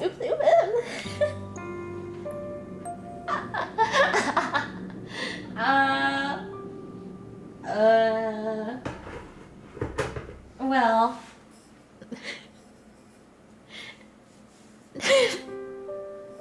I may have missed a little bit, part of that. Let me go get some paper towels, hang on.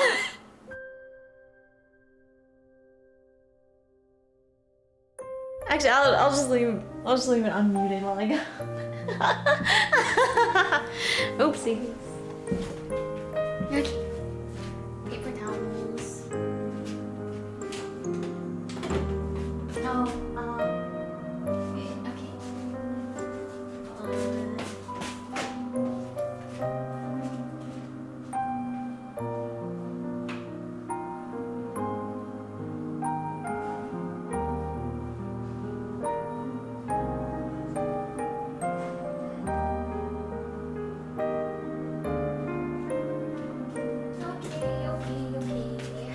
Paper towel.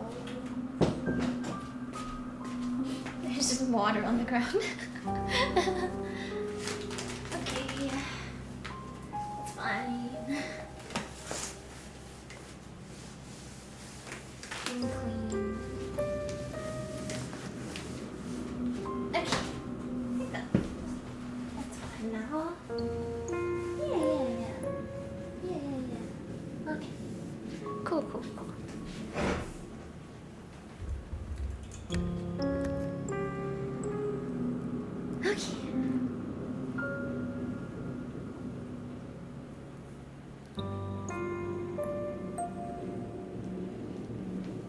Okay, let me open up the end of an obsession now.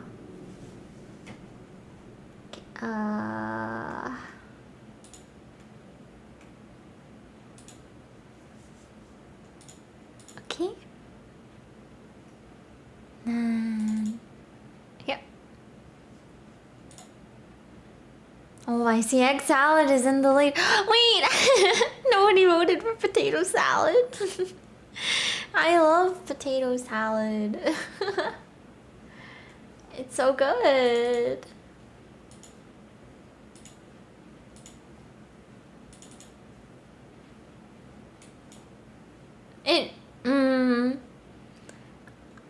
Well, okay, egg salad is good too, but I think potato salad has my heart. No, hang on.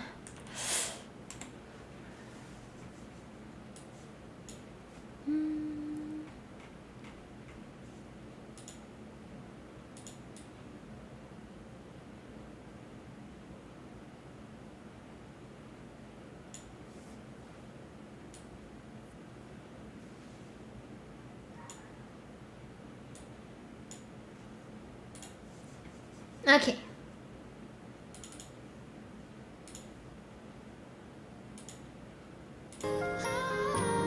Ta-da!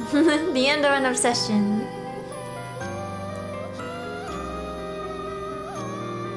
Music is nice.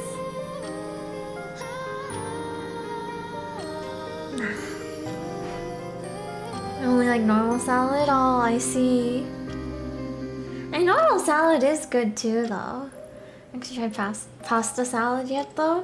Hmm.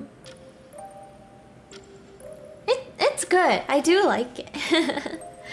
Sometimes it's like, you know, there's like...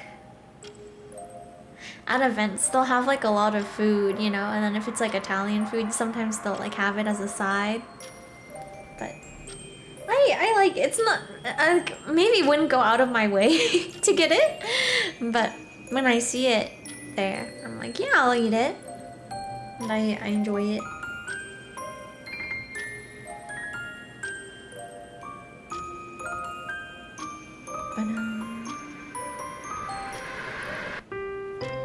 Okay.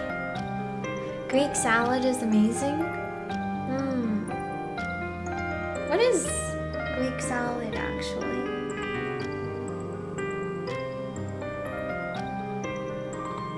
Classic Greek dish made with tomatoes, cucumbers, onions, olives, and feta cheese. So the salt, oregano, lemon juice,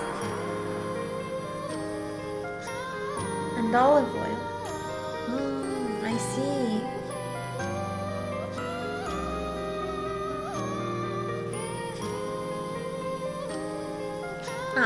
Let's tomatoes, olives, feta cheese, cucumber with vinegar. You know, yeah. I don't actually really like olives that much. So I think, yeah. But the rest of it sounds good to me. Okay, I say that, but I guess I've never really tried eating them. It's just like, from the smell, I'm like, I don't know if I would like them. Or like, when I, you know, sometimes on like pizza, there's like olives, and so sometimes I'll like remove it, but then you can kind of taste it still, right? But it's like, I don't know how I feel about them. I didn't like black olives, so it's good with it. I see. Maybe I'll have to try it sometime. I guess olives could have been a food I dislike for the heart rate stream, huh? Maybe. But I feel like cilantro would elicit more of a reaction from me. But maybe. I guess also. Oh wait. I guess I won't leave this poll up for very long, but I'm just curious about this also. On the poll. So which do you like most? Egg salad 50%, potato salad 16%, pasta salad 16%, regular green salad 16%. And then start a poll.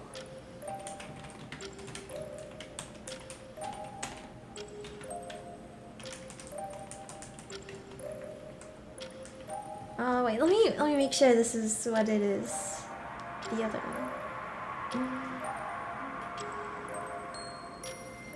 Yeah, okay.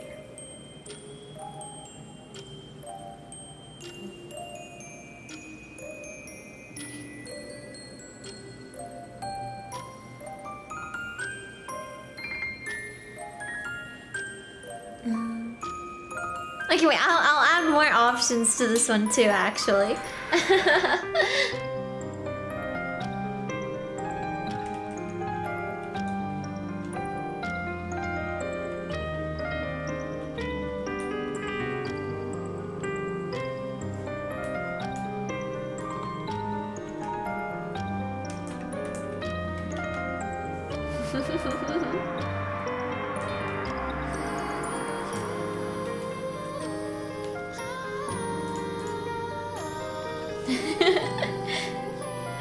I like doing these ones with All the different answer choices.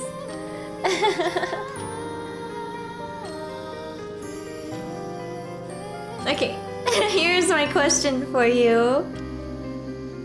Have you tried Vegemite / Marmite?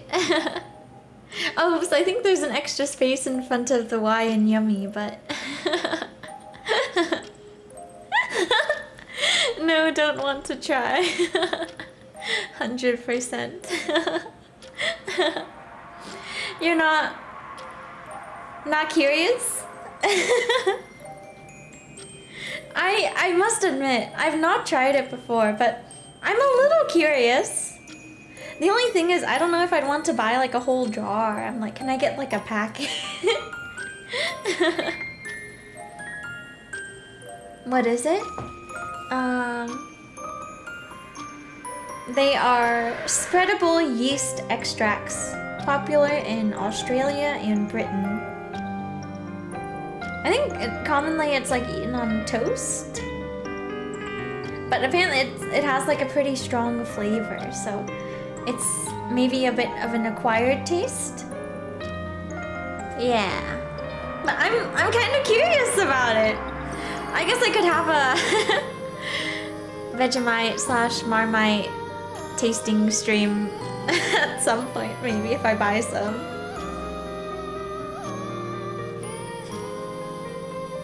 But apparently they are like different also in like texture, but they're both yeast extracts.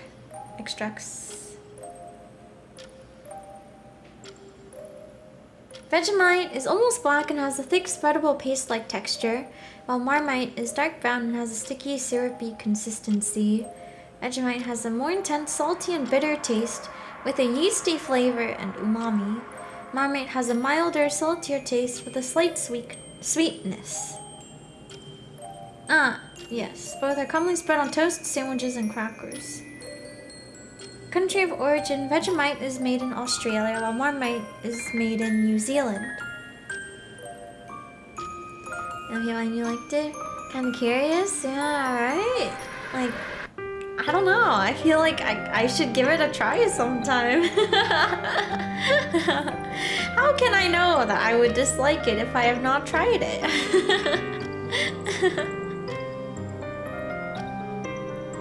So, perhaps someday.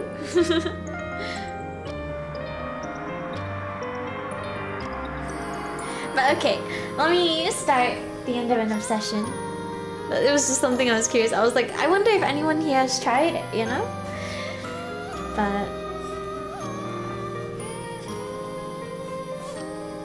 okay, alright, maybe I'll change the text speed. I'm pretty sure I changed it for It Gets So Lonely Here. So it's like here, I think, is about what it was. Yeah.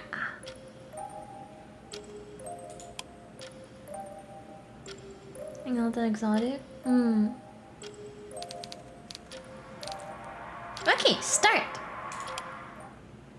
Let's see what is going on in this game. Because it did say, like, to get full understanding of what is happening in the end of an obsession, you should play It Gets So Lonely Here. But then it seems like that story wrapped up pretty neatly, and the character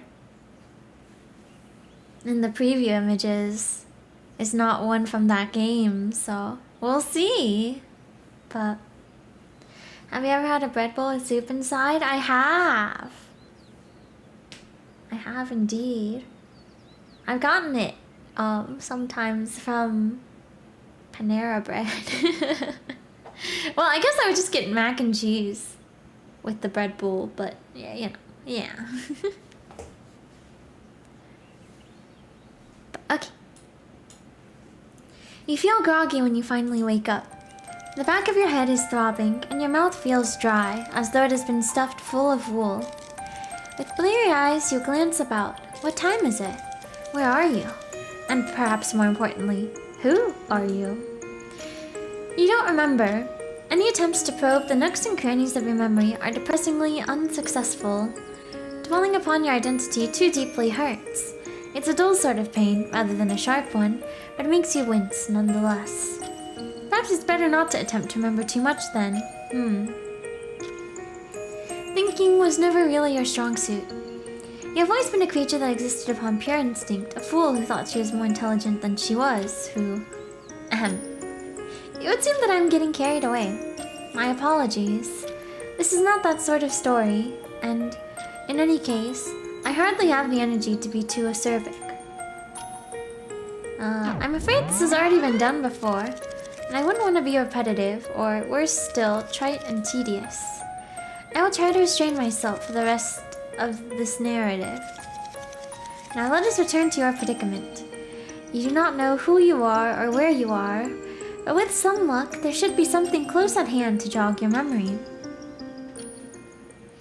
It's bright, and you have to blink away spots of white which bloom behind your eyelids. Hissing like a scalded cat, you rub your eyes with the heel of your palm.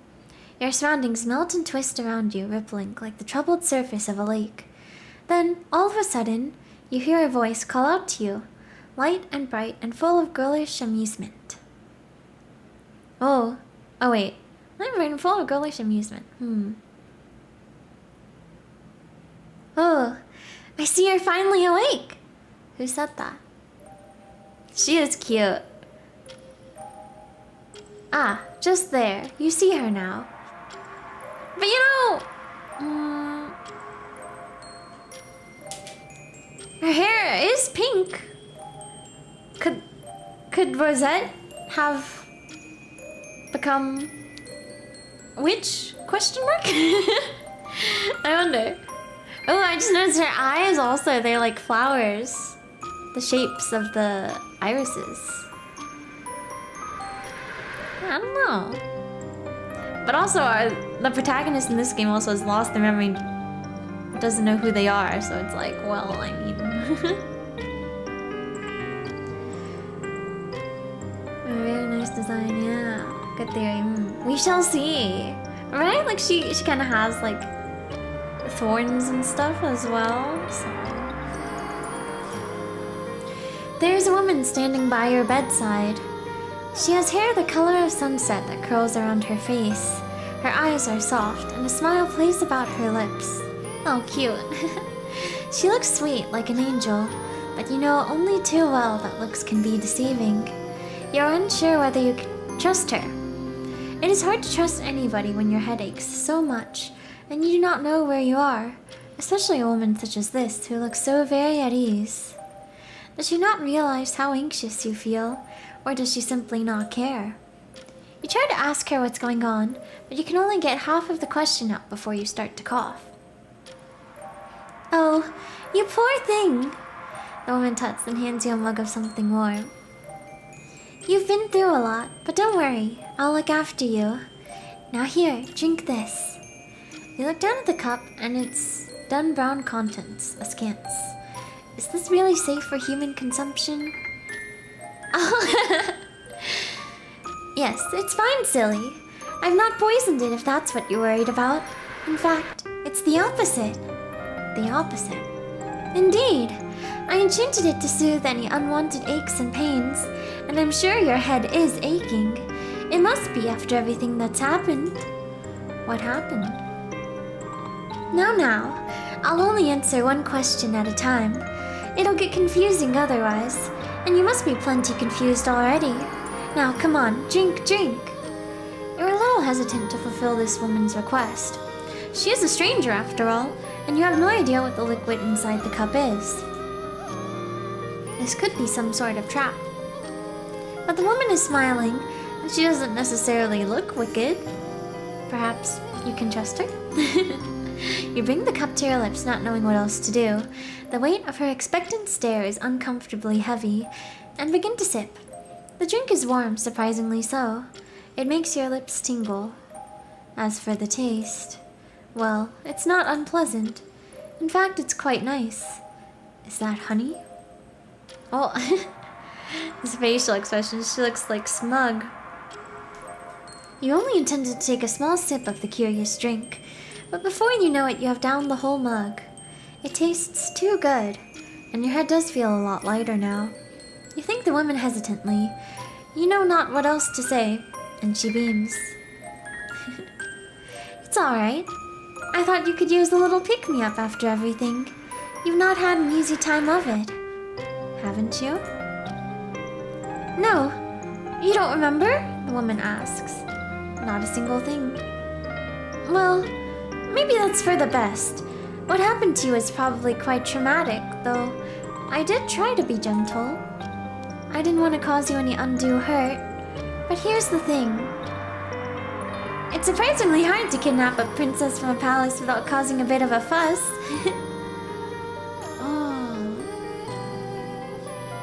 Princess. Is it the princess? The princess we know? Was she real? Or maybe it's not literal princess? The woman laughs. Her laughter is light, just like her voice, and it washes over you. It ought to be soothing, just like the drink she prepared you, but it isn't. Your shoulders do not get any looser. Instead, your whole body tightens. Like the protagonist could also just be Rosette again, right? A princess, did she say? Yes, that's right. You're a princess, and I'm a witch. Everybody in the kingdom said you were singularly beautiful. Not that I put much stock in those rumors, of course. I mean, how many people can say they've actually seen a princess? I thought it was all hearsay. Just stuff and nonsense, really.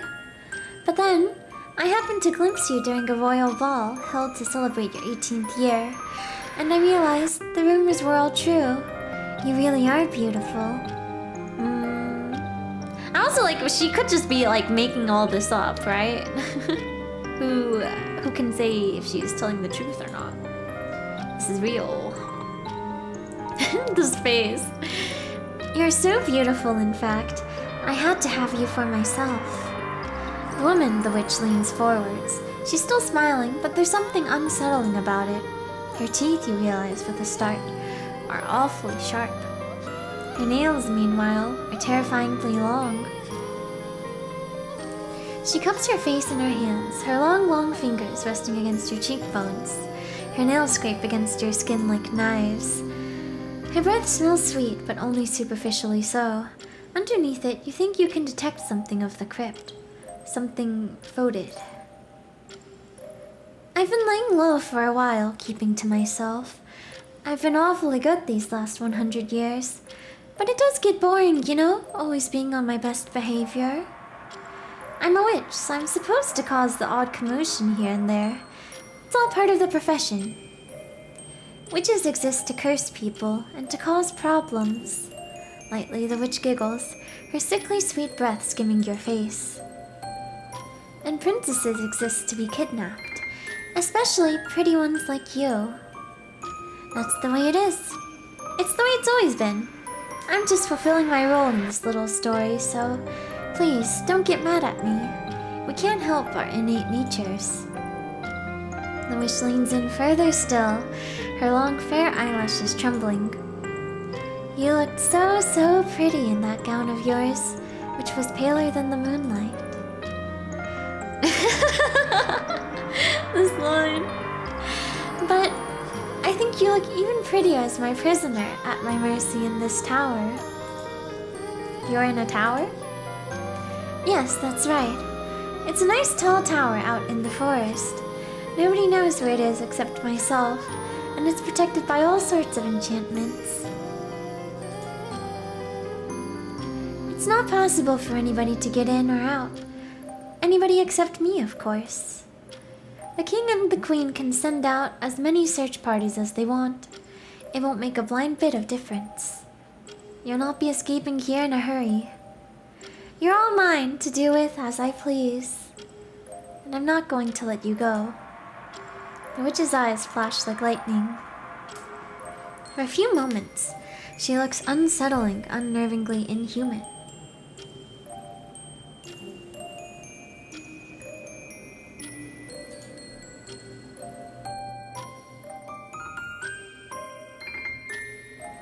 You want to push her away, but you can't. Your body no longer wants to obey you. Was it the beverage she gave you earlier, the one which tasted of honey? You do not know.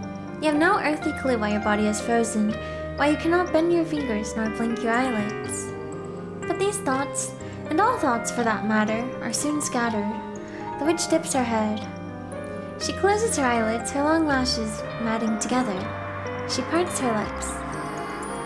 Oh! Kiss!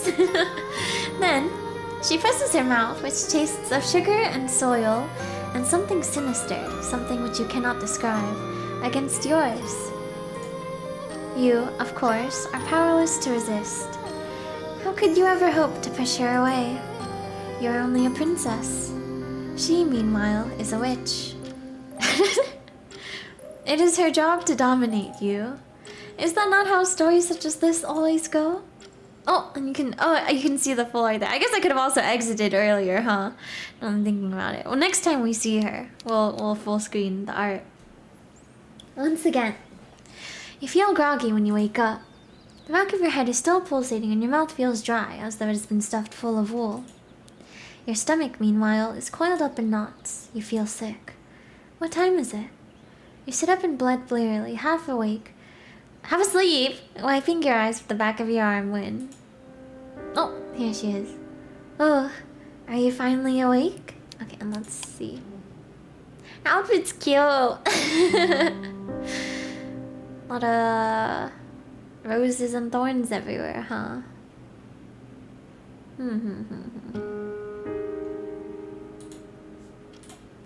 Oh? You glance up, your head snapping into position like a ball-jointed doll's. You recognize the one who is standing by your bedside. It is the same woman you saw yesterday, the one who looks like a rose. Did she not say she was a witch? How very curious. You ask the witch what she is doing, an innocent inquiry tempered by sleep which makes her laugh. What if she is Rosette and then the protagonist in this game is the actual witch? And like maybe she did successfully like steal her powers or like got hold of some stuff that the witch owns, you know? Maybe. Maybe she's just messing with the witch now. Who knows? Oops. What does it look like, my dear? I'm waking you up. Well, yes, you can see that. So I ask, what time is it? It seems awfully early. It is not so very early, really. It is a sensible hour. One that young maidens, fair princesses, such as yourself, should be up and about. I'm sure your servants awoke you far earlier than this, when you still lived in the palace to help you with your toilette. Did they not bathe you and brush your hair and dress you? Did they? You cannot rightly remember, but the witch is waiting for an answer and you don't want to disappoint her. If you really are a princess, surely you must have had servants. You nod, what else are you to do? And the witch smiles. I knew it. You should have been awake hours ago. But I am an uncommonly kind witch, and I won't scold you for being slatternly. I used to be scolded myself when I was younger for, all sorts of misdemeanors. Most of them were made up. It is sounding a little like her. I don't want to do unto you as others did to me, not when you are my very precious guest. Your face colors a bit at the compliment, though you cannot help but wonder who could be foolish enough to scold a witch. Well, I wasn't always a witch, you know. Was she not? No. People aren't born as witches, dear one. They become them after being subjected to enough hurt during their lives that they wish to shed their former selves so that they might attain power of their own. I see.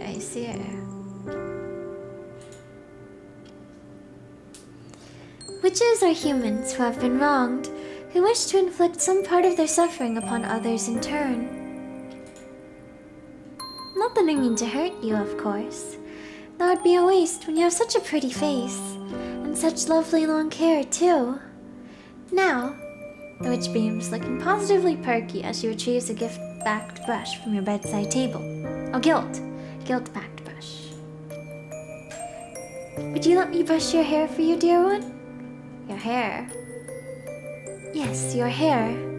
It is awfully tangled, and you have rather a lot of it to look after. You must have been tossing and turning in your sleep because you've knotted it. I doubt you know how to brush your own hair, what with your fancy upbringing. So, may I? You eye the witch hesitantly, some of your former unease returning to you. Why, you ask the witch, does she care about your appearance so much? Why does it matter when you are trapped in this tower? It matters because you are a princess, dear one. A princess is still a princess, whether she is in a palace surrounded by her courtiers or trapped in a tower with a wicked witch. In fact, one might argue that a princess is even more of a princess when she is being held hostage by a witch. And how does that work? It's how all of these stories work. Princesses and witches are just two sides of the same coin. The good and the bad, the maiden and the hag. Not that I think I look particularly hag-like. As far as witches go, I think I'm a bit of an anomaly. But you're an anomaly too when it comes to princesses. Your hair's the rat's nest. I need to make you look presentable. For whose sake? For the sake of a satisfying story. You don't understand what she means by story. This is real life, is it not? Well, I wonder. What is real and what is not is often up to the beholder. You wouldn't wish to look disheveled should a handsome prince chance by your tower, would you? That would make an awful first impression. Is it likely that a prince would stop by here? Not in the slightest, but hope does spring eternal. If daydreaming about being rescued keeps you going, then who am I to rob you of that opportunity? Goodness, that is so generous of her. I know. I'm a veritable saintess. Now come here. Your hair isn't going to brush itself. You can see that the witch is very insistent about this, though why you cannot fathom, so you give in. It isn't as though you have many other options being locked away in this tower as you are. Excellent. Now, just leave everything to me. I have experience, you know, when it comes to making princesses look pretty. I think it is just her, isn't it? She did brush Princess's hair in that one route. She did also, or no, it was the gravedigger who brushed her hair in that route, right? But, no, really. Is she in the habit of kidnapping princesses? Wouldn't you like to know? The witch giggles as she settles herself down upon your bed, then reaches for your hair. Your body tenses at this initial contact, as if fretful she might strike you, might slice you. But the witch, despite her title, does neither of those things. I think it is. Instead, she begins to work, as obedient as any drudge, running the comb through your locks over and over and over again, until they start to crackle. Another day passes. On the third morning, you are ready and waiting for your visitor when she arrives, though perhaps appears would be a better word inside your tower. You have come to expect the witch's presence, so you are not surprised when she takes a seat at the side of your bed. You regard her uneasily, still attired in your nightgown, your hair rumpled after yet another night spent tossing and turning. You think that you had nightmares last night, though you cannot remember them, not clearly.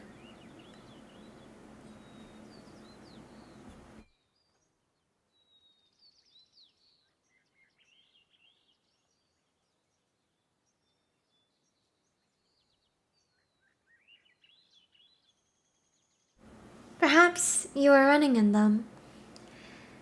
Is that why you awoke feeling so tense, your heart beating a staccato rhythm inside your breast? Yes, that sounds about right. You were running, you can recall, albeit faintly, through a forest. But then, the witch holds up a wicker basket from which a truly mouth-watering smell emanates, and your half-recalled dream dissipates before your very eyes. The witch giggles, and in a girlish manner she says, "Hungry?" You nod instinctively without thinking about it. You cannot remember the last time you ate, and the witch beams. I thought so. Now, here. The witch reaches into her wicker basket and holds a flaky pastry out towards you. Do you want some? You stare at the pastry, your gaze affixed to it as if it were a holy grail, a sacred relic. All of a sudden, you can think of nothing but food. You are ravenous, so much so it almost scares you. It is strange, though. You cannot recall feeling hungry at all, not until the witch presented this pastry to you. It is almost as if your body forgot what it meant to be hungry until now. You could have done without the hunger pangs, but now you have remembered what hunger is. You can feel it gnawing on your insides. You are not dripping at the mouth at least, but you might as well be. You could reach out and take the pastry from the witch's long bony fingers, then stuff it into your mouth. You could tear your teeth into it, then swallow it in 2 bites. The thought is a tempting one, but it is not very princess-like. Starving though you might be, you must maintain your dignity. The witch watches as you hang back, abashed, and tuts. Oh, stop being silly. If you don't get any food in your belly, you'll starve. Not even princesses are immune from hunger. Now, look here. The witch breaks a piece of the pastry apart with her fingers, then she proffers it to you. Say ah. What? Are you really doing this? Doing what? This play act, you mean, like lovers, or else?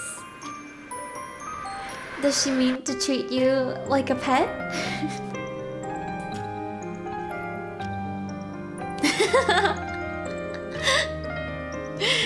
This is this is a line from the thumbnail image, isn't it?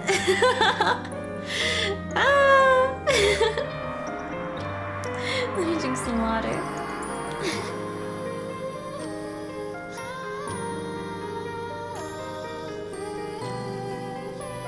Said ah. Okay.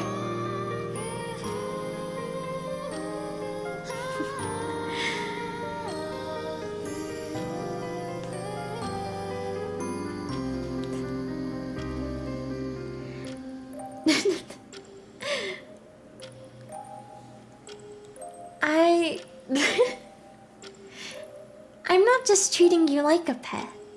You are my pet. I own you, and you belong to me. You are mine to toy with as I choose. But for the present, I would prefer it to be nice to you, not nasty. Don't make me regret this decision. The witch's eyes narrow. A foreboding shadow crosses her pretty face that lasts less than a moment before it dissipates. Now come, stop this silliness. Eat. You still feel uneasy, but the witch's voice is firm and hard beneath the layers of sweetness and light, and you know better than to argue with her. You do not want to incur her wrath.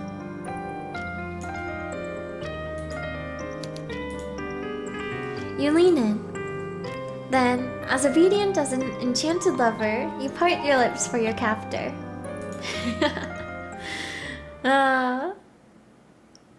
Okay, next day. You spend your 4th day in the tower, sitting by the window, looking out over the forest which surrounds you. Also, I think I mentioned it in the first stream, but this game is a lot shorter than It Gets So Lonely Here, so just so you know. But you spend your 4th day in the tower, sitting by the window, looking out over the forest which surrounds you. There really are a lot of trees, you think distractedly, your legs dangling over the cool lip of the sill. They spread outwards like a green blanket, or else like an ocean wave, rippling and undulating in the breeze. You cannot look directly at the ground for too long. It makes your head spin. Just how high up are you? You ask this question to the witch, who is brewing a pot of tea over a small stove. She glances at you, a small smile playing about her lips, and says, "High enough, dear one." You ask her how high that is, and she chuckles. Why does it matter? You won't be able to leave regardless, not unless you can sprout wings and fly like a bird. Do you think yourself capable of such a feat? The witch's eyes bore into you. They're sharper than knives and they make you shudder. You glance away from her, back out of the window over the treetops. There is a moment of silence. Then, you ask the witch what she would do if you did try to jump from the window. What would happen then? Then you would soon discover that you are not a witch or a bird and you cannot fly. You would hit the ground and you would break all of your bones, and that would be that. Then you would die? Most likely, which is why I would not advise it. Of course, you're always welcome to try. But you'd be much worse off for it, don't you think? You suppose being crushed into a bloody meaty pulp on the ground would be significantly worse than submitting to the indignity of speaking to the witch every once in a while. I knew you'd say that. You're a clever girl. It must be your fancy education. You princesses are all so very smart. You bask in the compliment for a few moments, but something in the witch's words make you frown. What does she mean, princesses? Why the plural? Are you not the first princess she has captured? Oh, well, you know how it is. We witches are very long-lived. We have 9 lives, just like cats. Princesses, meanwhile, only have the one. It would be awfully lonely if I had to pledge myself to one princess and one alone, when I've endured for so many years. You understand that, don't you? Then, are you not the only princess she has kidnapped? Of course not. So long as princesses exist, witches like myself exist to lead them astray. But worry not. In this moment, you are the only princess that I care for, and I will take good care of you. I can promise you that.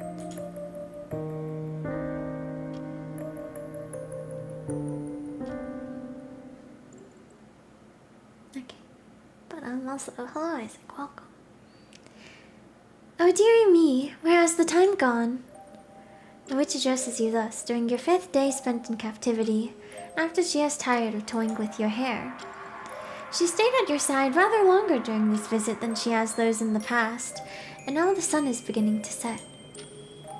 The witch observes you, her long-lashed eyes narrowed, then says, "It's unfortunate, but I fear I cannot spend too much more time by your side. I need to be off. Even I have work to do." That's funny. You thought that, as a witch, it was her role to kidnap fair maidens. Is that not her primary line of work? Oh, I wish.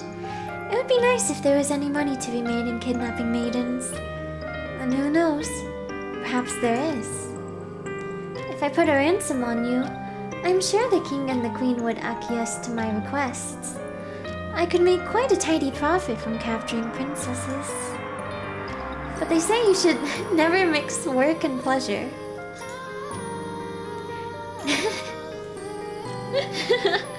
This is her hobby. Well, it would be nice to make a profit from my passion. I wouldn't wish to tire of my favorite pastime. That would be a true tragedy. So, she regards kidnapping young women as a pastime? Well, what else would it be? It's just a bit of fun. For her, maybe it is, but for you? Oh, I'm sure you'll get used to it soon enough. I've not been too unforgivably wicked to you, have I? You think briefly. Upon the kisses, plural, that the witch has plied you with during the last few days, her mouth pressed firmly against your own. Saliva. You can recall the taste of her saliva upon your tongue. It was oddly floral, wasn't it? Everything about the witch is oddly floral, but you think she might be compensating for something. When she kissed you, you thought you could taste the earth and the dirt, silty soil and writhing worms. A moment passes, you blink. Then, quietly, you say no, she hasn't been too wicked to you. She has, by all accounts, been treating you quite gently. I combined it with the cue from quiet. Treating you quite gently, surprisingly so for a witch.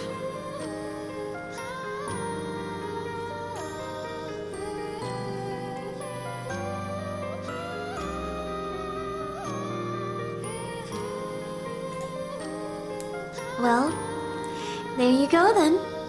You have enough food to eat and clothes to wear and books to read. What more could a girl want for? Oh, you don't know. Your freedom, maybe? Freedom is overrated. How much of it did you have when you were a princess? That is a good question. You cannot remember. That's what I thought. The witch smiles smugly, then she leans in. She takes your face between her palms, cupping it, then says, "Now look. There are many, many people out there who seek the aid of witches such as myself. There are many sad, lonely little girls out there with no friends and family, and nobody who will listen to them. Granting their wishes is my job, though I fear I've been ignoring their plaintive cries in favor of spending time with you. My clients will probably get angry if I keep shirking my duties. Now, that is peculiar." A little bit.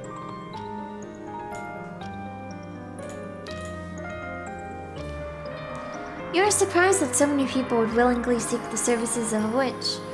Do they not have a bad reputation in these lands? Indeed, we do. A bad reputation is better than having no reputation, though.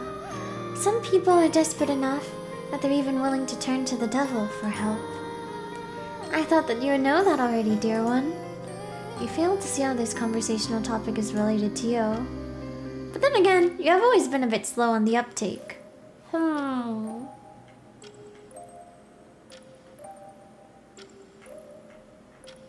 Sounds like she did go to a witch for help. So I guess, you know, it's still possible that the protagonist could be Rosette again. But maybe it's just another person who has also gone to a witch for help, right? We'll see. Maybe. In any case, I think I'll be busy for a few days. I won't be able to pay you as many regular visits as I have been, but don't fret. I will try to hurry with my obligations as quickly as I can, so I can be with you once again, like fate ordained. Fate. Yes, indeed. A princess is nothing without a witch to keep guard over her. Without me, I fear your existence would lose all meaning. But I would lose meaning without you too. We need one another, just like roses need the earth in which they sprout. So of course I will return to you. I cannot help myself. We are drawn together, you and I. But if you wish for further reassurance, I do not mind making an oath. Now, look here. The witch relinquishes her grip upon you and takes a step back. For a few moments, you allow yourself to feel a flicker of relief, soothed by the distance which has now been put between yourself and the witch. Oh! You aren't. But then you see a flash of silver in the witch's right hand, and your relief soon withers. Wow. Knife. Knife. What is she holding? This is a knife, my dear one. Just a simple paring knife, really. I mostly use it for peeling fruits, but it should serve my purpose well enough. Behold. The witch lifts her right hand, holding it upwards so it is level with your curious eyes. She extends her long bony fingers, flexing them so they seem to expand like the unfurling petals of a flower. With her other hand, she holds the handle of the knife steady. Unblinkingly, she introduces the blade of the knife to her palm. Then she presses. Blood begins to bloom on her white flesh in moments, her skin cleaving beneath the tip of the knife. You watch, entranced, as goblets of bright red blood splash against the silvery blade, sullying it. The witch cuts herself without any hesitation, without any emotion, as a gardener might snip through the stem of a flower with a pair of shears. Does she not feel any pain? It does not look like it. Her expression is quite impassive, unwavering even. You have wondered before, but you are quite certain now. She truly is not human. She has transcended such petty notions to become something otherworldly, something extraordinary. Now, let me do the same to you. Does she mean to? But of course, a pact has no meaning if only one person is making it, just as promises have no purpose if only one person is willing to keep them. I am already offering myself unto you, dear one, so you need to offer yourself up to me too. That way, we will always be bound together, not through words, which are flimsy, but through something much more immutable. Both paupers and princesses are capable of telling lies, but blood is always honest. The witch speaks in a curious sing-song which does not match how cold and inhuman her eyes are. She brings down her knife, smeared copper brown with her own coagulating blood, against your palm. She presses the blade to your skin, which is soft and unyielding, unmarked by any calluses. Yours are hands which have never known hard work. Yours are hands which have never before known any hurt. Okay, I guess maybe it's not roulette then, because the scissors... The protagonist, I mean. Yeah. The witch. It's probably her, I feel like.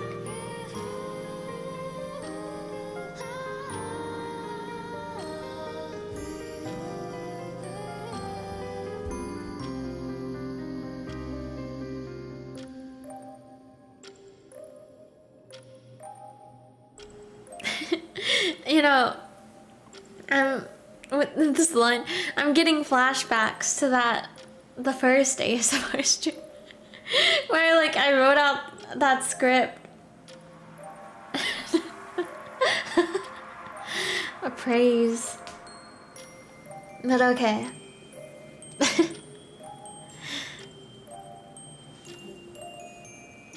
There. Just stay still, alright? That's a good girl. You're doing so well. But that was before you met the witch. Okay, another day. Once more, you find yourself sitting by the tower window looking out over the forest. The witch was right, you think glumly, as you scan the tops of the trees. This tower really is deep in the woods. Though you strain your eyes, there's nothing but green, green, and more green. The trees are nigh on endless. You have pondered the pros and cons of jumping from the window before, so that you might run to safety. But you already know that this is a fool's errand. Your room in this stone tower is far too high up, for one thing, for you to jump. If you were to attempt it, you would shatter both your legs, or worse. You are unsure whether you can survive the fall, no matter how verdant the grass is at the base of your tower. And even if you did survive, you would not know where to run. You do not know where the nearest city is. For all you know, it could be miles and miles away. Nobody will be coming to save you, and you cannot save yourself. Princesses shouldn't be too proactive. That isn't how stories like these are meant to go. Like a good little girl, you sit by your window, looking out over the forest, which stretches on endlessly, and you think. You daydream and you dither, but in the end you do absolutely nothing. Oh, she's not visiting us this day, I guess. Oh. Once again, the witch doesn't come to see you. It's been 2 days since last you saw her. Only 2 days. But the time has begun to drag.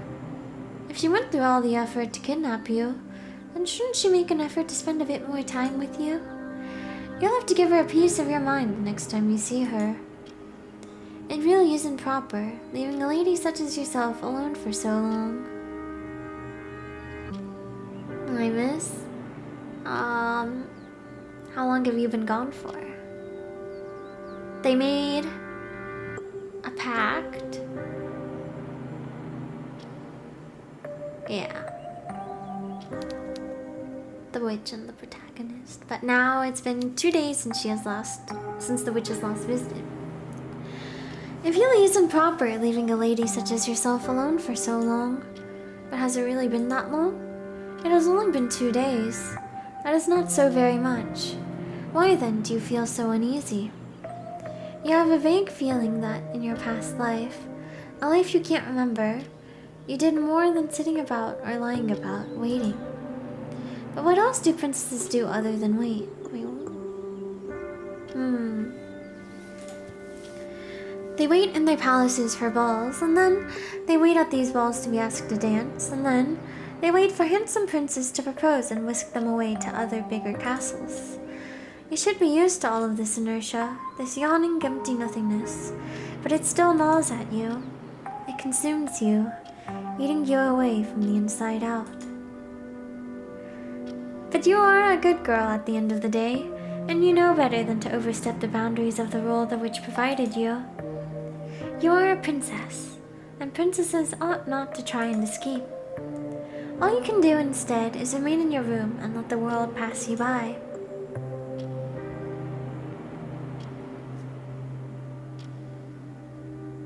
Another day passes. Another. Oh, she's here! It's been a little while. It's been like 5 days, maybe? Dear one, it really is good to see you again. I missed you.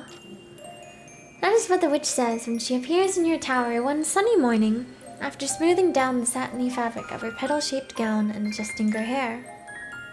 You jump upon hearing the witch's honeyed words, and drop the book you were perusing from your awkward, fumbling fingers.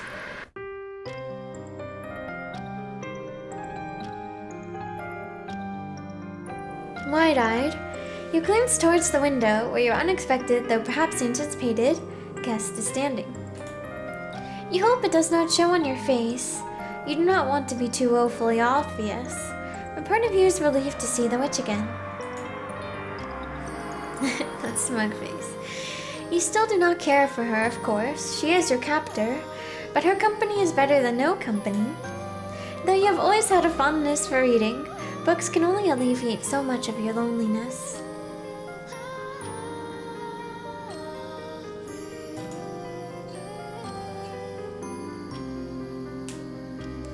It is always better to have somebody else to speak to, even if that somebody else is a witch. How have you been getting along, dear one? The witch asks you, her voice positively skipping as she approaches you. I hope you've not been too bored without me? Your cheeks prickle as you dip your head. Quietly, you mumble something in response that it has not been too bad, really. You've been reading and books are. Amusing diversions, yes. I know that full well. I used to read a lot myself when I was younger and more awkward than I am now. In my youth, all my friends could be found inside of books. I'm glad that we have so much in common. You'll have to tell me all about the stories you have been reading later. But for now... The witch looks you up and down. She takes in your disheveled state. Is it? Okay, wait. Disheveled. I think it is disheveled.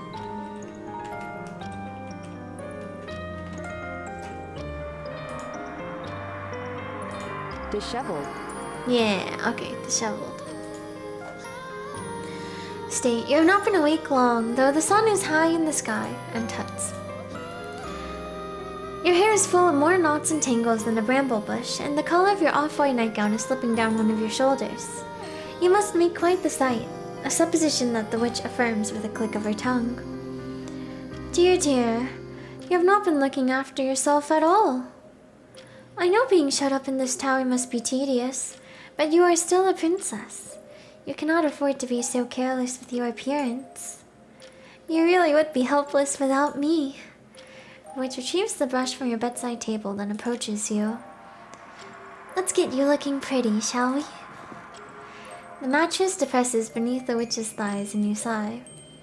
You know there is little point in trying to pull away from her. Even if you did, where would you go? The witch is all that you have. Without her, you are nothing. Your own worthlessness has already been imbued deep within your bones. You do not want to admit to it, but even you cannot deny the wave of relief which comes when you finally submit to her. Okay.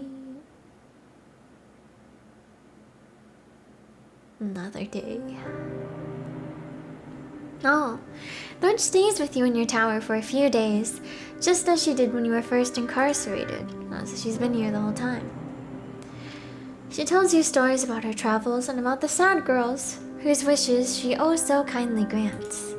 She also tells you fairy tales, some of which you remember, though vaguely, from your childhood.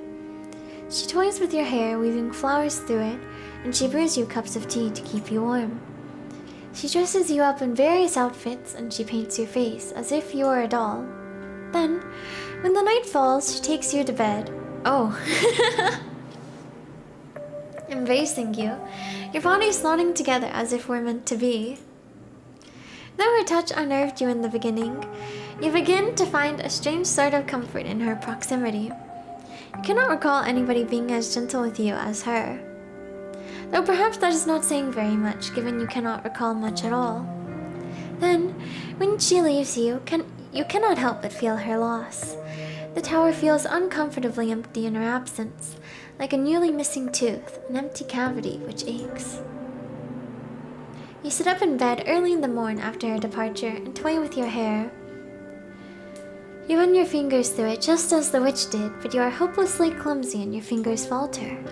You try to braid your hair, but you cannot manage it without it coming untied. Part of you wonders whether this is not some great failing, given you are a princess. Are princesses not supposed to take great pride in their looks, primping and preening? You must be a poor sort of princess. But despite that, the witch still cared enough to try and kidnap you. That must mean that you are worth something, if not to your parents. Did they ever really love you if they haven't bothered to look for you, than to the witch? At least you have her, and that is enough for the present to soothe you, no matter how hollow your heart might feel. Stockholm Syndrome's really kicking in. Okay.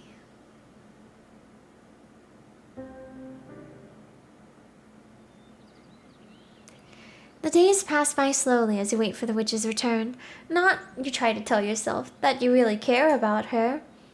She might have braided your hair oh so gently, threading flowers through it, and she might have fed you sugary sweet treats with her fingers.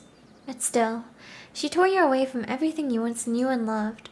She has ruined your life. You know that you should despise her. But when the witch finally returns, you set your book down a little too quickly and look at her a little too expectantly. The witch seems to notice this.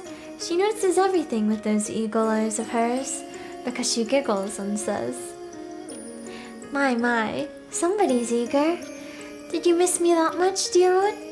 Your face flushes at this like a red-capped mushroom, and inwardly you wince. You wish you weren't so transparent. Look at your feet. You cannot look at the witch, your captor, and mumble something that is only faintly intelligible. Your response is hardly elegant, but the witch catches the general gist because she chuckles. Come now, don't be like that. I know that you like me really. Otherwise you wouldn't look so enthusiastic. You tell the witch sullenly in the voice of a truculent child that you are not enthusiastic. She is reading too much into things. If you say so, dear. The witch smiles, then reaches into the wicker basket that dangles from the crook of her arm. It seems like you're determined to be difficult today, though I don't know. You'll ruin your pretty face scowling at me like that. But maybe this will cheer you up? The witch draws something from her basket and, entranced despite yourself, you observe her. You see that she is clutching a small stack of books, 3 of them to be precise, bound in leather. She holds them to you like a peace offering, her smile soft. Here, is this enough to satisfy you, dear one? You thank the witch for her thoughtfulness, feeling ashamed by her earlier conduct, and she beams. It is no trouble at all. I would not wish for you to be bored. Now, let me look at you. How have you been faring in my absence? I see you've been eating well. That's good, but... The witch examines you critically, as a sculptor might eye a piece of marble, conjuring with their mind's eye the hidden art piece waiting to burst forth from within it. Something about the way the witch looks at you makes you tremble. Her gaze really is discerning. It's as sharp as a razor, uncomfortably so. Why does the witch make you feel like this? You do not know, but... Oh dear, your hair looks awfully naughty. I fear you've not been taking proper care of it. You ask the witch once more why it matters, and she tuts. Of course it matters. If you stop paying attention to your appearance, my eyes might begin to wander. I am a fickle woman, after all. She is hardly a woman, she is a witch. Yes, exactly.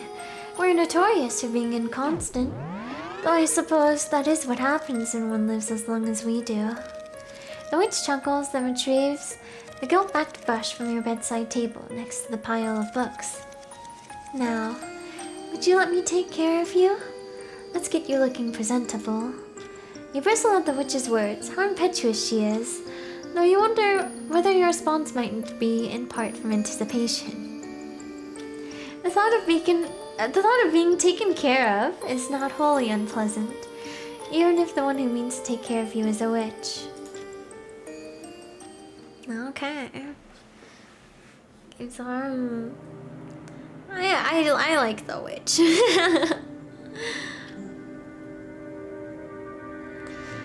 It has been almost a month since you were kidnapped, not that you know it. Time has lost all meaning to you, shut away within your tower, but it continues still. That is 30 days and soon to be 30 nights. More than 700 hours spent trapped within the stone walls of your new home. Yes. You suppose you have begun to regard this place as a home. It is where you now live, whether you like it or not. You have not yet found a way to escape. You do not know if such a way exists. The walls of your tower are thick and impermeable, and your room is too high up for you to jump out of the window. There are no stairs which lead downwards to the entrance of the base of the tower, if indeed there is an entrance at the base of the tower.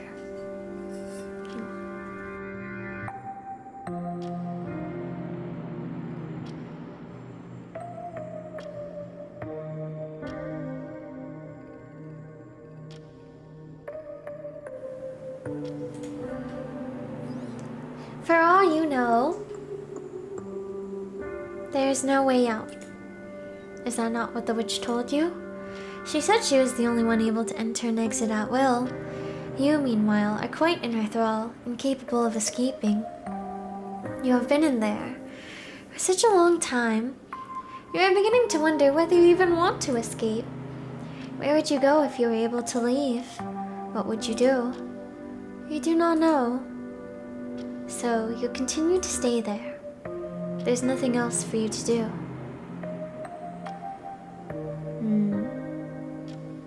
She's resigned to her fate now, I guess.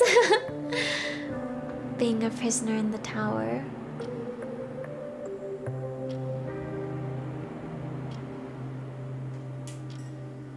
Quite a bit of time is passing. Oh. Do you ever feel like screaming, dear one? The witch asks you this question one day when she is sitting with you upon the bed. Once more, she is toying with your hair, her fingers nicking through it like the teeth of a comb. Your fingers are long and cold, as are her nails. They scrape against your neck, oddly inhuman. And you tremble, though you try to suppress it. You do not want her to know that she unnerves you, or worse still, that she endears you. You ask the witch, who sounds uncommonly weary, whether something is bothering her, and she sighs in response. Is it that apparent? It is rather apparent, yes. It is not like the witch to speak of being tired. You thought this was an emotion which afflicted lesser people, not all-powerful beings such as herself. Oh, you flatter me. I am hardly all-powerful. I endured my fair share of hardship before I was able to become the woman I am today.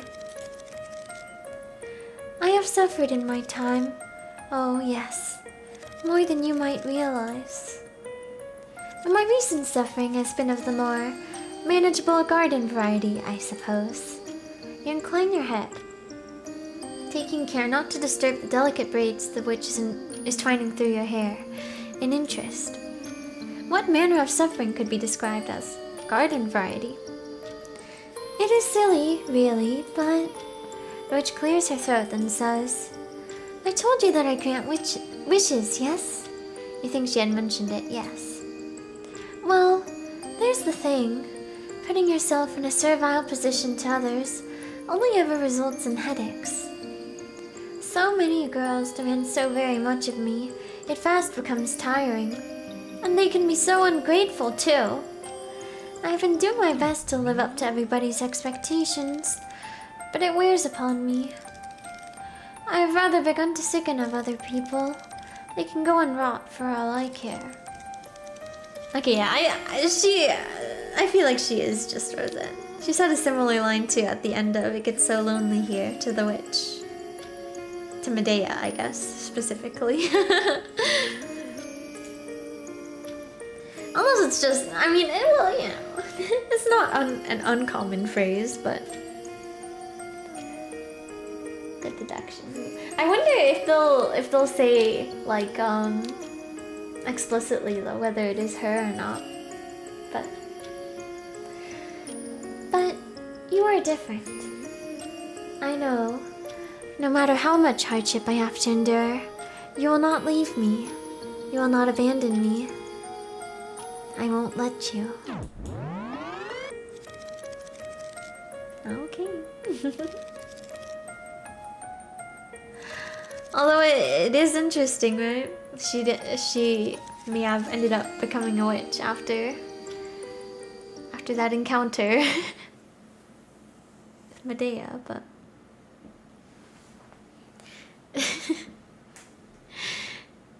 my, you really have become obedient, dear one. The witch's voice is warm in your ear, her breath ghosting against your skin as she sits behind you upon your bed. Once again, the witch is toying with your hair. She never seems to tire of it, and you no longer try to pull away from her. You do not want to. What would you be without her? At this point, you can hardly imagine. The witch, recognizing how dependent you have become, giggles and says, "You really are a good girl. You were quite the handful in the beginning, but you've warmed up a good deal. It makes for quite the change." Would you kidnap the princess? Who knows? Now, tell me, dear one, do you miss me when I am not there? You swallow. Your own saliva tastes musty on your tongue, like an old dress which has not been worn in years, like a subterranean prison cell, which sees no sunlight. Though the witch is asking, it is a moot question. She already knows the answer. Yes, you miss her. When she is away, you miss her awfully. How nice. I'm glad to hear it. It's wonderful that you can finally be honest with yourself. But I think you're still holding back. Holding back? Indeed. I think your feelings toward me, dear one, are even more intense than that. If you miss me, then it makes me wonder. Do you also love me? For a few moments, you simply sit there, stunned. You know not what to say, what to do. Though the witch's touch is gentle, you feel trapped, a prisoner clapped in irons. If you had strength enough, you would throw her hands off you and scramble away, clutching what little remains of your dignity to your chest. What dignity do you have left, really, when you have already surrendered yourself to a wicked witch? You can no longer pretend to have any airs and graces, but even then, you find there's only one thing you can say to her. "Oh, I don't love you." Oh? The witch frowns, her arms crossed. Is that so? You worried initially that the witch might be hurt by your response, but that does not seem to be the case. Instead, she seems to ponder, now holding one hand beneath her chin. A moment passes, and then... Well, it's no matter. I expected as much. We haven't spent all that much time together. Not yet, at least.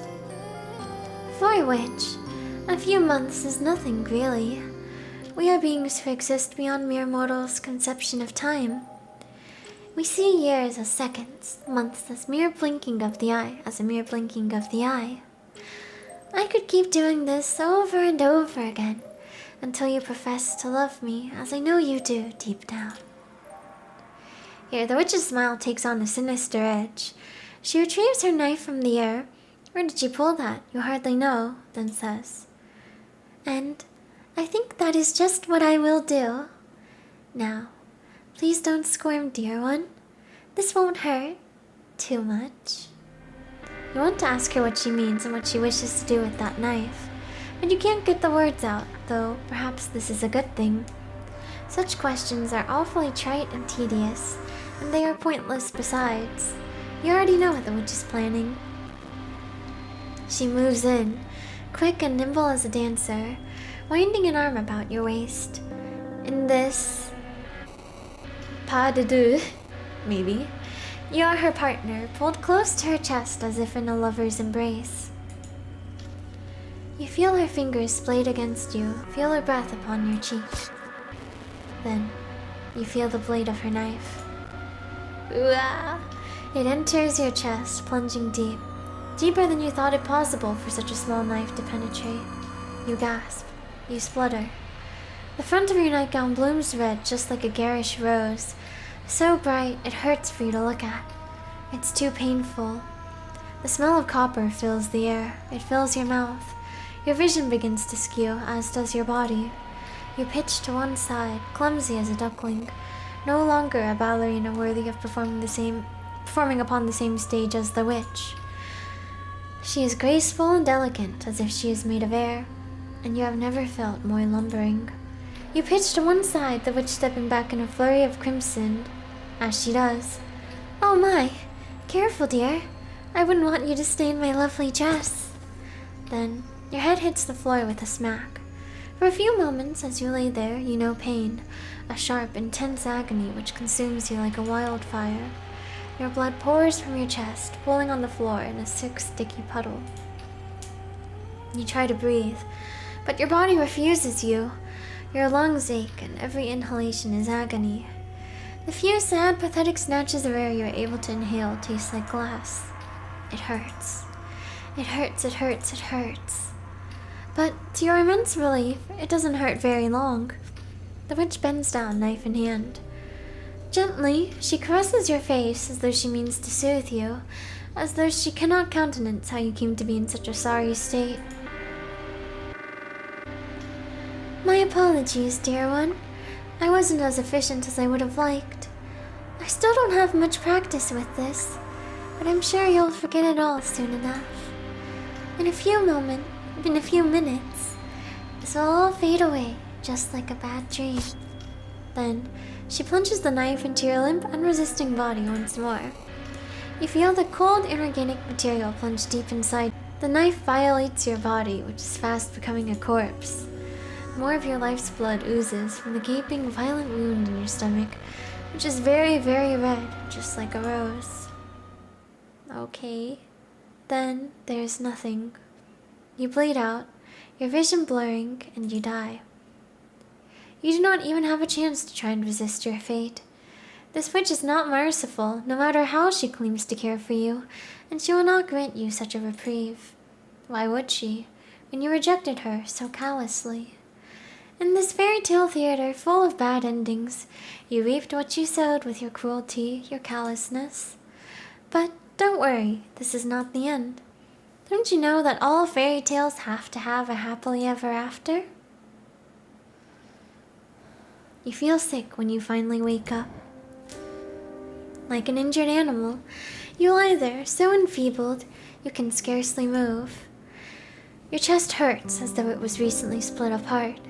Your heart, meanwhile, hammers anxiously in your breast, a thick, unwieldy piece of muscle which is working too hard to assert its own existence. With trembling fingers, you look down.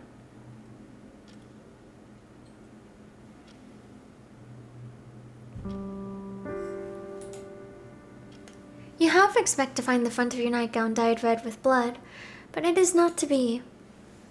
Your nightgown is a pure, peerless white instead. The fabric smooth and unwrinkled. How peculiar.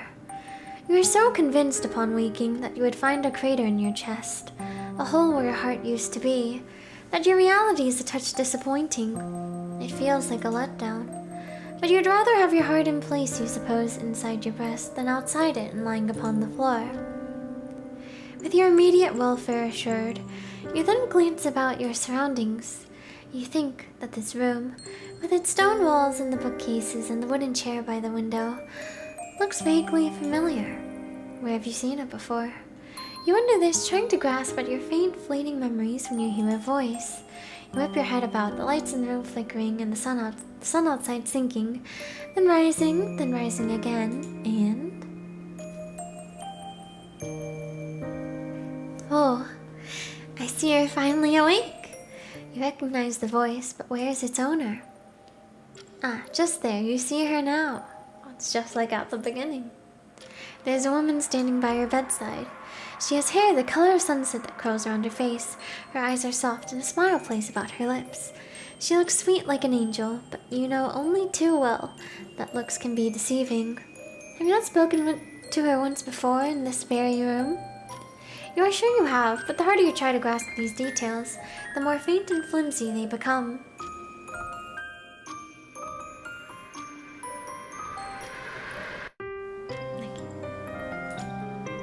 Perhaps you are making it up. You always have had a penchant for daydreaming. You have not seen this woman before, and if you have, you must have seen her in a dream. Or else, perhaps, a nightmare. Oh, you poor thing, the woman tuts.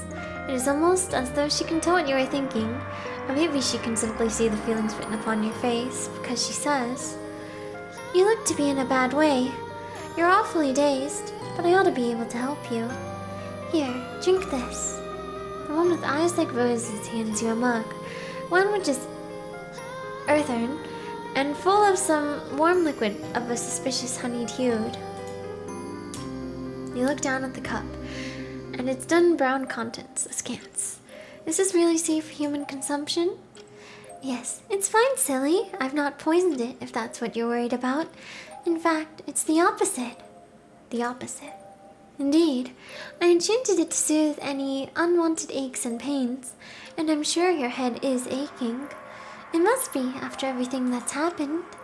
What happened? Now. I'll only answer one question at a time. It'll get confusing otherwise, and you must be plenty confused already. Now, come on, drink. You're a little hesitant to fulfill this woman's request. She is a stranger after all, and you have no idea what the liquid inside the cup is. This could be some sort of trap. But the woman is smiling and she doesn't necessarily look wicked. Perhaps you can trust her? You bring the cup to your lips, not knowing what else to do. The weight of her expectant stare is uncomfortably heavy, and begin to sip. The drink is warm, surprisingly so. It makes your lips tingle. As for the taste, well, it's not unpleasant. In fact, it's quite nice. Is that honey? You only intended to take a small sip of the curious drink, but before you know it, you have downed the whole mug. It tastes too good, and your head does feel a lot lighter now. You thank the woman hesitantly. You know not what else to say, and she beams. It's all right. I thought you could use a little pick-me-up after everything. You've not had an easy time of it, haven't you? No. You don't remember? The woman asks. Not a single thing. Well, maybe that's for the best. What happened to you was probably quite traumatic, though I did try to be gentle. I didn't want to cause you any undue hurt, but here's the thing. It's surprisingly hard to kidnap a princess from a palace without causing a bit of a fuss. The woman laughs. Her laughter is light, just like her voice, and it washes over you. It ought to be soothing, just like the drink she prepared you, but it isn't. Your shoulders do not get any looser. Instead, your whole body tightens. A princess, did she say? Yes, that's right. You're a princess, and I'm a witch. No one in the kingdom said you were singularly beautiful. Like maybe, I wonder how much of this will be the same. Let me save that real quick.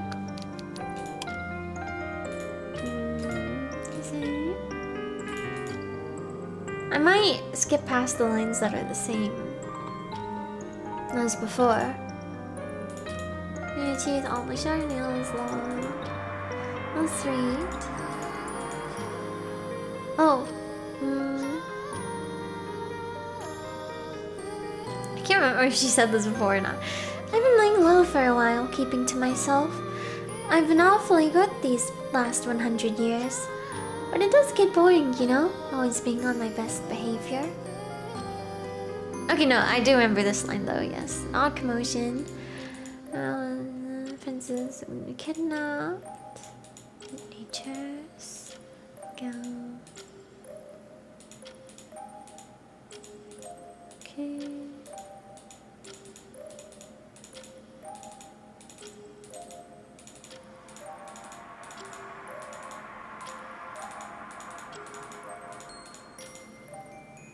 Okay, that was all the same, except for at the start there, I guess. I wonder if I should skip. But I'm worried it'll skip past the line that's new. I feel like these lines are new. Once again, you feel groggy when you wake up. The back of your head is still pulsating and your mouth feels dry, as though it has been stuffed full of wool. Your stomach, meanwhile, is coiled up in knots. You feel sick. What time is it? I literally have to sleep. Okay, wait, no, this line is familiar, though. They win. Oh, you finally awake? Oh. Okay, no, yeah, this is familiar. I feel like this is new, though, this line. I feel like the line about the ball-jointed doll might have happened later, too, in the first run. I feel like it wasn't on the second day, it was later, but... You glance over your head, snapping into position like a ball-jointed doll's. Then you take in the woman standing before you. Or is she a woman? It is hard to tell. Her appearance is oddly amorphous, seeming to shift even as you observe her between various ages, various states of being. In one moment, she looks younger than you, fresh-faced and rosy-cheeked, a young maiden not yet in her 18th year. But in another moment, you could swear she is ancient beyond mortal comprehension. Decades of experience painting her face so that the hollows of her eyes seem to sag.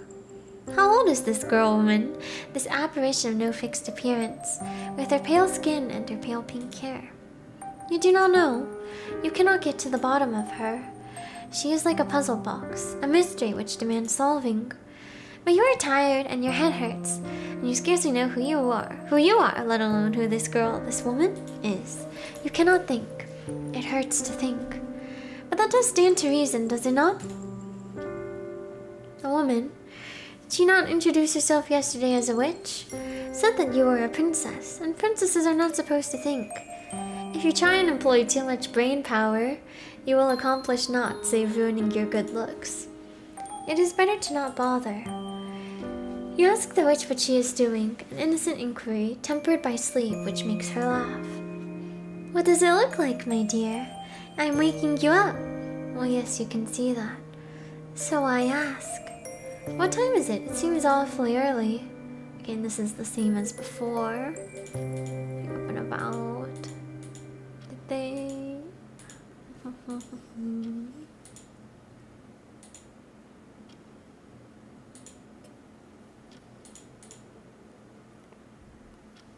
So man, my stomach is growling.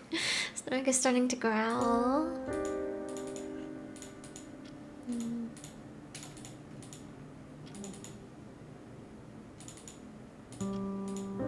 Okay, brush the hair.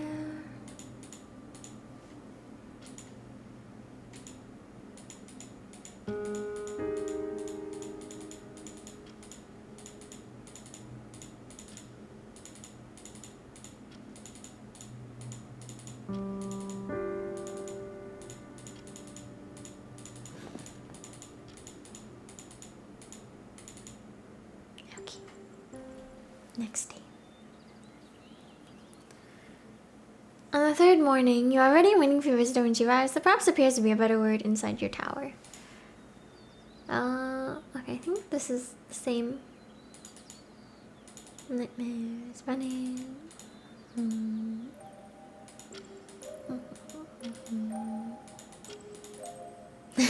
I am hungry.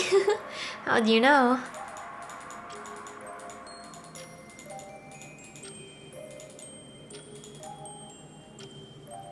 Oh wait. Did did the stomach rumble last time?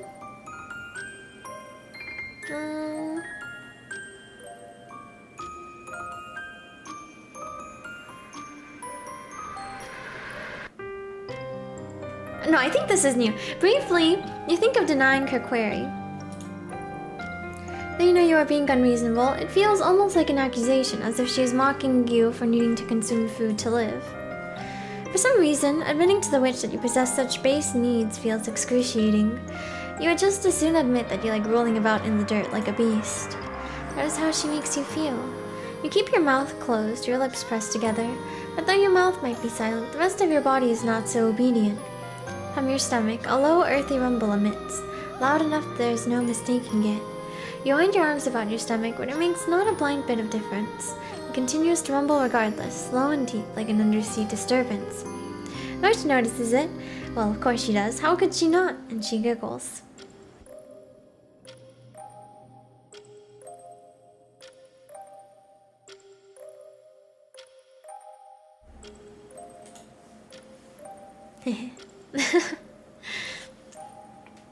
Well, at least your body's honest, even if your mouth isn't. Your face flushes bright red at this, of all the indignities, but the witch does not linger upon it. Perhaps she is trying to spare you. Instead, she reaches into her wicker basket and holds a flaky pastry out towards you. You stare at the pastry, your gaze fixed to it as if it were a holy grail, a sacred relic. Something. Okay, and I think this is the same. So. Yeah, okay.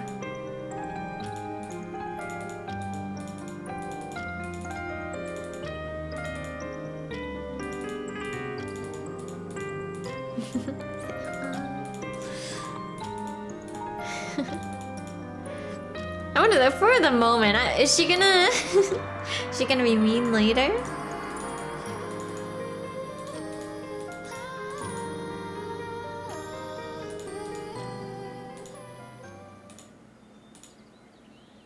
You spend your fourth day in the towers and when looking out over the forest which surrounds you. There are a lot of trees. I think this is the same.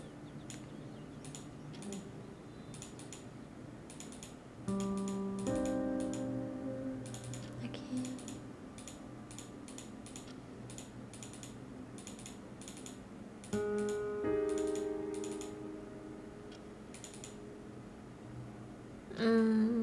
Okay, wait. I think this is new. A question rises to your throat, one which feels too large for your slender body. You know you will not like the answer, but you still feel compelled to ask. Why, you ask the witch, did she trap you in this tower in the first place? What does she want from you? Oh, you silly thing. The witch steps aside from the stove, then kneels before you. She takes your hands between her long bony fingers, then gives them a squeeze. A shock of cold knifes through you, and you shudder. With white deer-like eyes, you observe the witch as softly she says, I don't want anything from you. I just want you. You do not understand the distinction, and you tell her as much. What does she mean? What I said. You don't need to do anything, dear one, or say anything. You don't need to be anything. Other than yourself, of course. I didn't bring you here because I desire you to act in a certain way. I just wish to enjoy your company. There is something a little flattering, you suppose, about that. Your heart flutters, color rising to your cheeks, but it still does not answer your question. If she wanted only to enjoy your company, why did she have to keep you a prisoner? Could she not enjoy your company in another manner, one that's less inconvenient? Naturally. That is what I wished. But it isn't so easy, you know? It isn't? No, dear one. You are a princess, you see, and I am a witch. We could not have been together if you had remained in the palace. You would have been wed to a boorish, loutish prince who wouldn't appreciate you, and I would be distraught. Distraught? Does she truly care for you that much? I care for you a lot, dear one. The witch speaks softly, her voice disarmingly gentle, as she cups your cheek, her fingers sliding into your hair. Her digits are still disturbingly bony, but you find you don't mind it as much as you thought you would. It no longer bothers you. There's something almost soothing about her touch. That is why I had to kidnap you. If I want to put it selflessly, I suppose I could say I meant to rescue you from your tedious fate of being wed to some strange man and whisked away to a foreign land, taken far away from me. But I'm a witch, so I'm selfish, and that's not really why I brought you here. I brought you here because I wanted to be with you. I couldn't bear to see another speak to you or touch you. I wanted to keep you all to myself, which is why you can't leave. I knew, from the moment I laid eyes on you, that I wished you to be mine. And so, I took you. That's all there is to it. And if you ask your voice shaky, you were to jump out of the window, what then? Okay, then you would soon go again. This is the same as before. And you would die. I wonder how many times this is gonna repeat. Is she gonna try jumping sometime, or is she just gonna fully submit to this, I guess?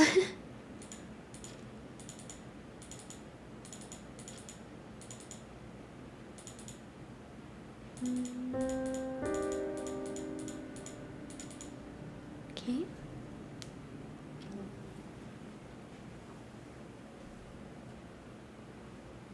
Oh dearie me, where has the time gone?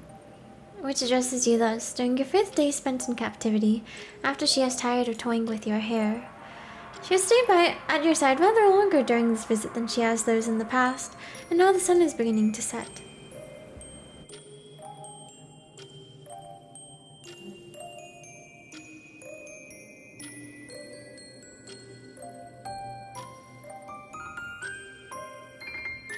Also, you know what sounds really good right now? Fries. They do sound good.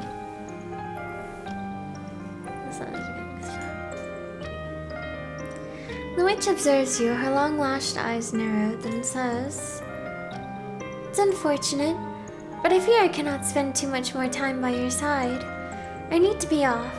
Even I have work to do." Okay, and this is the same.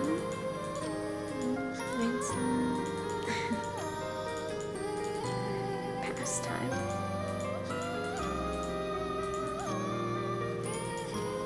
Oddly floral.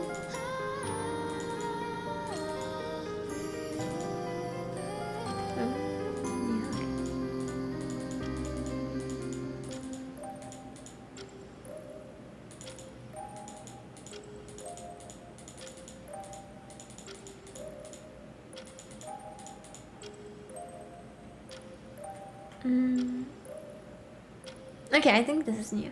Did you once turn to a witch, this witch, for help in the past? If you led a life as sheltered as the witch is claiming, it doesn't seem beyond the realms of possibility. But this, like so many other things about your past, will have to remain a mystery. Okay. In any case, I think I'll be busy for a few days. I won't be able to pay you as many regular visits as I have been, but don't fret. I will try to hurry with my obligations as quickly as I can, so I can be with you once again, like fate ordained. Fate. Okay. There's nothing other.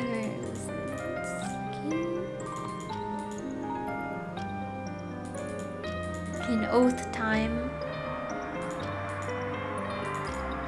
Knife.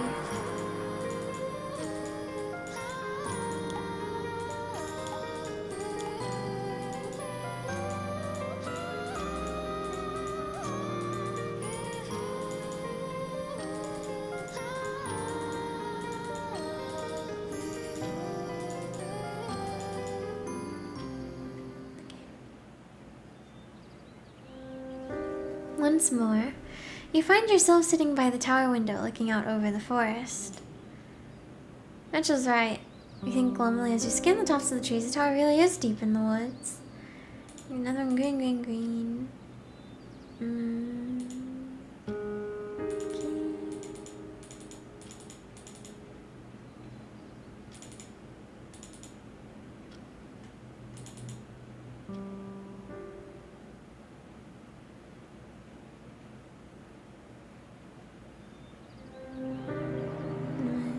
Okay.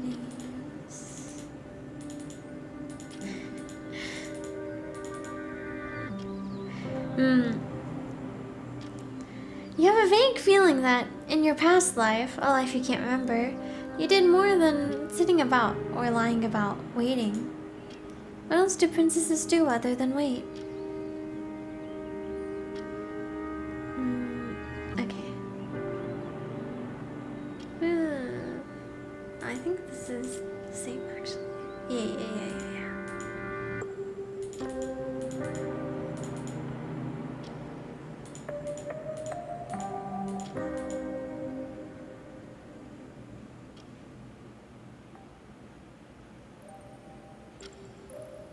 Dear one, it really is good to see you again. I missed you. Oh, it says, okay. There's the hair. Jump. Okay.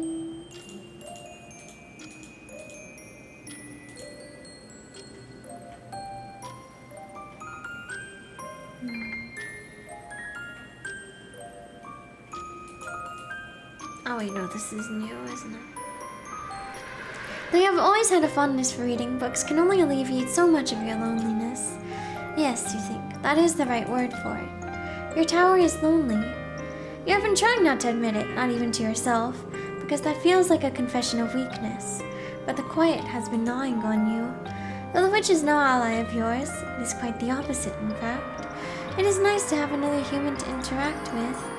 Not, you suppose, that she is a human. Not in the traditional sense of the word. She is still a witch. You cannot trust her, and yet... How have you been getting along, dear one? The witch asks you, her voice possibly skipping. Okay, I think this is the same. I hope you've not been too bored without me. Typical. Yeah.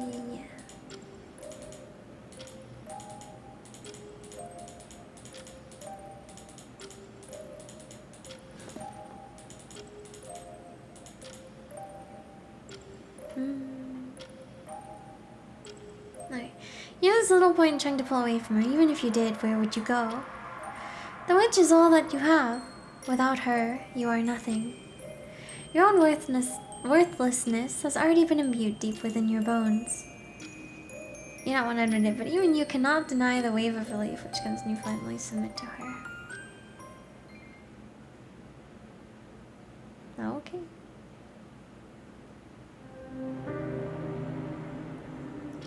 It stays you in your tower for a few days, just as she did when you were first incarcerated.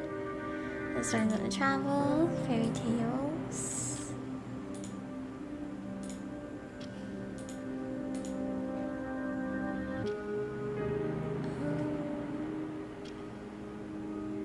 Though her touch unnerved you in the beginning, you begin to find a strange sort of comfort in her proximity. Who else do you have, after all, to spend time with? Who else will look at you like the witch does, with enchanted eyes, as if everything you have to say, not that she gives you ample opportunities to speak, is utterly enrapturing? You have never met anybody like her before. At least, you do not think you have. Your past is hazy, your memory is vague and cloudy like the surface of an old mirror, and you cannot remember. Still, you think that the witch must be special. She makes you feel special, and that is reason enough to hold her in high esteem. Then, when she leaves you cannot help but feel her loss. Tower feels uncomfortably empty in her absence, like a newly missing tooth, an empty cavity which aches. Okay. Toys her hair. Really cozy.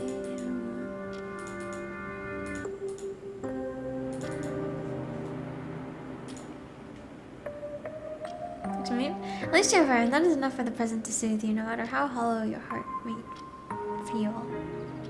Oops, I guess I can just like skip I completely passed the days changing by scrolling, huh? Okay, well. The days pass by slowly as you wait for the witch's return. Not, you try to tell yourself that you really care about her. Okay. Tell you everything away from everything you once knew and loved. You ruined your life. Okay.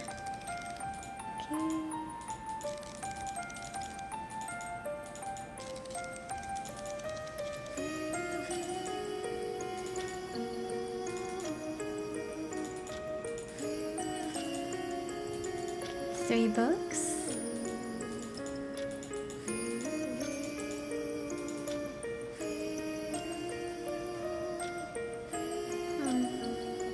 Yeah, I think this is new, but yeah, something about the way the witch looks at you makes you tremble. Her gaze really is discerning. It's as sharp as a razor, uncomfortably so. Why does the witch make you feel like this?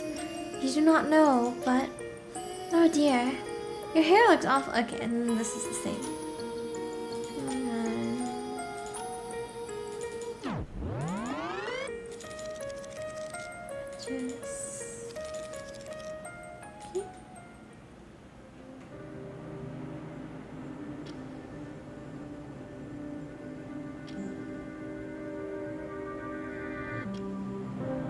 Been almost a month. These.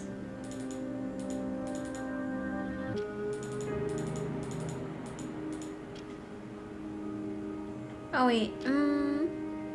Okay. If indeed there is an entrance at the base of the tower, for all you know, there is no way out.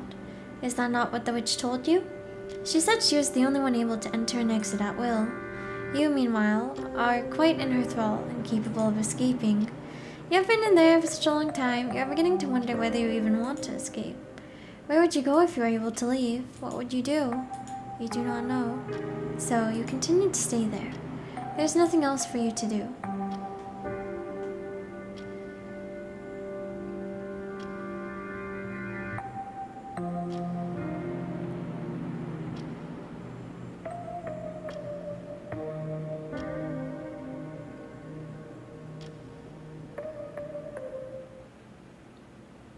Okay, and then you ever feel like screaming, dear one?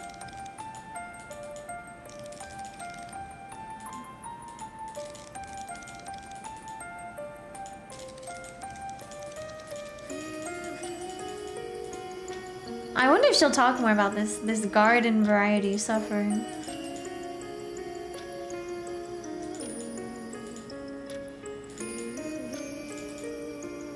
I don't.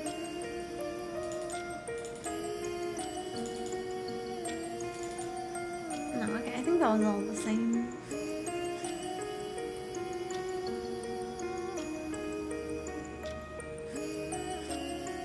Oh man, hungry tummy. My stomach. I can't remember if this is new or not. No, I think this. I did say this. I think. Yeah. Become obedient, dear one. That's right. Yeah. Yeah.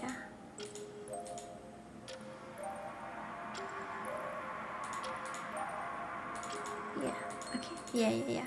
Oh, and then this is like the the end kind of the first. Miss her. When she's away, you miss her awfully.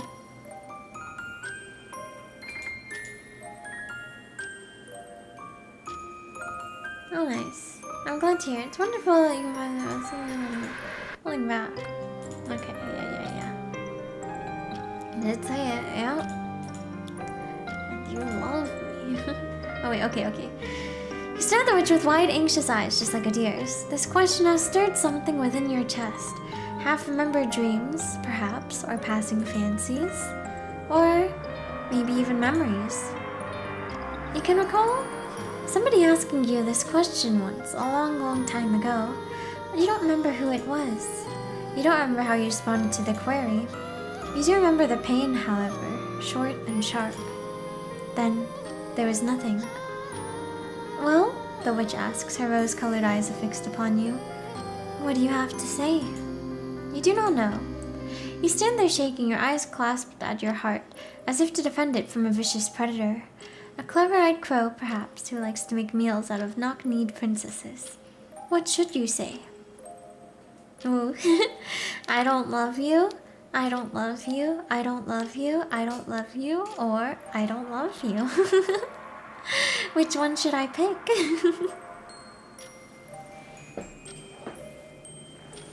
I'll go with this one. There is nothing. Let me go with this one. I don't love you. Though you know that witch's question is a loaded one, you know full well what answer she wants. You cannot bring yourself to give it.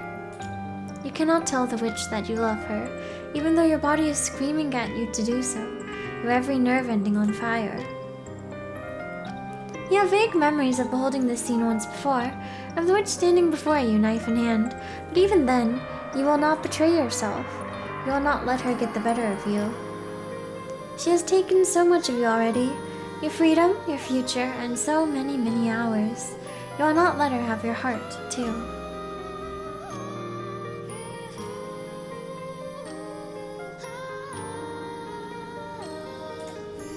That is something you must guard jealously, for, as a princess, is your heart not your greatest asset?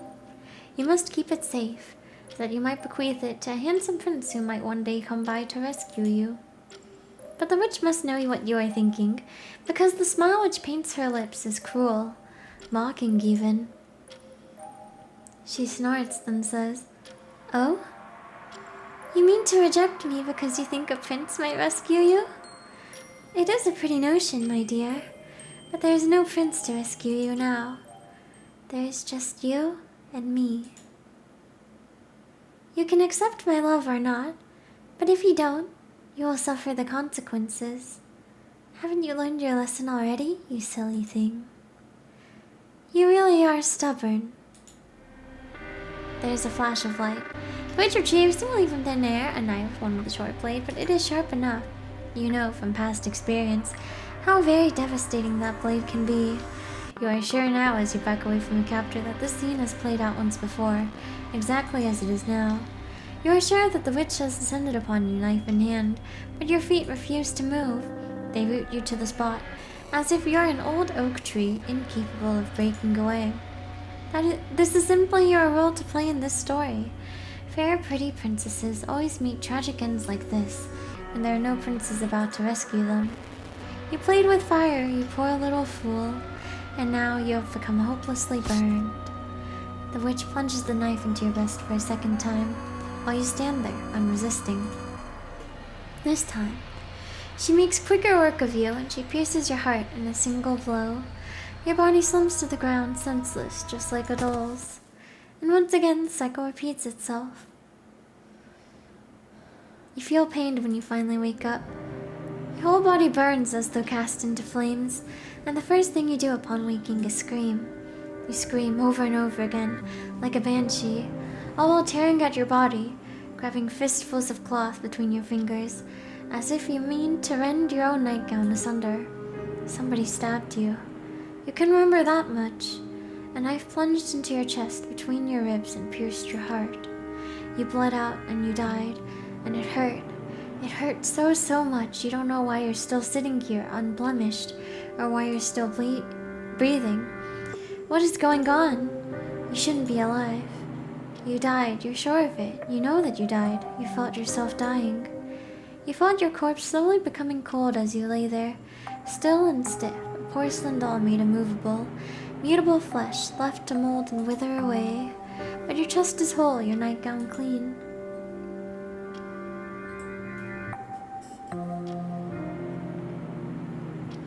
There is no blood. There is no wound. What happened? You examine yourself, your heartbeat slowly steadying. With shaking hands, you press your fingers to your chest, as if this act might reveal some secret cavity in which you can wriggle your digits inside like worms. Oh, sorry. You pat yourself down, but in vain. There is nothing wrong with you at all. And now you are starting to feel rather silly. You flush, embarrassed at your unseemly conduct, when all of a sudden you hear a footstep. You whip your head upwards, the lights in the room flickering, the moon outside sinking, then rising again, and let me save real quick also.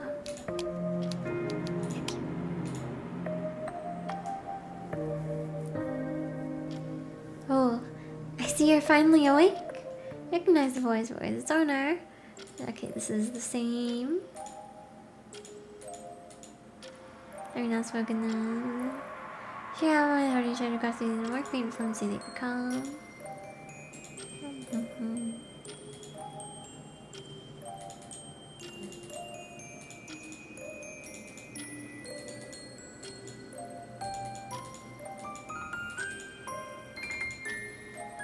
Yeah.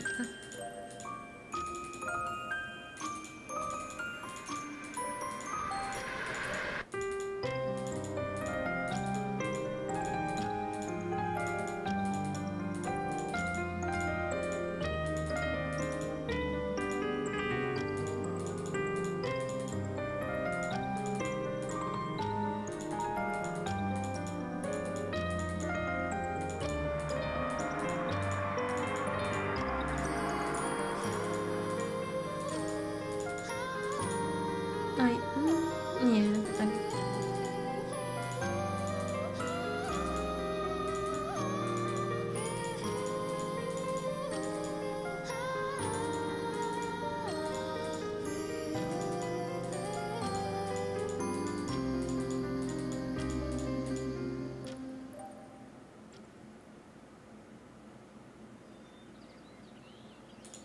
Groggy key.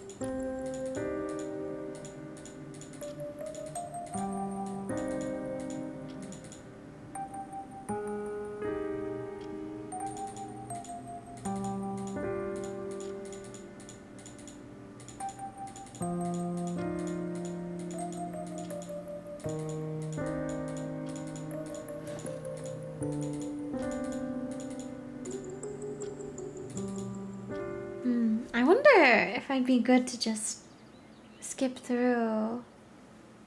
It seems the same. Completely. But I'm scared I'll like miss something.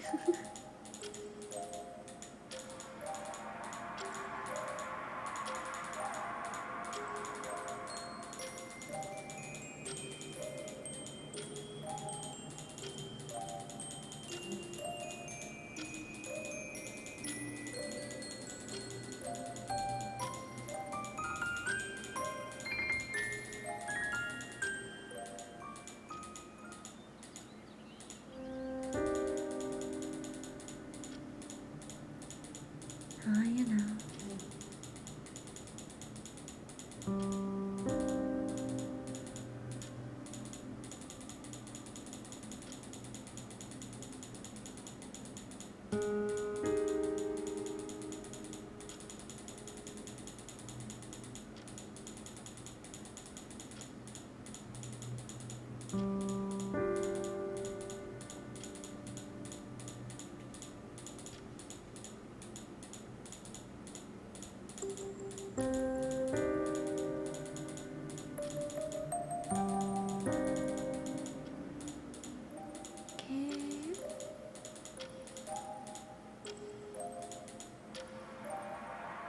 Okay, wait, no, this is new now, I think. Okay. Which addresses you thus during your 5th day spent in captivity after she has tired of toying with your hair. And sighed no longer, now the sun is beginning to set. The witch busied herself for hours, playing with you as one might a doll, though you, of course, are much more than that. While dolls have hard, impermeable bodies made of porcelain, which are incapable of experiencing sensation, it is not so for you. You feel every single touch the witch bestows upon you. When her fingernails press against your scalp, you cannot help but shudder. You have begun to think during the ensuing days that perhaps things would be easier if you were a doll. Then, you would not sigh so from her touches, would not lean into her kisses, though you wish you could lean away. If you could not feel emotions, perhaps the witch would not take so much obvious delight in drawing them out of you. Then perhaps she would not torment you so. Like a playground bully, the witch keeps on pressing. She pokes and she prods until your stony facade crumbles. She takes delight in your whimpers, but she seems to enjoy it all the more when you snap at her.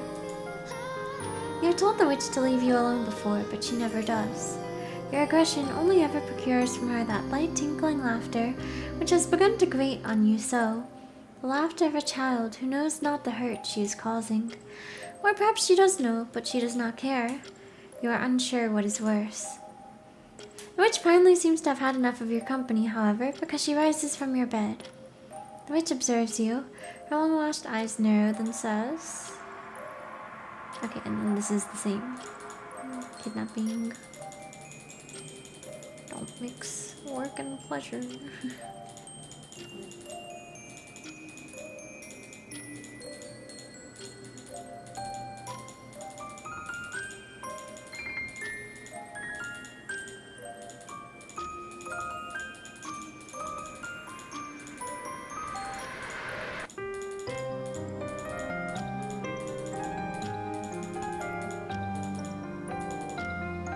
Knife. Oh, that's right. This is the oath. The pact.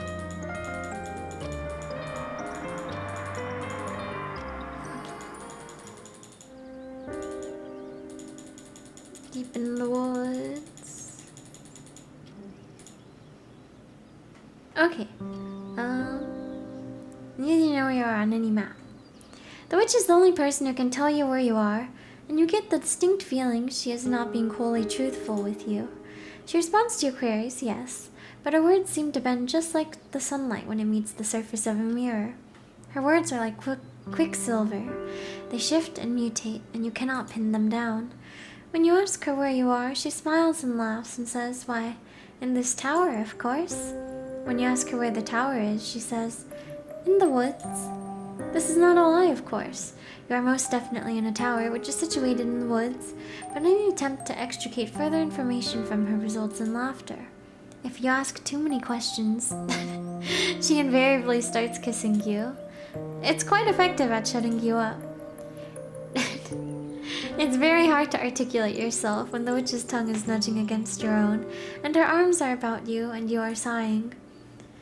When she takes you in her arms, and she holds you, and she kisses you, you forget about your questions. You forget about trying to escape, if only for a few brief, blissful moments where nothing much seems to matter save her.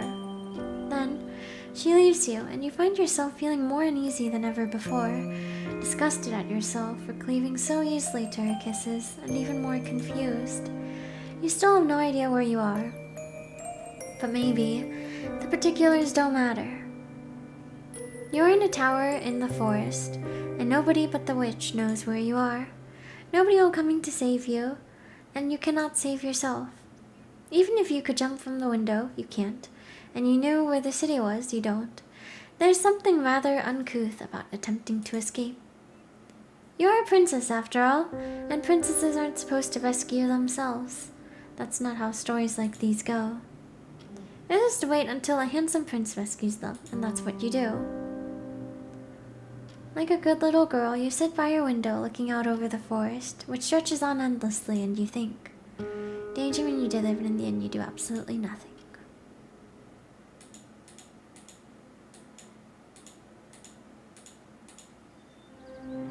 Once again, which 2 days isn't proper.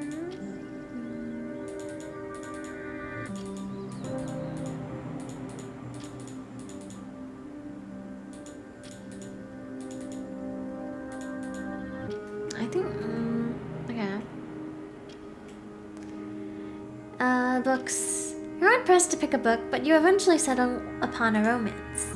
It's frothy and inoffensive and not particularly interesting, but losing yourself within its pages is better than sitting idle.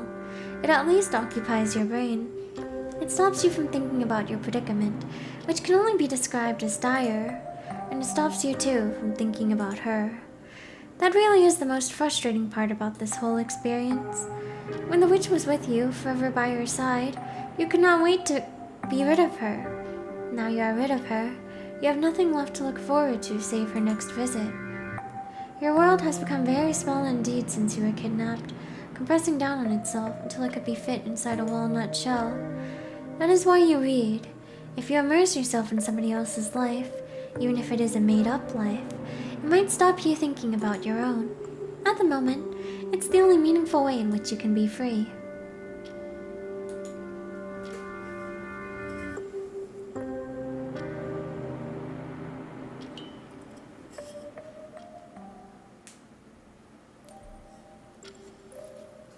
Okay, she's back. Dear one. No, she's reading. Okay.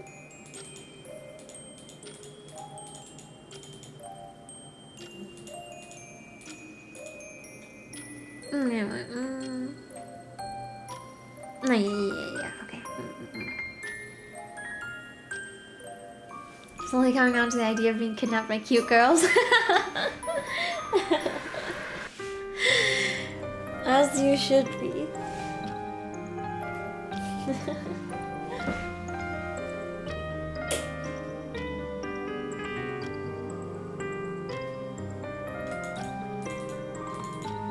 The Stockholm syndrome is Stockholm syndroming.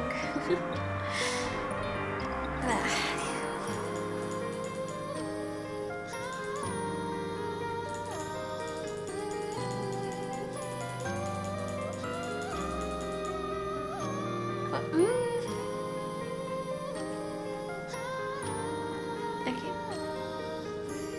But she chooses the brush from your bedside table, then approaches you. She has done this many times before, but you find yourself shrinking away from her regardless. You do not want the witch touching your hair. You do not want her touching any part of you. You do not want her to be alone, but you do not want to be with her either. You do not want her to disappear, but you cannot bear to look at her.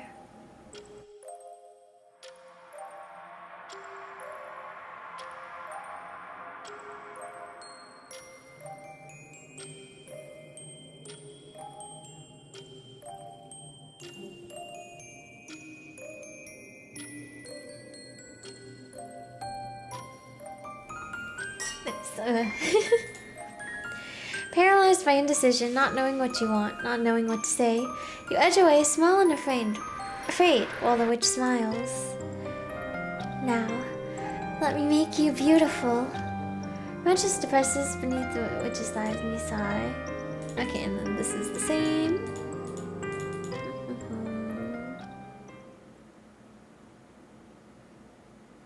But I wonder if the skip would stop if it were new, but...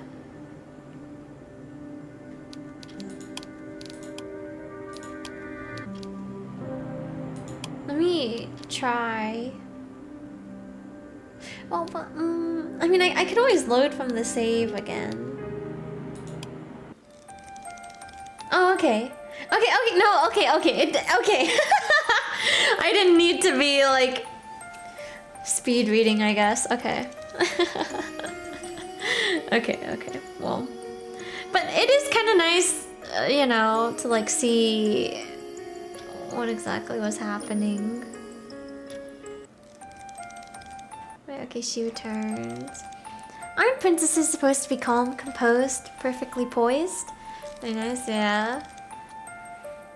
I guess, yeah. I was like not sure because in the other one it was like, well, but I guess it just went until we made the choice, but everything was the same up until the choice, so no way to know there. But you might not remember much of your past nor of your life in the palace, but you think you should be accustomed to compliments at this point.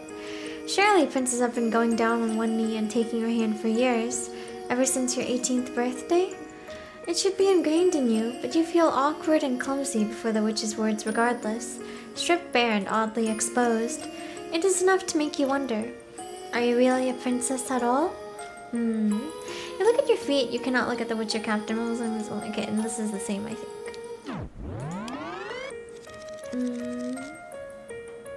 The books, okay.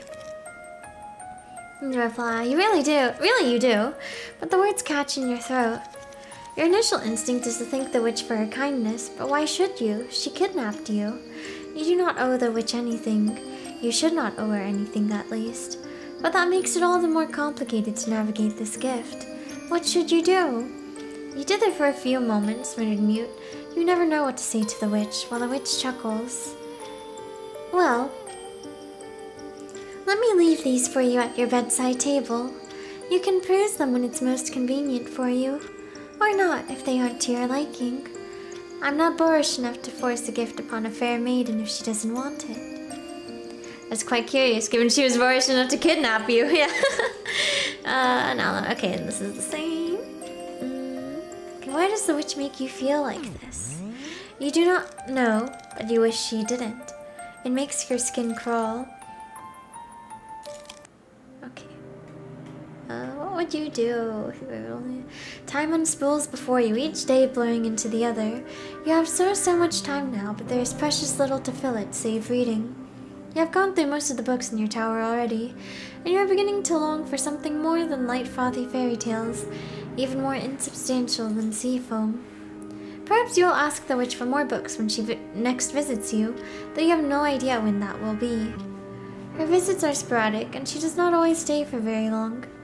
She seems to care more about how you look than what you think, and she fusses about your hair and clothes more than your words, but maybe that is to be expected. You are a princess, after all. You were raised like a sacrificial lamb to be bartered away to the highest bidder. That is how princesses are, whether they are engaged to princes or kidnapped by witches. They exist to be looked at and to be admired. What they think is of little consequence. The witch's treatment of you rankled in the beginning. It stung your pride. Your pride, you suppose, as a princess. In the beginning you railed against her. Now, however, you have begun to miss her company. Every day, when you awake, you are made aware anew of just how much your world has shrunk. It contains nothing save the witch. There is nothing for you to anticipate beyond her visits, nobody for you to speak to save the voices in your own head. It wears upon you, but you have the strangest of feelings that this is where you belong. This is your new world. You are playing the role that is expected of you, for is this not what princesses are supposed to do? Being a prisoner must be in your blood. It is part of who you are, ingrained into you, just like your knowledge on how to pour a cup of tea without spilling it, or how to address your superiors without making a nuisance of yourself. You know how to be quiet, how to be meek, how to be mild. You do not know how to stop worrying, however. What will happen to you if the witch begins to tire of you? What then?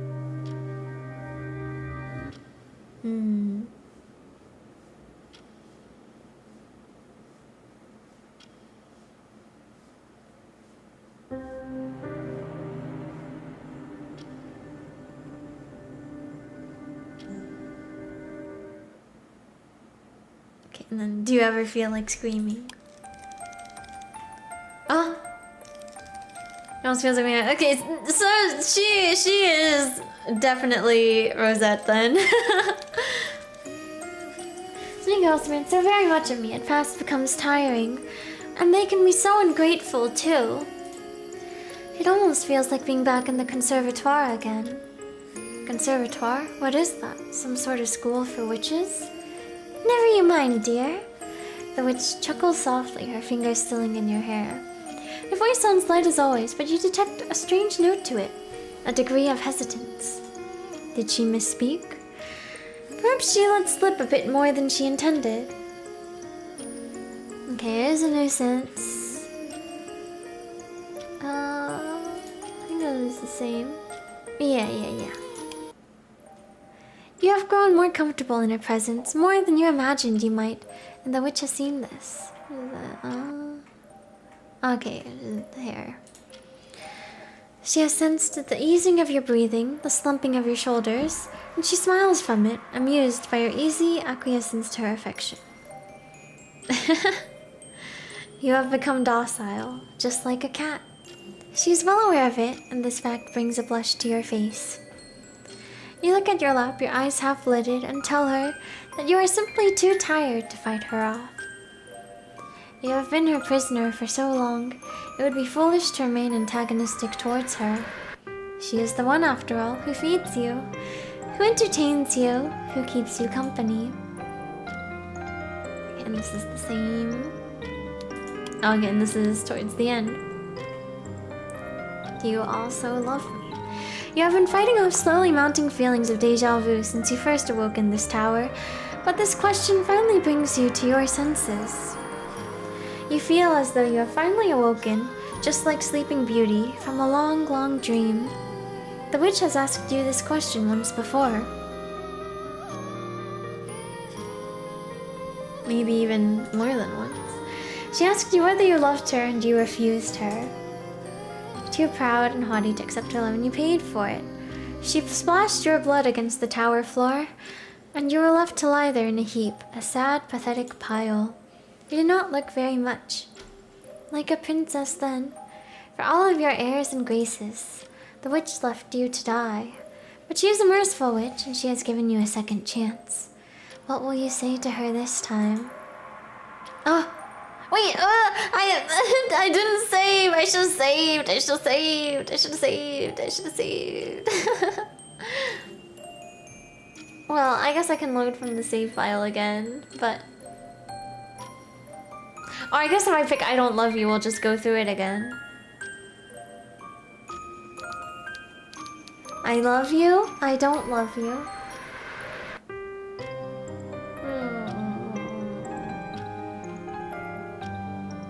I feel like they're probably, well, I'm like, would there be like a true ending? But I want to say that I love her.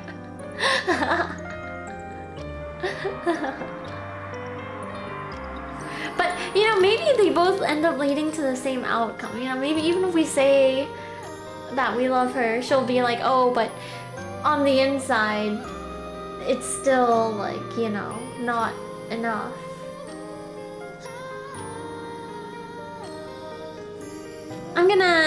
I feel like this is like, you know, like giving up kind of option. So I'll go with this one. And then I feel like this one might be longer, so do this one after, I guess. Maybe? I don't know. I'll go with this one first, I guess. We'll have to go back and get the other one, but I love you. In the face of the witch's inquisition, there is only one thing you can say. There is only one thing that destiny will allow you to say. This is the moment that your story has led up to. This is why you exist within this tower, with the witch watching over you. You exist solely so that you can love her, and you know, the moment the words pass your lips, that you have done your duty. You have fulfilled your role in this story. Okay, maybe I should have picked the other one first. She looks happy though. There will be no more resisting from you now. Your shoulders slump in relief, finally content with your newfound bondage with this repeating recursive nightmare, as the witch smiles. She looks at you tenderly, as a mother might a child, as though you are her child and you have pleased her by eating all of your vegetables or tidying up your toys. It took some doing, but you have finally given her the correct answer. Of course you love the witch. How could you not? She's all you know in this world, and all you have to rely on. And is blind reliance not what love is? The witch seems to agree because she giggles. Her fingers curl against your captive cheeks, her nails digging into them just hard enough to draw blood, to hurt, so sharp she threatens for a brief moment to draw blood. But your concerns are soon allayed, or else overwritten, when the witch leans in. Softly, she says, I knew you couldn't keep holding out against me. You were awfully stubborn, but all of that silly resistance is in the past. Finally, you're all mine. My adorable, pretty princess. Then she kisses you, A harsh, crushing kiss which robs the air from your very lungs and the sense clean out of your skull. Okay.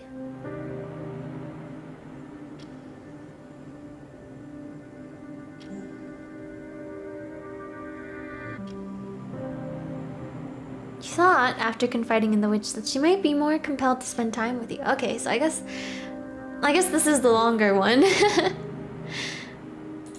me see. I'll save in a new save slot. You had hoped, by sharing your gently blossoming feelings, it would kindle a newfound understanding between the two of you, and that she would come to care for you. You had hoped. Oh, you were not sure what you had hoped, not anymore, but it was not this. The days continue to slide by, as slippery as Neil's back, yet you see no sign of the witch. She left you food enough to last several weeks, food which does not seem to sprout mold, nor turn sour no matter how much time passes. Perhaps it is enchanted. The hard loaves of rye bread the witch bequeathed you do not turn bluish-white from age, and the cheeses she bestows you with retain much of their flavor. The punnets of strawberries are still sweet, the cherries tantalizingly tart. You are not in any danger of languishing anytime soon, but though your stomach is full, your heart feels disconcertingly empty. It feels as though the witch has stolen something from you, something precious which you cannot recover. The witch has already stolen you from your old home, your old life. She may also have stolen your old memories, though you are less sure about that. You are beginning to fear, however, that in the wake of your confession, she has stolen something even more intimate. She has stolen your affection, plucking words of love from your lips as easily as she might twist a berry from a bush, or the head from a flower. She has harvested your feelings in a manner which, in retrospect, seems uncomfortably calculated. Did she lavish you with gifts so that you might grow to adore her? Did she cultivate your feelings on purpose, in the hopes of reaping them, of having something else to steal from you? Now that she has claimed your heart, perhaps she no longer finds you amusing. Has she begun to grow bored of you? What will happen to you then? Will she abandon you all alone in this tower, with no way of escaping, with no means of procuring your own food? If she were to do that, you are sure you would die, either of loneliness or of starvation. You are unsure which would come first. You try to take solace within the pages of the numerous novels within your tower, but you have read them all before. The stories entombed within the pages do not change. They cannot distract you from your anxieties. The actions of the put-upon heroines, in any case, all seem awfully trite. Heroines. There is a lot of running through woods, brambles snagging at the hems of dresses, or else catching in hair, and anyway, these stories all end badly. The heroine always dies. As far as romance stories go, they are not very cheerful. They cannot console you. The witch is not there, and, in her absence, you are all alone. Oh.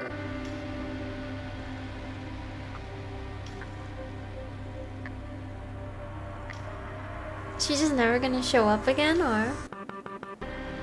The days continue to pass, but little changes. The witch pays you a handful of visits, but they are infrequent, few and far between, and they are depressingly perfunctory alongside it. These visits do little to assuage you that the witch still loves you. Dang. How can she when she comes and goes so very easily, just like a cat? If she loved you, could she really abandon you without a backwards glance? You do not know, or perhaps you do not want to. Dwelling upon it is too uncomfortable. Does the witch not know what she is doing to you? Does she not know how much you have come to care for her? Surely she must, for it was she who pulled that confession, timorous though it was, and uneasy, from your lips. You told the witch that you loved her, and she has repaid you by abandoning you. Did you come on too strongly? Was she unhappy to hear of your affection for her? That cannot be right, though. Not when she laughed upon hearing your confession. You thought that it would make her happy. Was that not presumptuous of you?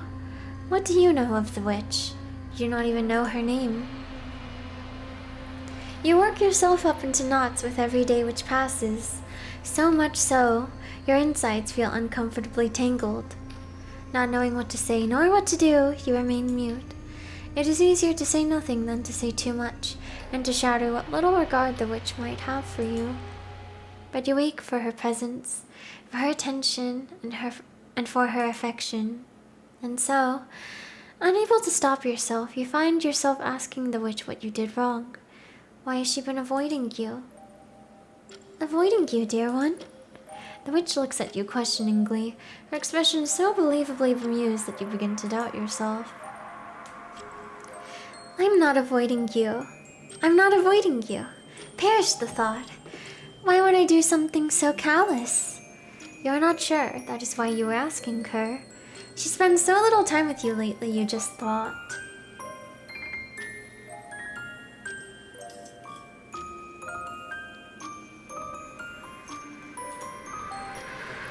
Ah, that is where you are getting tripped up, dear one. You are a princess. Therefore, you should not think. You have no need for it. Princesses are made to be pampered by others, not to try and sleuth their way out of their own problems. You will be much happier if you stop worrying, silly thing. Well, yes, you suppose she is right. You can see the logic there. Your life would be a lot easier if you could simply switch off your worries as if they were a gas lamp, but... That's enough, dear one. Remember what I said? There's no sense in thinking. You will work yourself up again. But you cannot help but think. You have nothing else to occupy your hours when she is away, and she has been away so often lately. Ah, yes. I suppose you are right. I have been keeping away from you lately, but that is not due to any malice on my part. No? Of course not. My feelings for you remain as strong as ever, but I have been awfully busy lately, that is all. There are many, many sad, lonely girls out there, after all, with wishes that need granting. If I have seemed at all distracted, that is why. It has nothing to do with you, so please do not cry. I cannot bear to see you looking so sad. What? Were you crying? Oh, yes, you are. Your eyes are wet, and so are your cheeks. You poor, dear thing. The witch tuts then leans in. Gently, she introduces her fingers to your cheeks, cupping them as if you are something invaluable. When she touches you like that, you feel as though you are precious. On your own, it is easy to get caught up in the mire of your own thoughts, but with the witch... Shh. Easy now. Try not to cry, dear. You will spoil your pretty face. With the witch, you feel like the princess she claims that you are. She makes you feel as though, for the first time in your life, you are wanted, you are needed, you are safe. And perhaps that is why you begin to cry in earnest. The gentler the witch handles you. You always thought it was a foolish saying to kill somebody with kindness, but now you think you can finally see the logic behind it. The witch is killing you, whether she knows it or not. Even when she leaves you, you are not alone, not truly. She has burrowed her way into your heart, and there you fear she will remain, lodged from now until the end of all times. You will never be able to disentangle yourself from her. You love her far too much for that.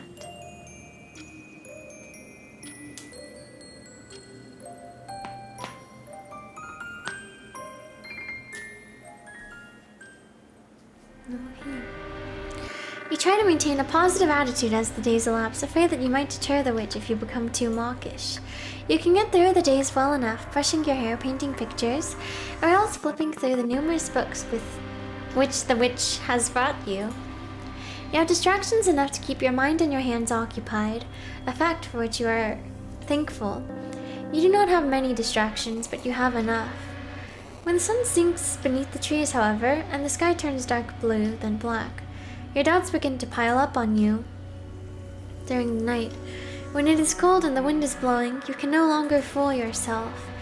It has been a week, 2 weeks, 3, 4, 5, 6, 7, 8, 9, 10, since last you saw the witch. Oh, she visits you rarely now, so much so that your cool, untouched skin is beginning to yearn for the brush of her fingers. You sit by your window when the sun begins to sink, and you watch as it dips beneath the horizon.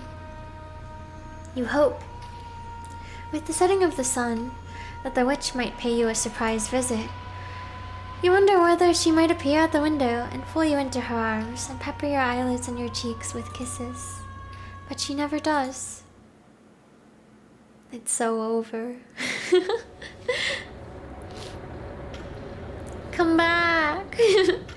Rosette, come back! We love you. Oh, so much time is passing. It's so over.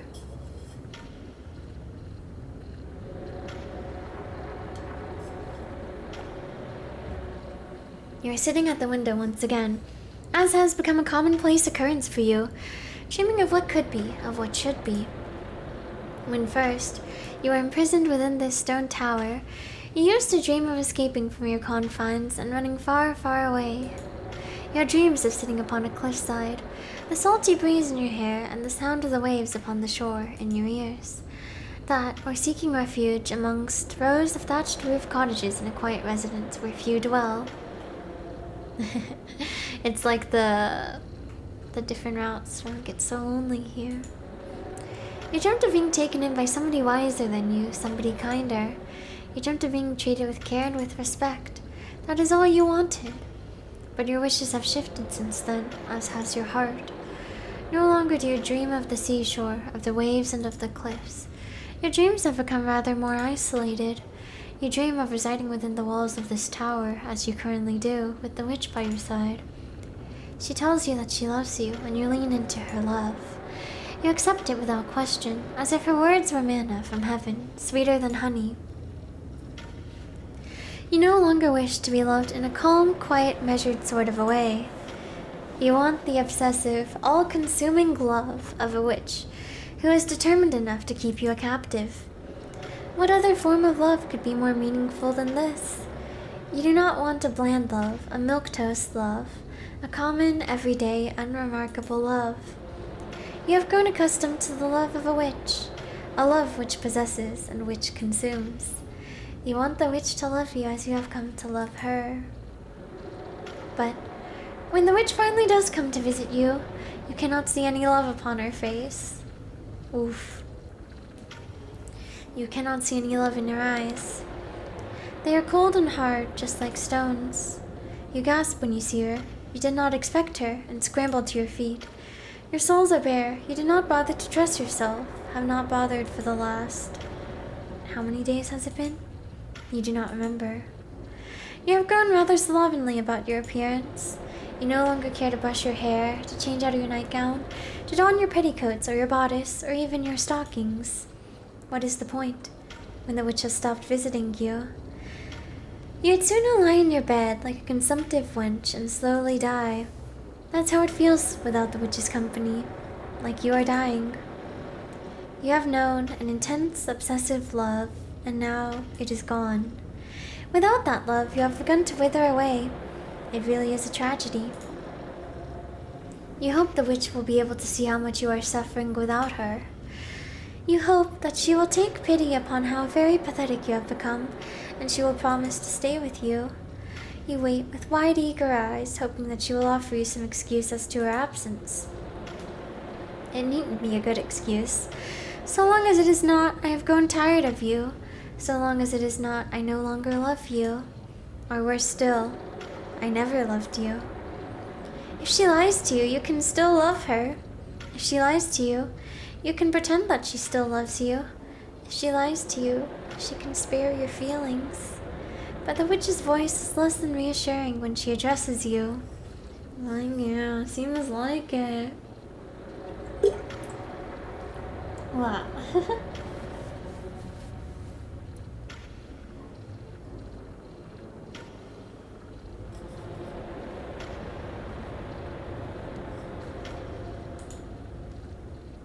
Her voice is cool when she says, "Dear me, you're in an awful state.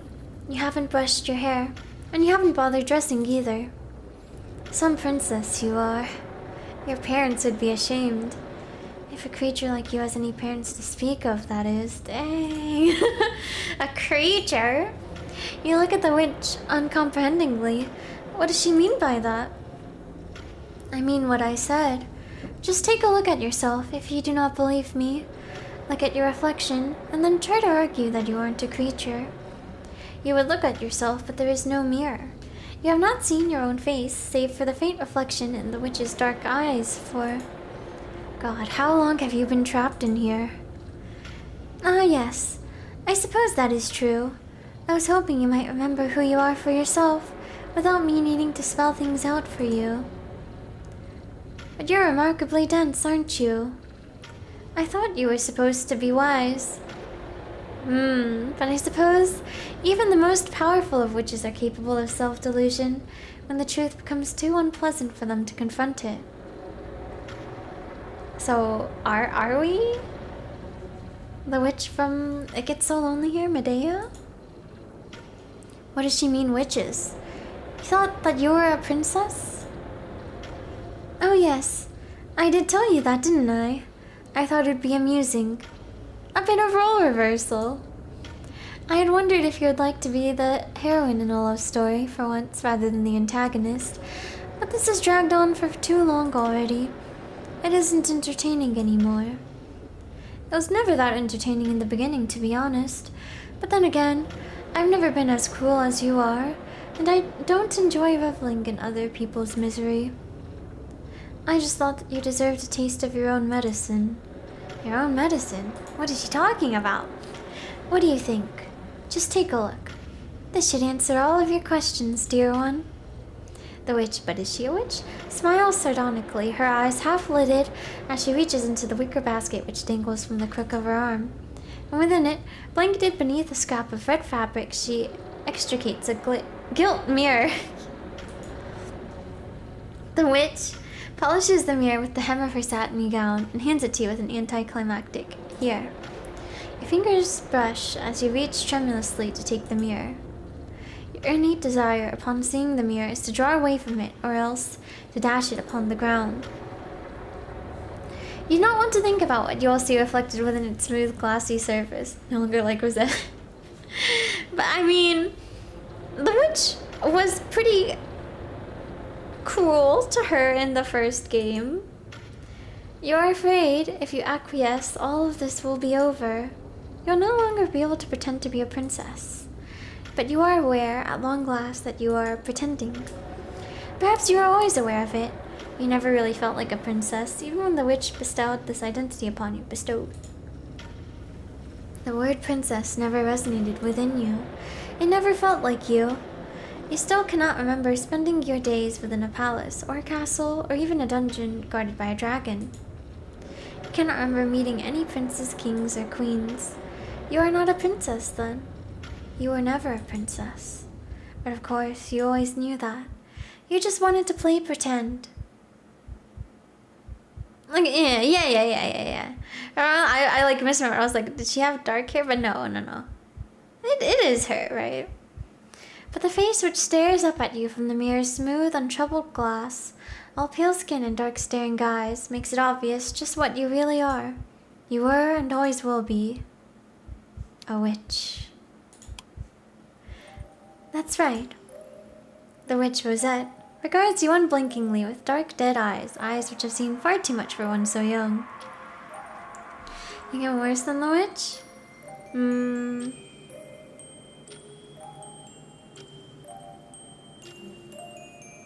I guess. Well, it's like... I feel like they're about the same. Maybe, you know? In the first game. But how young is she really? How long was she trapped, running through fractured fairy tales as she tried to escape from you? You do not know. You hardly recognize her, but you recognize yourself.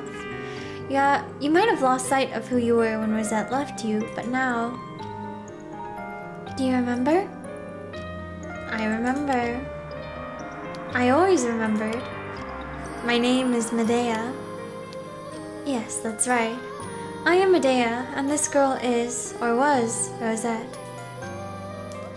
And the more paths continue to cross, we have always been alone.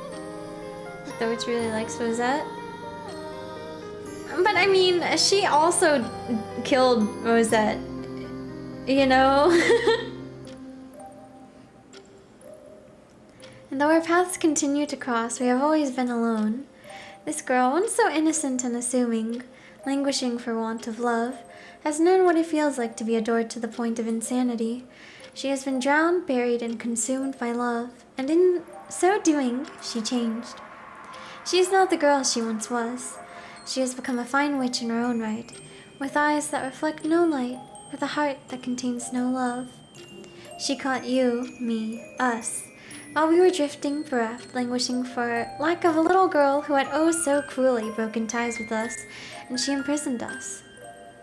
I don't know how long we have been trapped here, nor how long Rosette has been toying with us, but I cannot even bring myself to resent her. Ugh. I cannot hate her, no matter how much she might have hurt me. She called upon me when she was alone, and I answered. I promised that I would be there for her. We made a vow, and though she turned her back on me, our connection was never really severed. The love of a witch, after all, is a powerful thing. Even when poisoned, it continues to bloom bright red like roses. Rosette. Ah, my adorable, beautiful Rosette. No matter how much time passes, I still find myself drawn to you. Even now, I still adore you. Whether a mermaid, a poor village girl, or a princess, I will continue to love you. My feelings for you will never waver, even if you never had any fondness to spare for me. How could it? You ought to know yourself now, after becoming a witch in your own right, that it really does get so lonely here. Okay. Oh, ooh! Ending video. Fancy. I guess maybe these are the credits.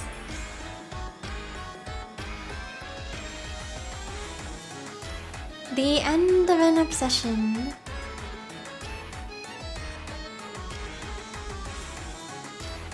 And there's the scenes from Get So Lonely here. The backgrounds. Oh, singing.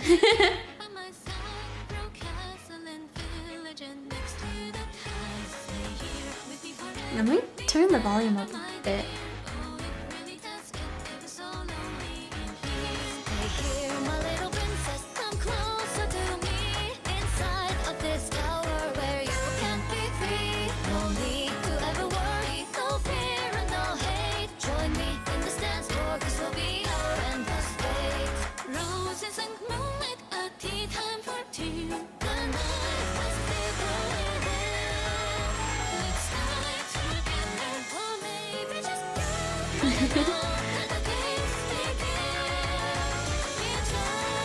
These are the games, yeah.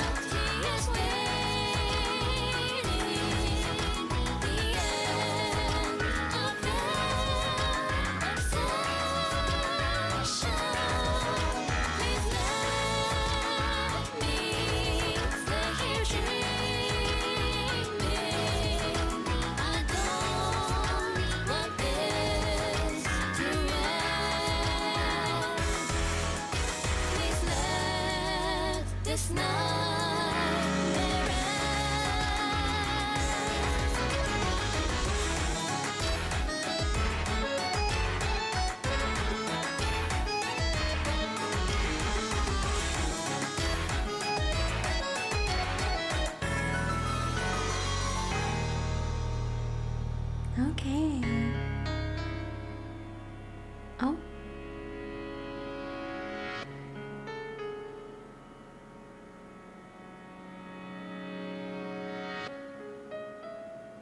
Is there gonna be like maybe a little extra scene at the end or?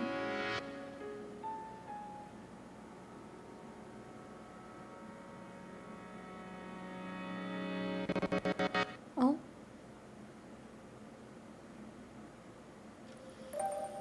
Okay, well, the end of an obsession. Really cool. I feel bad for the characters. Yeah, they've been through a lot. I mean, I guess they were just kind of doing that to each other, but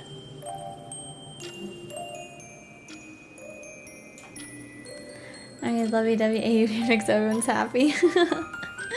Oh. But now I need to see.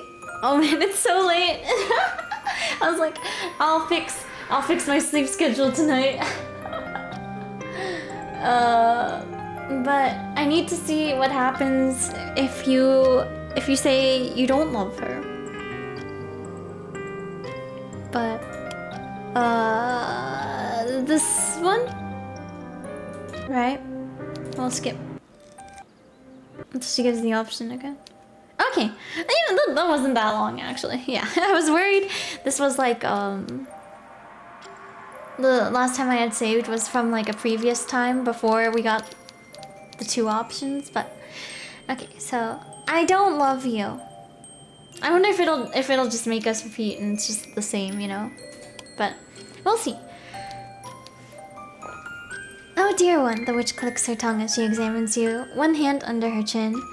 You are proving to be awfully stubborn. You quail before the witch and her large rose-like eyes, your head hanging. You have the awful feeling that you have disappointed her, a feeling which is intense enough to be crushing. You feel your insides squirming unpleasantly, as though they have been hooked by a fisherman's lure. You're almost tempted to apologize to her. You cannot help it if you do not love her, but you wish she didn't look so very hurt when... Well, it's no matter. This is hardly the first time I've asked you this question, and it's hardly the first time you've rejected me. At this point, I've become accustomed to it. It's like a little game, and I rather enjoy games. They were not so very fun, I will admit, at the conservatoire when the other girls played tricks upon me, but it has been rather entertaining to watch you squirm in my tower all alone. Now, shall we give this another go? I wonder how long you can keep on resisting me. You might be strong. I suppose I should have expected it, really, given your true nature. But I've endured horrors you can't possibly understand, and I'm even stronger. I'm not going to let you get the better of me. I've had enough of being walked all over, my dear pretty princess. Anyways, Witch draws a knife in the air as she speaks, her smile cloying, so sweet it's almost saccharine. She takes one neat, nimble step forwards like a dancer and draws you to her once more. You recognize this pose. She has held you in her arms like this before. The Prince Siegfried to your white-winged Odette. But the front of your pale gown and your fair ivory skin do not remain so for very long. Witch's knife plunges into your chest, sure and true, the blade sliding between your ribs as though it belongs there. You gasp, but not in surprise.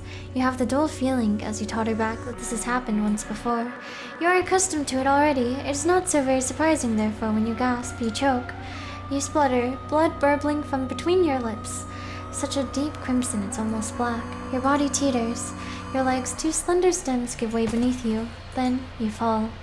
Your head makes a loud crack as it hits the ground, like a gourd dropped from a tall height. From the window of your tower, perhaps, but you don't register it. You can't hear it. You have already succumbed. You feel tired when you finally wake up. At this point, you have seen this ceiling one too many times. It stares down at you hatefully, as restrictive as the shell of a walnut, a prison in which you have found yourself trapped. You have been here before. You have seen these walls, you've seen the window, you've seen the sky beyond. Never have you seen any door. There's no way out here. Listlessly, you lie there, remembering the many deaths which dance through your mind like dust mites. Dust mites? You have died so many times you can hardly keep track of them. Then you hear a voice, her voice. You recognize this too. You have seen this scene play out so many times before, you have become quite jaded. Perhaps it is time to disassociate. You let the witch introduce herself once more as though you are strangers as your days begin to melt away. The time passes one day after the other, over and over and over, until the witch one day asks you that all-important question. Okay, and it just skips to here, I guess. Do you love me? Okay, what if we just keep going? I wonder if it'll be the same. This again? The witch tuts, evidently displeased as her fingers press against your cheeks, her nails sharp like claws so they almost draw blood. I'm beginning to tire of this back and forth. I thought that I would be able to break you down by this point, like the dear little doll that you are. But never mind, it would appear some further persuasion is in order. Just don't complain if it hurts, dear one. Remember, you are the one who brought this upon yourself. Flash of silver one which has become far too familiar. You feel pain, but only for a few seconds. The witch's blade sinks into your chest, plunging into your heart. You bleed and your body crumples to the floor, then you die. feel tired when you finally wake up at this point. Okay, this is the same.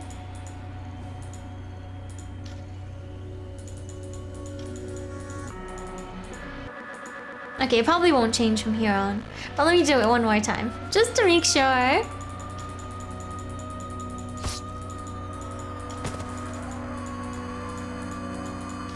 Okay, yeah. Okay. We're fine then. I think we can just leave.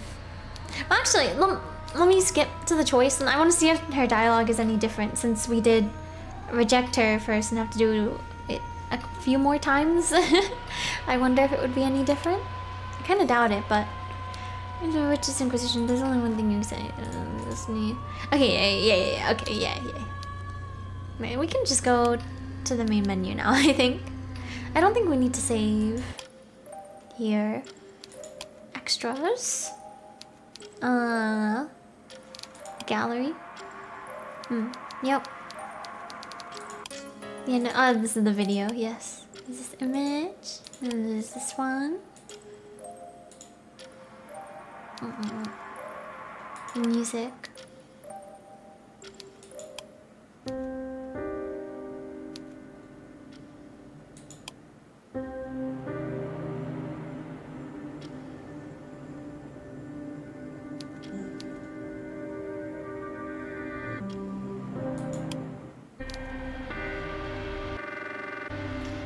I like when there's like the kind of glitchy sound effects. I think they're fun.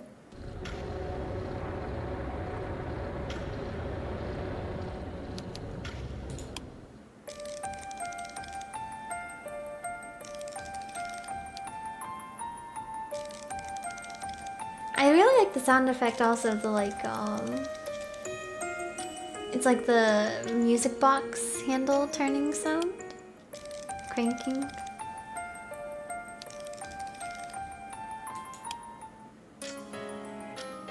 And this is the credit song, I guess, right? So skim through the notes real quick. Now, if you know, it explains some of the influences behind this little story. What inspired me to write it? So the math is the sequel ticket, so Lonely here.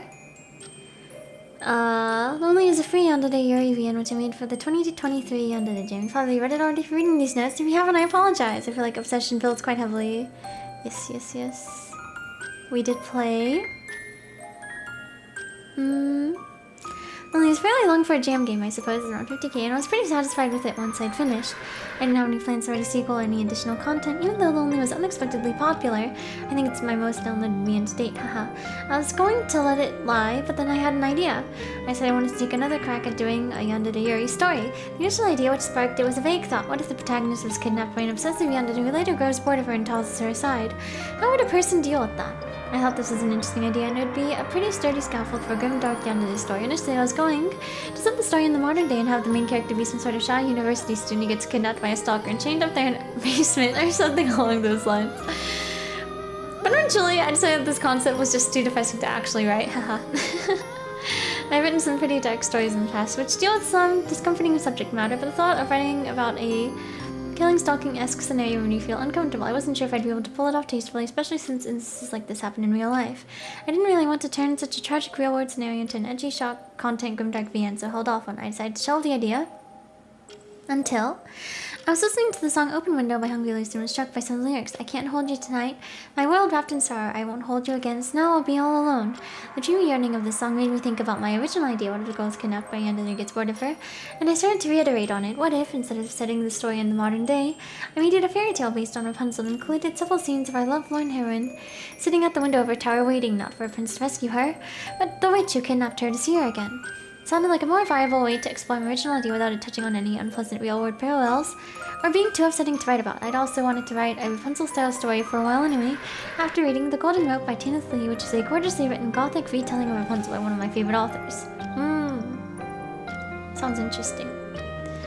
On Tina Lee's works a lot, and you owe it to yourself to check her out. Her writing is gorgeous, it is significantly better than mine, so I decided on what sort of story I wanted to write.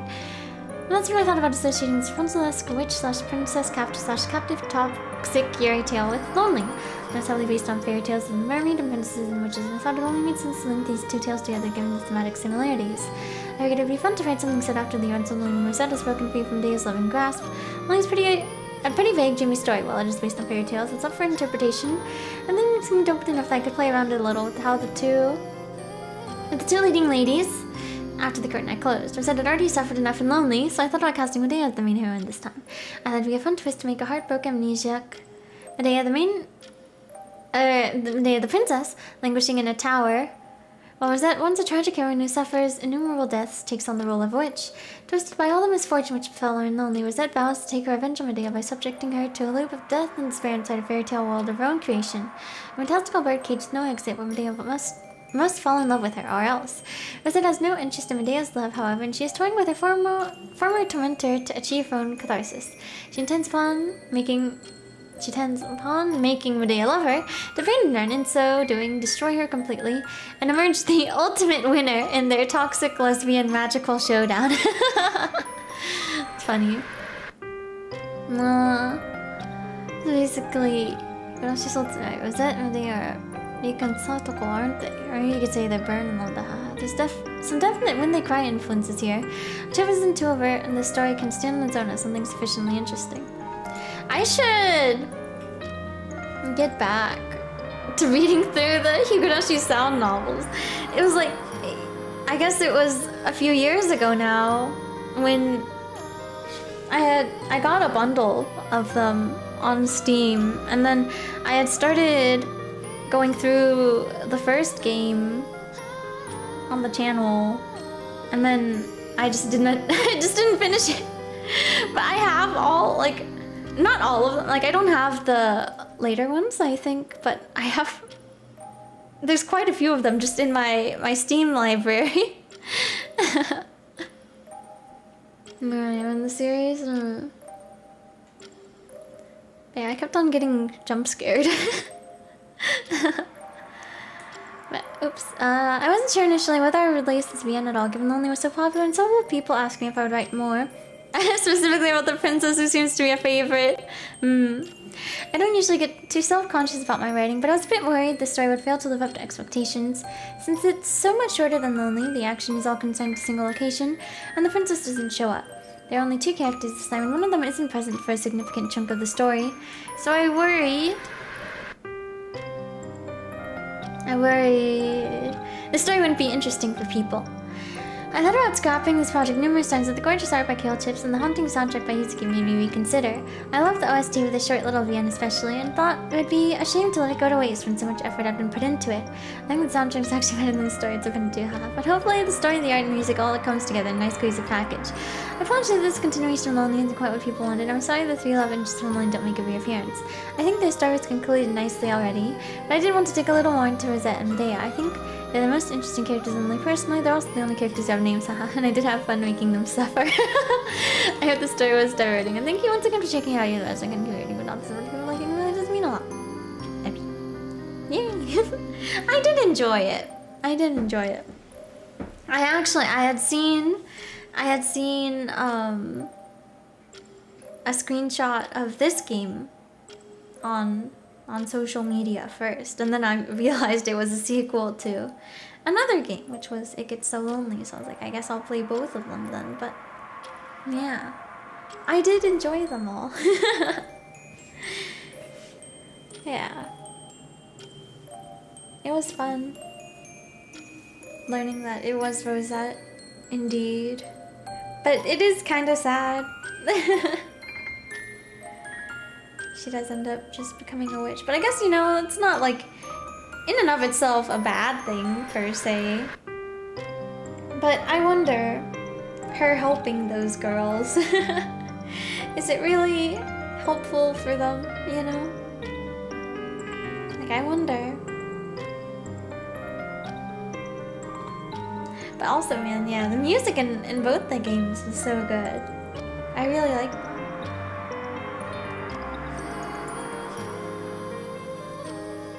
But yeah, a lot of death.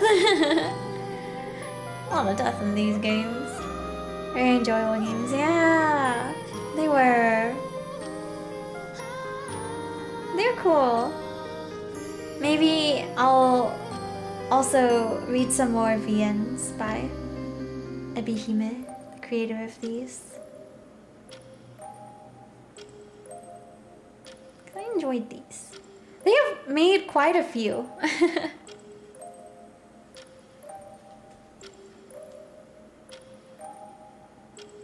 Games. So. But yeah. Okay, wait, let me end the poll. Okay. It was, have you tried Vegemite slash Marmite? No, don't want to try. Got 66% of the votes. No, want to try. 16%. Yes, yummy. 8%. And yes, did not enjoy. 8%. But yeah, I talked about it earlier, right? But I fall in the no, want to try category. I think I'm curious enough to where I would want to try it someday, you know? Maybe not to the point of buying a whole jar, but if I know someone who owns any, or if there's like a packet I could buy, a sample packet, I would be down. But yeah. Okay, I feel like I should go to sleep. Ah, it's almost 2 a.m. Oh no. But this was fun. I'm glad we were able to finish them today. And yeah, I enjoyed the stories, like the characters. Yeah. Thanks for watching. Thank you. Or thanks for the stream. Thanks for watching. Yes. Yes, bye-bye. Thanks for streaming. Thank you for watching. But yeah, okay, I will... Oh yeah, I need to make the room for tomorrow. Steins Gate. I gotta do that. But... yeah. See you tomorrow. Yeah, see you. Oyasumi. Oyasumi. Bye-bye. Good night. See you. Yes, bye-bye. I'm trying to find the outro. Okay, there's a second. Good night. Bye-bye. See you. Bye-bye.